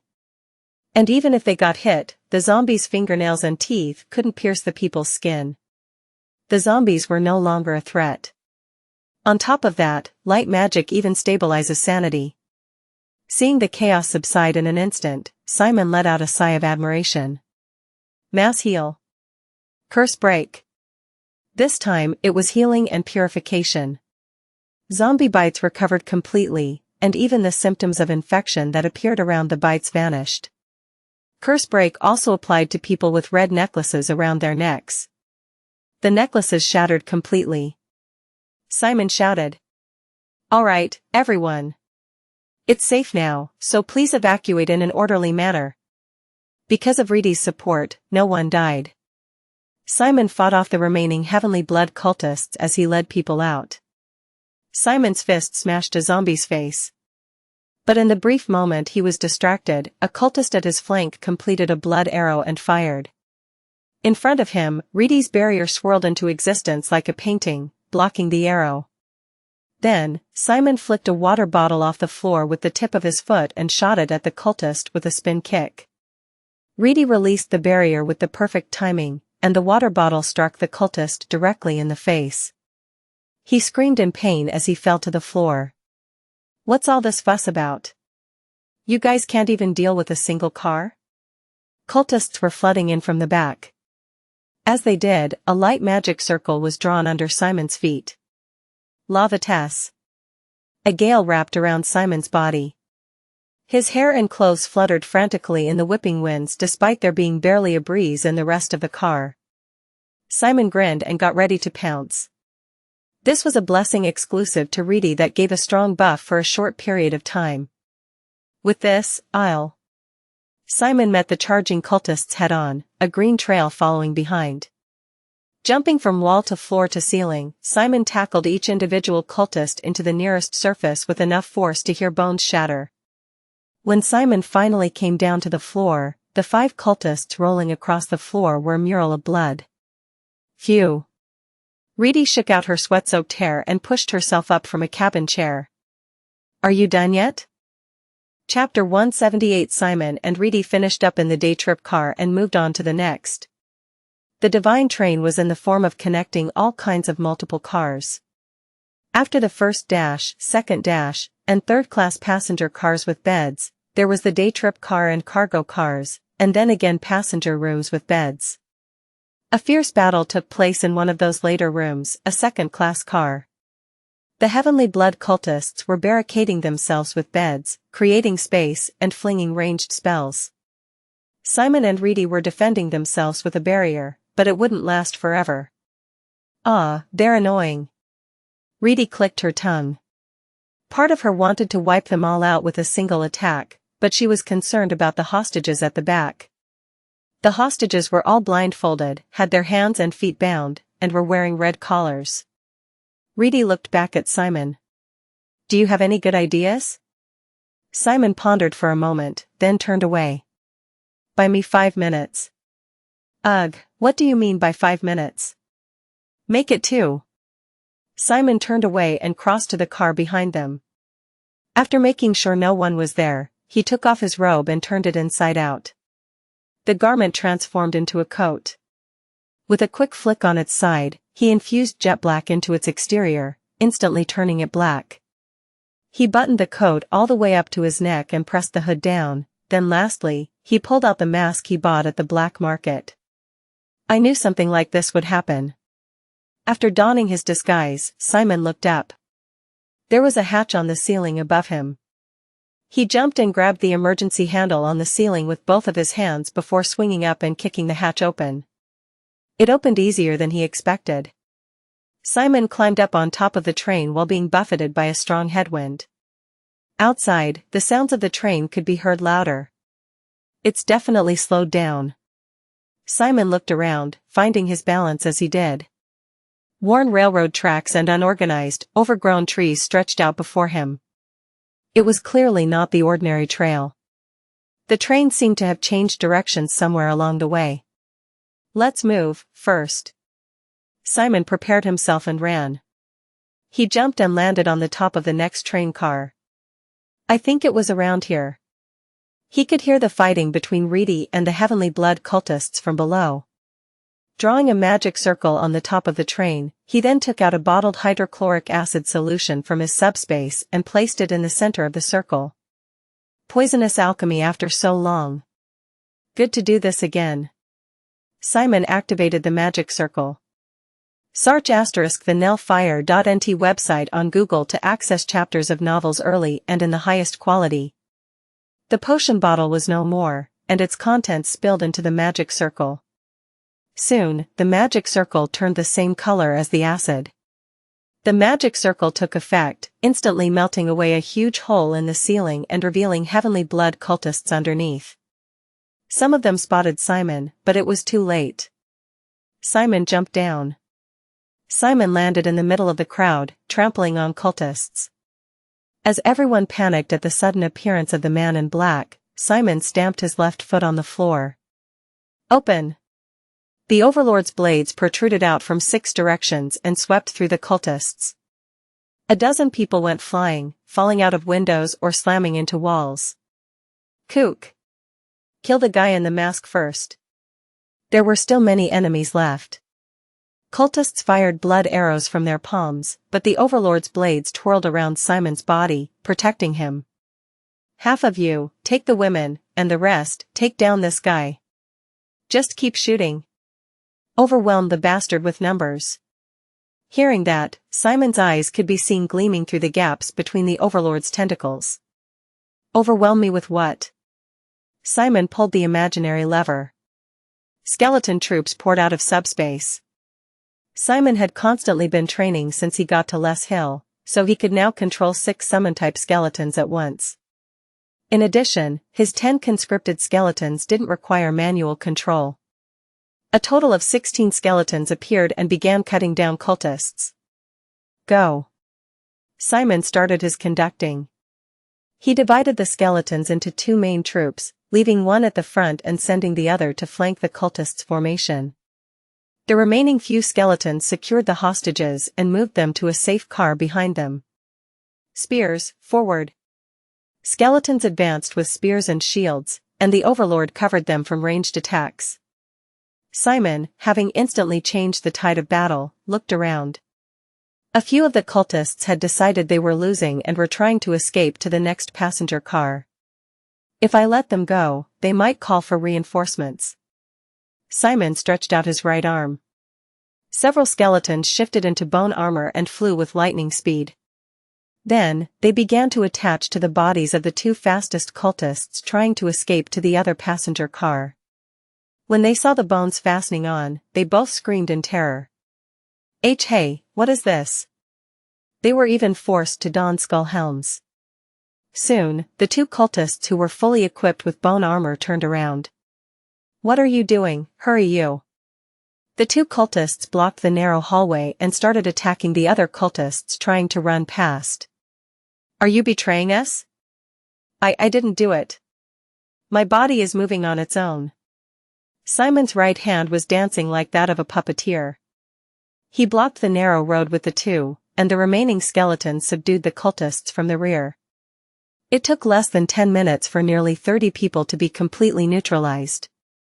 An unquestionable victory. Simon, clad in a black coat, raised his clenched fist in the air. The undead cheered with the roar of the dead. Alright, let's move on to the next passing Reedy. In an instant Simon had realized that something went wrong. Reedy, paler than ever, was shivering and hugging herself tight. Simon quickly took off the mask. Why, you alright? Did I freak you out too much? The scars of trauma from seeing necromancers turn her own parents into skeletons were still far from healed. My bad. I'll retrieve the... She strode over with a stiff face. Then, she walked past the skeletons around her and stood beside Simon. Don't underestimate me. Reedy. You told me back then. She then walked past Simon as she continued. That you'd try your best to change my perception. Huh? Yeah. Let's go. Simon let out a sigh of relief and put his mask back on. Asterisk asterisk asterisk. Asterisk asterisk asterisk. They moved to the next passenger car. Most of the cultists were concentrated in the second-class car they had just cleared, so the third-class one was empty. As such, they moved on to the next. Crap. This time, the room was covered in blood. Some passengers and priests had been sacrificed, as well as cultists of heavenly blood who had fallen. Large bite marks could be seen on many corpses. A third party? If not, they must have killed indiscriminately, regardless of friend or foe. The bloodstains lead to the next car, said Simon, pointing to the trail. Let's go. Yeah. The two of them moved cautiously. They entered the next train after passing through a narrow aisle connecting the carriages. That was when they saw. A large, skinless, muscular monster stood in the center of the car, its head grazing the ceiling from its hunched, half-standing posture. A broken muzzle hung from its jaw. In its forelegs, it held the fresh corpse of a man dressed as a priest. It threw the priest into the wall and stared at the two with its glistening eyes. A kind of chimera. This won't be easy. Simon made a nervous face. I've heard rumors of them. A secret weapon of heavenly blood, an abomination made from the flesh of men and monsters. We call them hellhounds. The hellhound started to approach. Seeing this, Simon took control of his troops and made them charge in. In response, the hellhound reared its forelegs back. A large, bony axe blade protruded from each of the paws, and it swung them horizontally across the army. With a single attack, 3 skeletons had crumbled and scattered. Simon stretched his right arm wildly, watching the bones scatter through the air. Simon Original, Bone Nail. The bones paused momentarily in midair before quickly gaining momentum and stabbing toward the hellhound's flesh. However, most of the bones couldn't penetrate the muscles and bounced off the skinless monstrosity. The hellhound didn't even seem tickled. It immediately counterattacked with another swing of its paws, and Reedy had to step forward to conjure a divine shield. That sturdy shield of Reedy's was cracking from just a single strike. The two gave up on defense and fell back. Reedy's shield shattered with the second hit. Small attacks won't do anything. We need something we know will kill it dead. Watch and learn, Necromancer. Reedy flamboyantly waved her hand in the air and deployed a new magic circle above her, facing the beast. A silver spear came through, taking the form of a thick drill. La! A scream. The silver spear started to spin. Reedy made the sign of the cross and clenched her fist, and blessings were applied directly to the divine spear. Various bands serving as materializations of the blessings fluttered around the body of the drill. Die. The divine spear shot out with tremendous speed and pierced the hellhound's chest, having so much force the beast was knocked back and crashed into a wall. However, despite the spear being lodged in the chest where the heart should be, it was still standing. This was no ordinary creature. I overdid it for nothing. Panted Reedy, struggling for breath. Divinity can quickly create magic circles at the user's demand, but it quickly drains one's mental energy. Step aside, Reedy. I'll take care of it. What are you planning to do? A monster should be subdued with a monster. Simon, who opened his subspace with confidence, took out an ordinary zombie and set it down on the floor. Then, he brought the gray ring on his left hand close to his mouth and said, "Prince, get ready." ? Reedy was puzzled by Simon suddenly speaking to the ring. "Please come over here, with the crown." After the conversation, Simon put the ring to the zombie's body. Obviously, nothing happened. Ugh, what are you doing? Do you think this is the right time to be playing around? I'm not playing around. This is just how his summoning process is. Don't lie, you bastard. Are you looking down on me because I don't know dark magic? The hellhound pounced wildly and swung with prejudice. Kook. Reedy jumped in front of Simon again and opened her palms. Several barriers filled the air, but as the hellhound swung and swung, barrier after barrier shattered. It was stupid of me to trust you. Get out of there, quickly. Despite Reedy's shout, Simon remained motionless as he placed the ring on the zombie's body. The hellhound alone was already tough enough, yet blood zombies now rushed in from the upcoming passenger car upon hearing the ruckus. Reedy. What? It's fine now. Step back. Even if Simon didn't say that, she was out of barriers. Reedy dodged to the side as the hellhound's paw came down towards Simon. Black lightning fell from the ceiling onto the zombie's body. The axe blade that rushed in with the intent to kill was blocked by a hand wrapped in that black lightning. MMMGH, you're always calling on me when I'm having a good rest. Reedy's eyes widened. The zombie struck by lightning had shrunk in size. Within moments, it was replaced by a tired boy wearing a golden crown and the clothes of a nobleman. But the change in appearance wasn't why Reedy was surprised. I can't breathe. I've never seen an undead like this. Prince yawned and turned to Simon. So, do I beat that dog up first? Chapter 179. Prince grabbed the hellhound's paws in one hand and pinned them to the floor. Although he bore the appearance of a small boy, he didn't lack in strength against the gigantic chimera. Oh, and because you asked me, I brought this. Prince removed the crown from his head, spinning it around his finger. It wasn't the usual imitation. It was the real crown worn by the main body. Are you really going to use this? Exclamation point. The moment Simon saw the crown, he felt his eyes strain and his hands shake. He thought the addiction would have lessened with time, but it was still the same. Simon replied with a bitter smile. I don't want to use it if possible, but just in case. While Prince and the hellhound were having a contest of strength, blood zombies rushed into the car.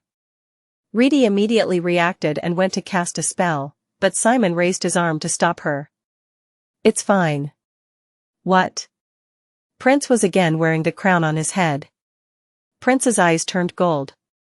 The dozens of zombies rushing in paused momentarily, and their eyes now equally golden.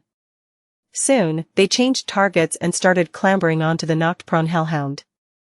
What? What's wrong with them? Reedy lowered her arms, dumbfounded. Prince is controlling them. The hellhound shook its body and kicked at them, but the zombies relentlessly attacked, clinging all over its body. Then, Simon spread his right hand. Zombies conscripted by Prince could be detonated by the commander with corpse explosion. The zombies imploded in succession, leaving the hellhound whimpering in pain. Taking the opportunity, Prince jumped up from his knees and punched the hellhound right in the face. CTHNovelFire.nt website on Google to access chapters of novels early and in the highest quality. The huge hellhound flew to the side and crashed into a battered train wall, punching a hole in it and being sent tumbling outside.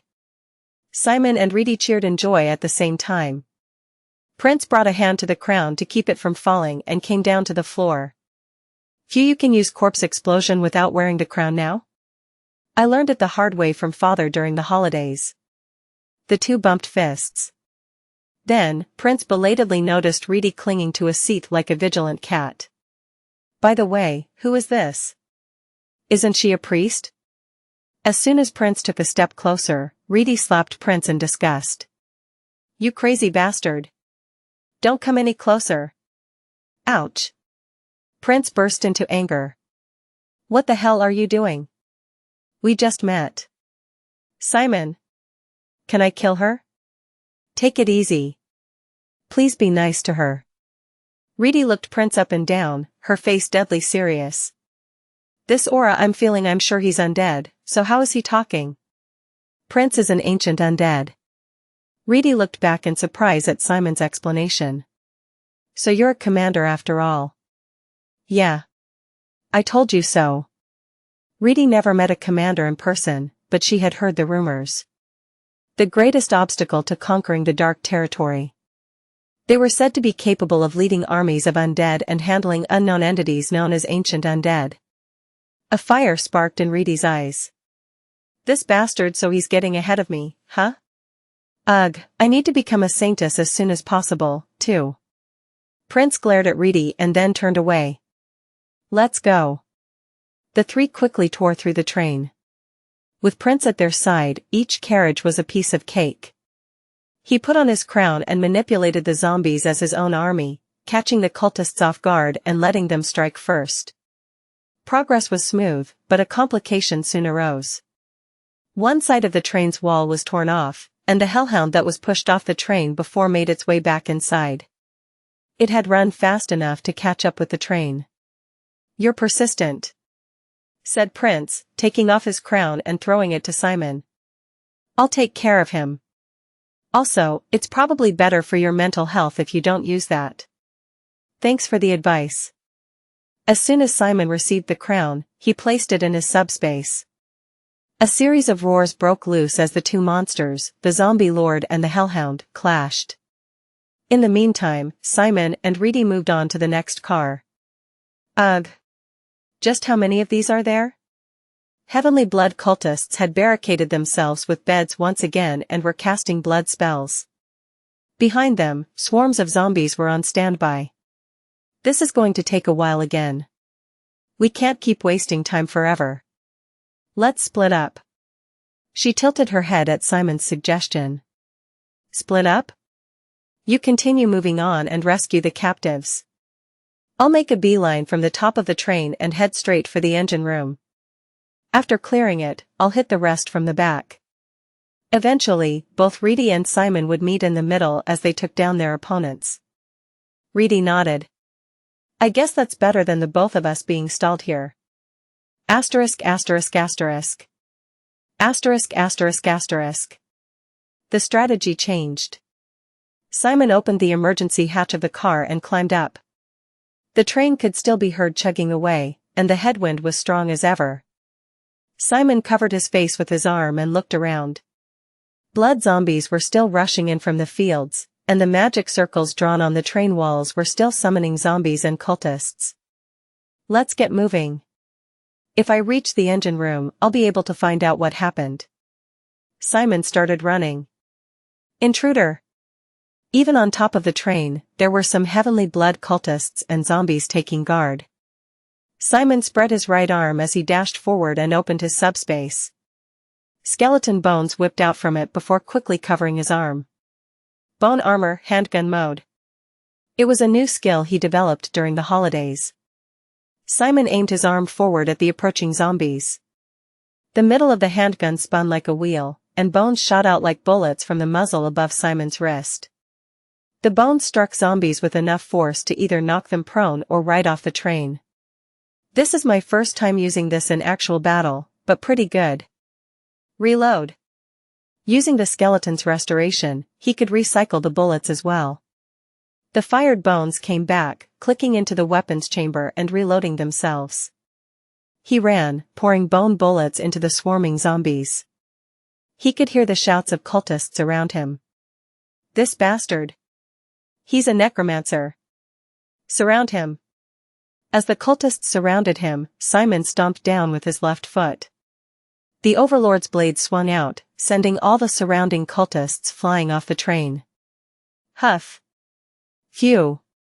After his frantic struggle, he eventually reached the head of the divine train, near the engine room.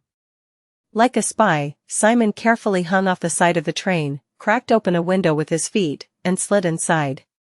Landing with a roll, he scrambled to his feet and looked around. Ah. It was the crew's lounge. There he saw the crew's corpses, soaked in blood. Simon hurried to the engine room. I was a step behind. The chief engineer, the only person who could control the train, was now also a cold corpse. There was no way to stop the train now.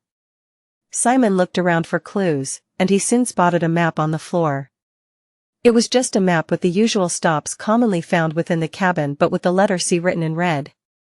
The map just showed a forest, but someone had marked a straight path with a red pen. We've entered this C route. Simon's gaze followed the red line. The last X mark at the end. He didn't know where that place was, but he was certain whoever caused this was trying to get the divine train and its passengers to it. It appeared that, before the train arrived at its destination, they had sent followers and zombies to nip any remaining resistance in the bud before slaughtering the passengers who were now trapped on the train. But Simon frowned as he tucked the map into his pocket. What were the Inquisitors doing when this happened? It was hard to think that such powerful priests could have already been defeated, but given that he hadn't encountered any so far, he might have to assume the worst. Simon left the engine room, walked through the crew's lounge, and entered the Inquisitor's lounge. Oh.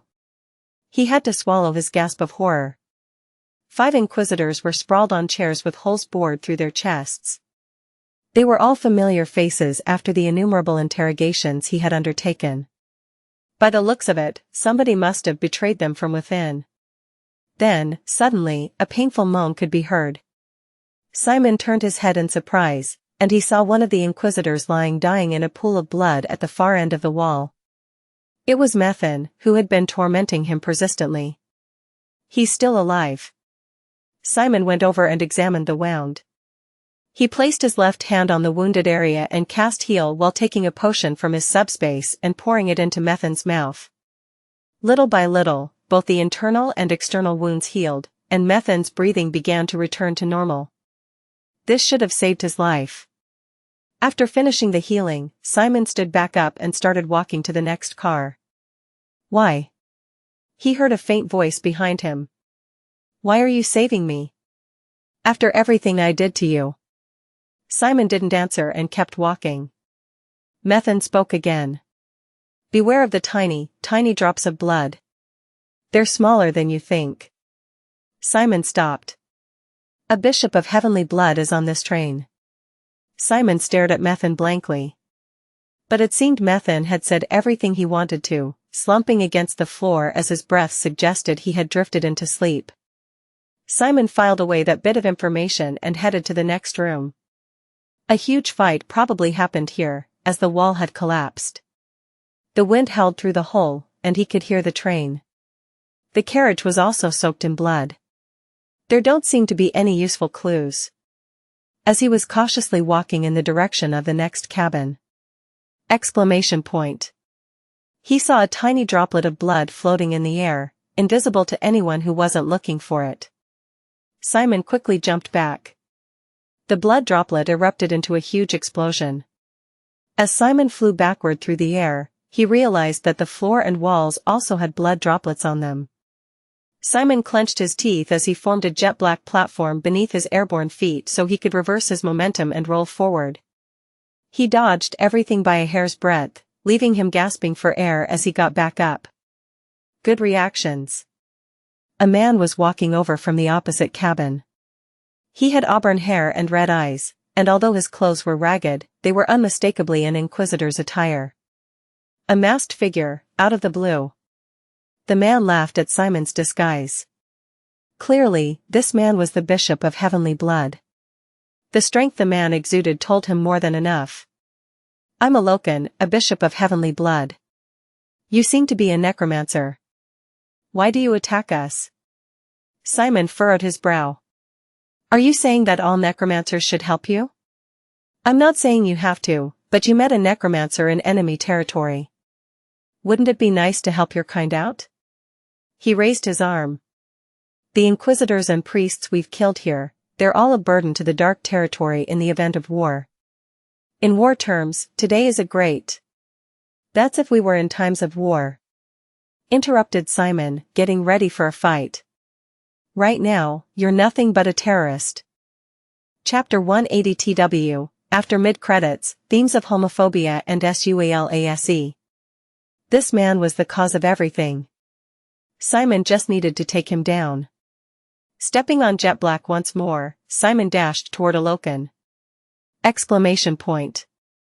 As Simon was about to swing his fist, he saw red droplets of blood flying toward him. Kook. He had to throw himself to the side, putting great strain on his legs and feet in the process. Simon felt a cold sweat on his forehead as he watched specks of blood turn into great explosions.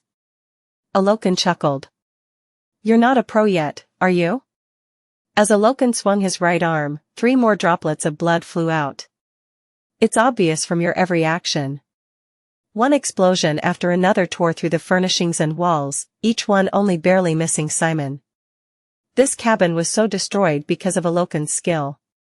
I'd be dead 3 times over without Methan's warning. Simon operated the bone armor handgun mounted on his right arm and aimed it at a Loken's head as he dodged the scattering drops of blood in the confined room. Then, he fired. But all a Loken had to do was send a single drop in front of him and make it explode. Exclamation point. Blood explosions weren't one-and-done affairs. The condensed blood would explode, but its mass would linger in the air for some time. A wall of sorts would form. Hence, the bullets were blocked by the explosion and either ricocheted off or clattered to the ground. TSK, that's pretty tricky. Did he hyper-specialize in hemomancy? In Kizan, which nurtures elite necromancers, various studies were taught. However, necromancers in the field would often study only in a single field like this. Simon dodged another sequence of explosions, but while his vision was obscured by the lingering mist, a red whip struck his shoulder from behind. Kook. The wound went moderately deep, drawing blood. As your senior in the industry, let me teach you one thing. A Loken muttered a small incantation, and a magic circle was drawn on Simon's shoulder in the blink of an eye. Showing even a tiny wound to a hemomancer means defeat. As he clicked his fingers, a fountain of blood gushed from Simon's shoulder. A hemorrhage spell. Simon hurriedly pressed his left hand to his wounded shoulder, but the blood continued to flow. It's no use. Wither up and die. Heal. What? Divine power flooded from Simon's left hand, quickly healing the wound. Alokan's face was a strange mixture of anger, confusion, and shock. You bastard. I was sure you're a necromancer. Simon pointed directly up, not giving the bishop time to finish. As Alokan panicked, 4 blades protruded from the floor and smashed him through the roof of the train. Kook. Simon also stood on one of the overlord's blades protruding from the floor and went up. Outside the train, the wind whipped at their hair and clothes. The 2 men now faced each other, standing on the train's roof. Alokan looked around. Interesting. Did you think you could dodge me if it's not a cramped cabin? As he spread his palms, 4 droplets formed between his fingers. Experience for yourself if you're correct. Simon assessed the situation calmly. Combat dark magic was a no-go. He couldn't get close enough without being blasted away. What about the Overlord? The blow before was clean, but it didn't seem to do any damage. Skeletons and zombies summons are vulnerable to area of effect attacks. Simon had to admit it. Alokan was a much stronger opponent than him. He couldn't win as he was. He didn't have much time either. Even as he considered his options, passengers were being maimed and murdered. There would also be whatever happened when the train reached its destination. I made up my mind. Simon took out the golden crown from his subspace. He took it with both hands and raised it over his head. I'll use it now. Simon crouched down, stabilizing himself as he slowly placed the crown on top of his head. Sensing a strange aura coming from the crown, Alokan took an extremely defensive stance, even discarding the droplets he had just prepared. But nothing happened to Simon after the crown was put on. What? Was it just a bluff? Thinking he'd tensed up unnecessarily, Alokan went back on the offensive, bringing new blood droplets to his fingers. Suddenly, from Simon's throat came a great, inhuman roar. It reached all the passengers on the train, the members of Heavenly Blood, and the zombies running toward the train. Alokan felt a shiver go down his spine as his hairs all stood on end. What the hell is about to happen? That's when the blood zombies began to climb up the train around Simon. Alokan thought they were swarming Simon, but they were doing anything but. The zombies began to change. Their eyes turned golden, and dark blue jet black seeped off their bodies like smoke. The darkened zombies rushed at Alokan out of nowhere. Exclamation point. Alokan hurriedly swung his arm, flinging drops of blood. Explosions erupted in all directions, killing waves of zombies, but other zombies immediately took their places. The control over the zombies has been taken away. Alokan looked up from the zombies and at Simon. He saw the same golden eyes on Simon, who was bringing his arm forward to point directly at Alokan. Don't tell me, is it the power of that crown? Simon took a deep breath, holding the crown with his right hand, before saying, "Follow me." Zombies in every cabin of the train responded to Simon's call. They crawled out of windows and up the walls, all staring directly at Alokan once they made their ways onto the roof. The zombies that came behind Simon formed a hill and began to lift the crowned Simon. Damn it! What in the world is going on? Asterisk asterisk asterisk. Asterisk asterisk asterisk. PR/N, last warning, there is a trigger warning from this point on for homophobia and SUALASE. The themes of the triggering scene do not continue in the next chapter when it revisits the scene. Reedy blinked in bewilderment. The zombies who fought alongside the Heavenly Blood cultists just moments before responded to a strange shout, and every single one of them went out windows and onto the roof. It was the same in the rest of the cabins. I mean, it's nice only having to deal with the cultists, but what's going on? Hurried footsteps were coming from the next cabin. Reedy paused and brought her guard up. A moment later, a woman in her 30s appeared. She wore the robes of an inquisitor and was wearing glasses. It was the same inquisitor woman who'd done Reedy's physical inspection. My gosh, that surprised me. Reedy relaxed upon seeing her. The inquisitor also recognized her and shouted, "Dear priest! You were safe." Of course. More than that, what in the world were the inquisitors doing up until now? She bowed her head. I'm sorry, we could not do more. We're putting in our utmost effort into fighting back inside right now. I've cleared everywhere behind me, so let's go to the head of the train. First, we need to find the mastermind and kill them. Yes, this way. Reedy followed her lead and walked briskly. Just then, the subservient eyes of the Inquisitor turned cold. The moment Reedy walked by, she swung a hand sharpened with divinity at the back of Reedy's neck. As though expecting this, Reedy brought her arm back to block, then twisted her waist and kicked. The Inquisitor raised her arms to block as well. Just the kick alone sent a gale blasting through the cabin. The curtains swayed, and cups fell and shattered on the floor. The Inquisitor was pushed back. As expected. Reedy smirked. There's no way that a terrorist attack of this scale could be done with only the bastards from heavenly blood. Are you the insider? Divinity fired out of the Inquisitor's back like a booster, and within moments she had charged directly into Reedy, her palm striking Reedy's stomach. Combat light magic skill, divinity flowing palm. Reedy was sent flying into a wall on the other side of the carriage. Blackness momentarily entered the corners of her vision while she struggled to process what happened. Whoa, shit. This woman is damn strong. A divine magic circle, drawn in advance by the Inquisitor on the wall that Reedy crashed into, activated upon impact. Inquisition Arts, Cross Seal. The wall swayed before turning into shackles and instantly sealing Reedy's arms and legs. What is this? Reedy wiggled about in an attempt to escape, but the locks didn't budge. Ack. What are you doing? Release me. Foo-foo.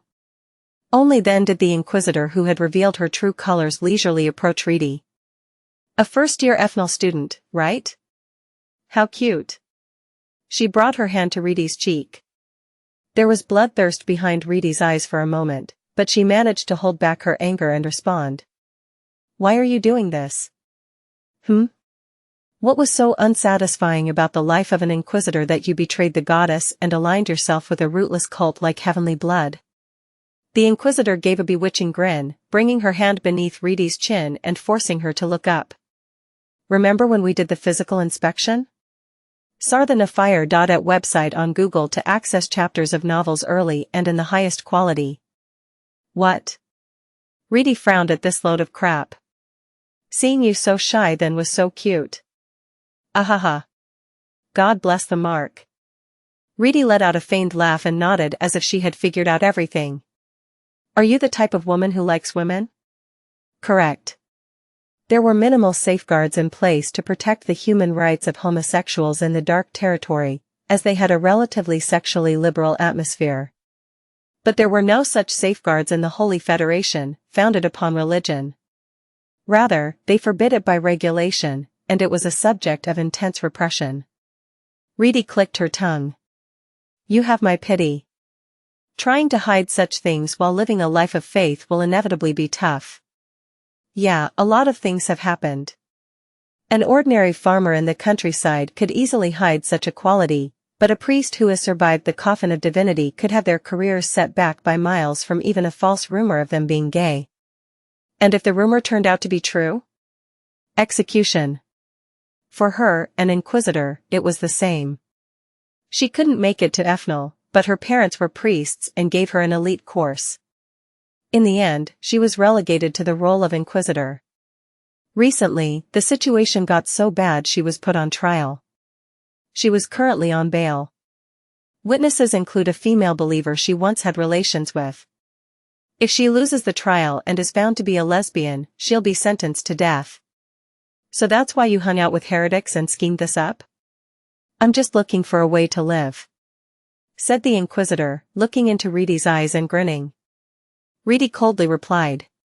Still, you've crossed the line with this. Aren't you afraid of the goddess's wrath?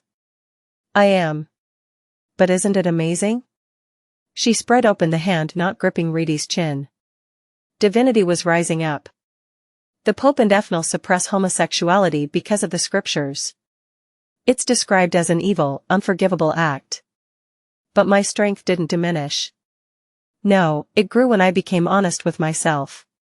What do you think this means? Yes. The goddess didn't abandon me. She's still with me regardless. So. The Inquisitor's face was that of a madman. It's the Pope and Ethnal who are distorting and manipulating the will of the goddess. I intend to destroy Ethnal by any means, be it heretical or what. I'll create my own paradise. Reedy let out a sigh as though finding the woman pathetic. She didn't look surprised at all by what was said. I mean, there's a bastard who uses divinity despite not even believing in the goddess, so. Reedy slowly steeled her gaze. It's garbage self-righteousness to think that everything you say is true just because you haven't lost your divinity. What? You're just using the goddess as self-justification. How can you assume you've received the goddess' permission just because you haven't lost your divinity? By that logic, people who reject homosexuality should have lost their divinity. It's a disgustingly narrow-minded and self-centered way of thinking. Interpreting the goddess will from a human perspective and while forsaking theological logic was an act of extreme sacrilege. By the way, you. The Inquisitor licked the air and winked. You're so calm even after hearing what kind of person I am, The Inquisitor released Reedy's chin, going to unbutton her own shirt. As Reedy stayed expressionless, the Inquisitor giggled. You talk well for someone so utterly in my trap. Aren't you afraid? Why should I be? Sneered Reedy. Thanks for the information! Exclamation point. From outside the window, white flames tore through the air toward the Inquisitor. Kook! She barely managed to conjure a divine barrier in time, but she was still pushed back from the force alone. Then, something poked its head through the window before anyone realized. Reedy's divine beast ran. A divine beast? When did it get here? Reedy Original, La Venue. A blessing washed over Reedy, still bound in chains. She then ripped the restraints off the walls with ease as she moved. Acting up just because I pretend to be cornered a little. Rand flew in and wrapped around Reedy's right arm. Soon, a prismatic divine sword protruded from the young white dragon's mouth. And you keep blurring the point. I don't care if you're gay. The important thing is you're a terrible criminal who killed countless civilians. A cold sweat went over the Inquisitor as she felt divinity with a purity she had never experienced before. Reedy smiled as she lifted her sword. Are you ready to die, heretic?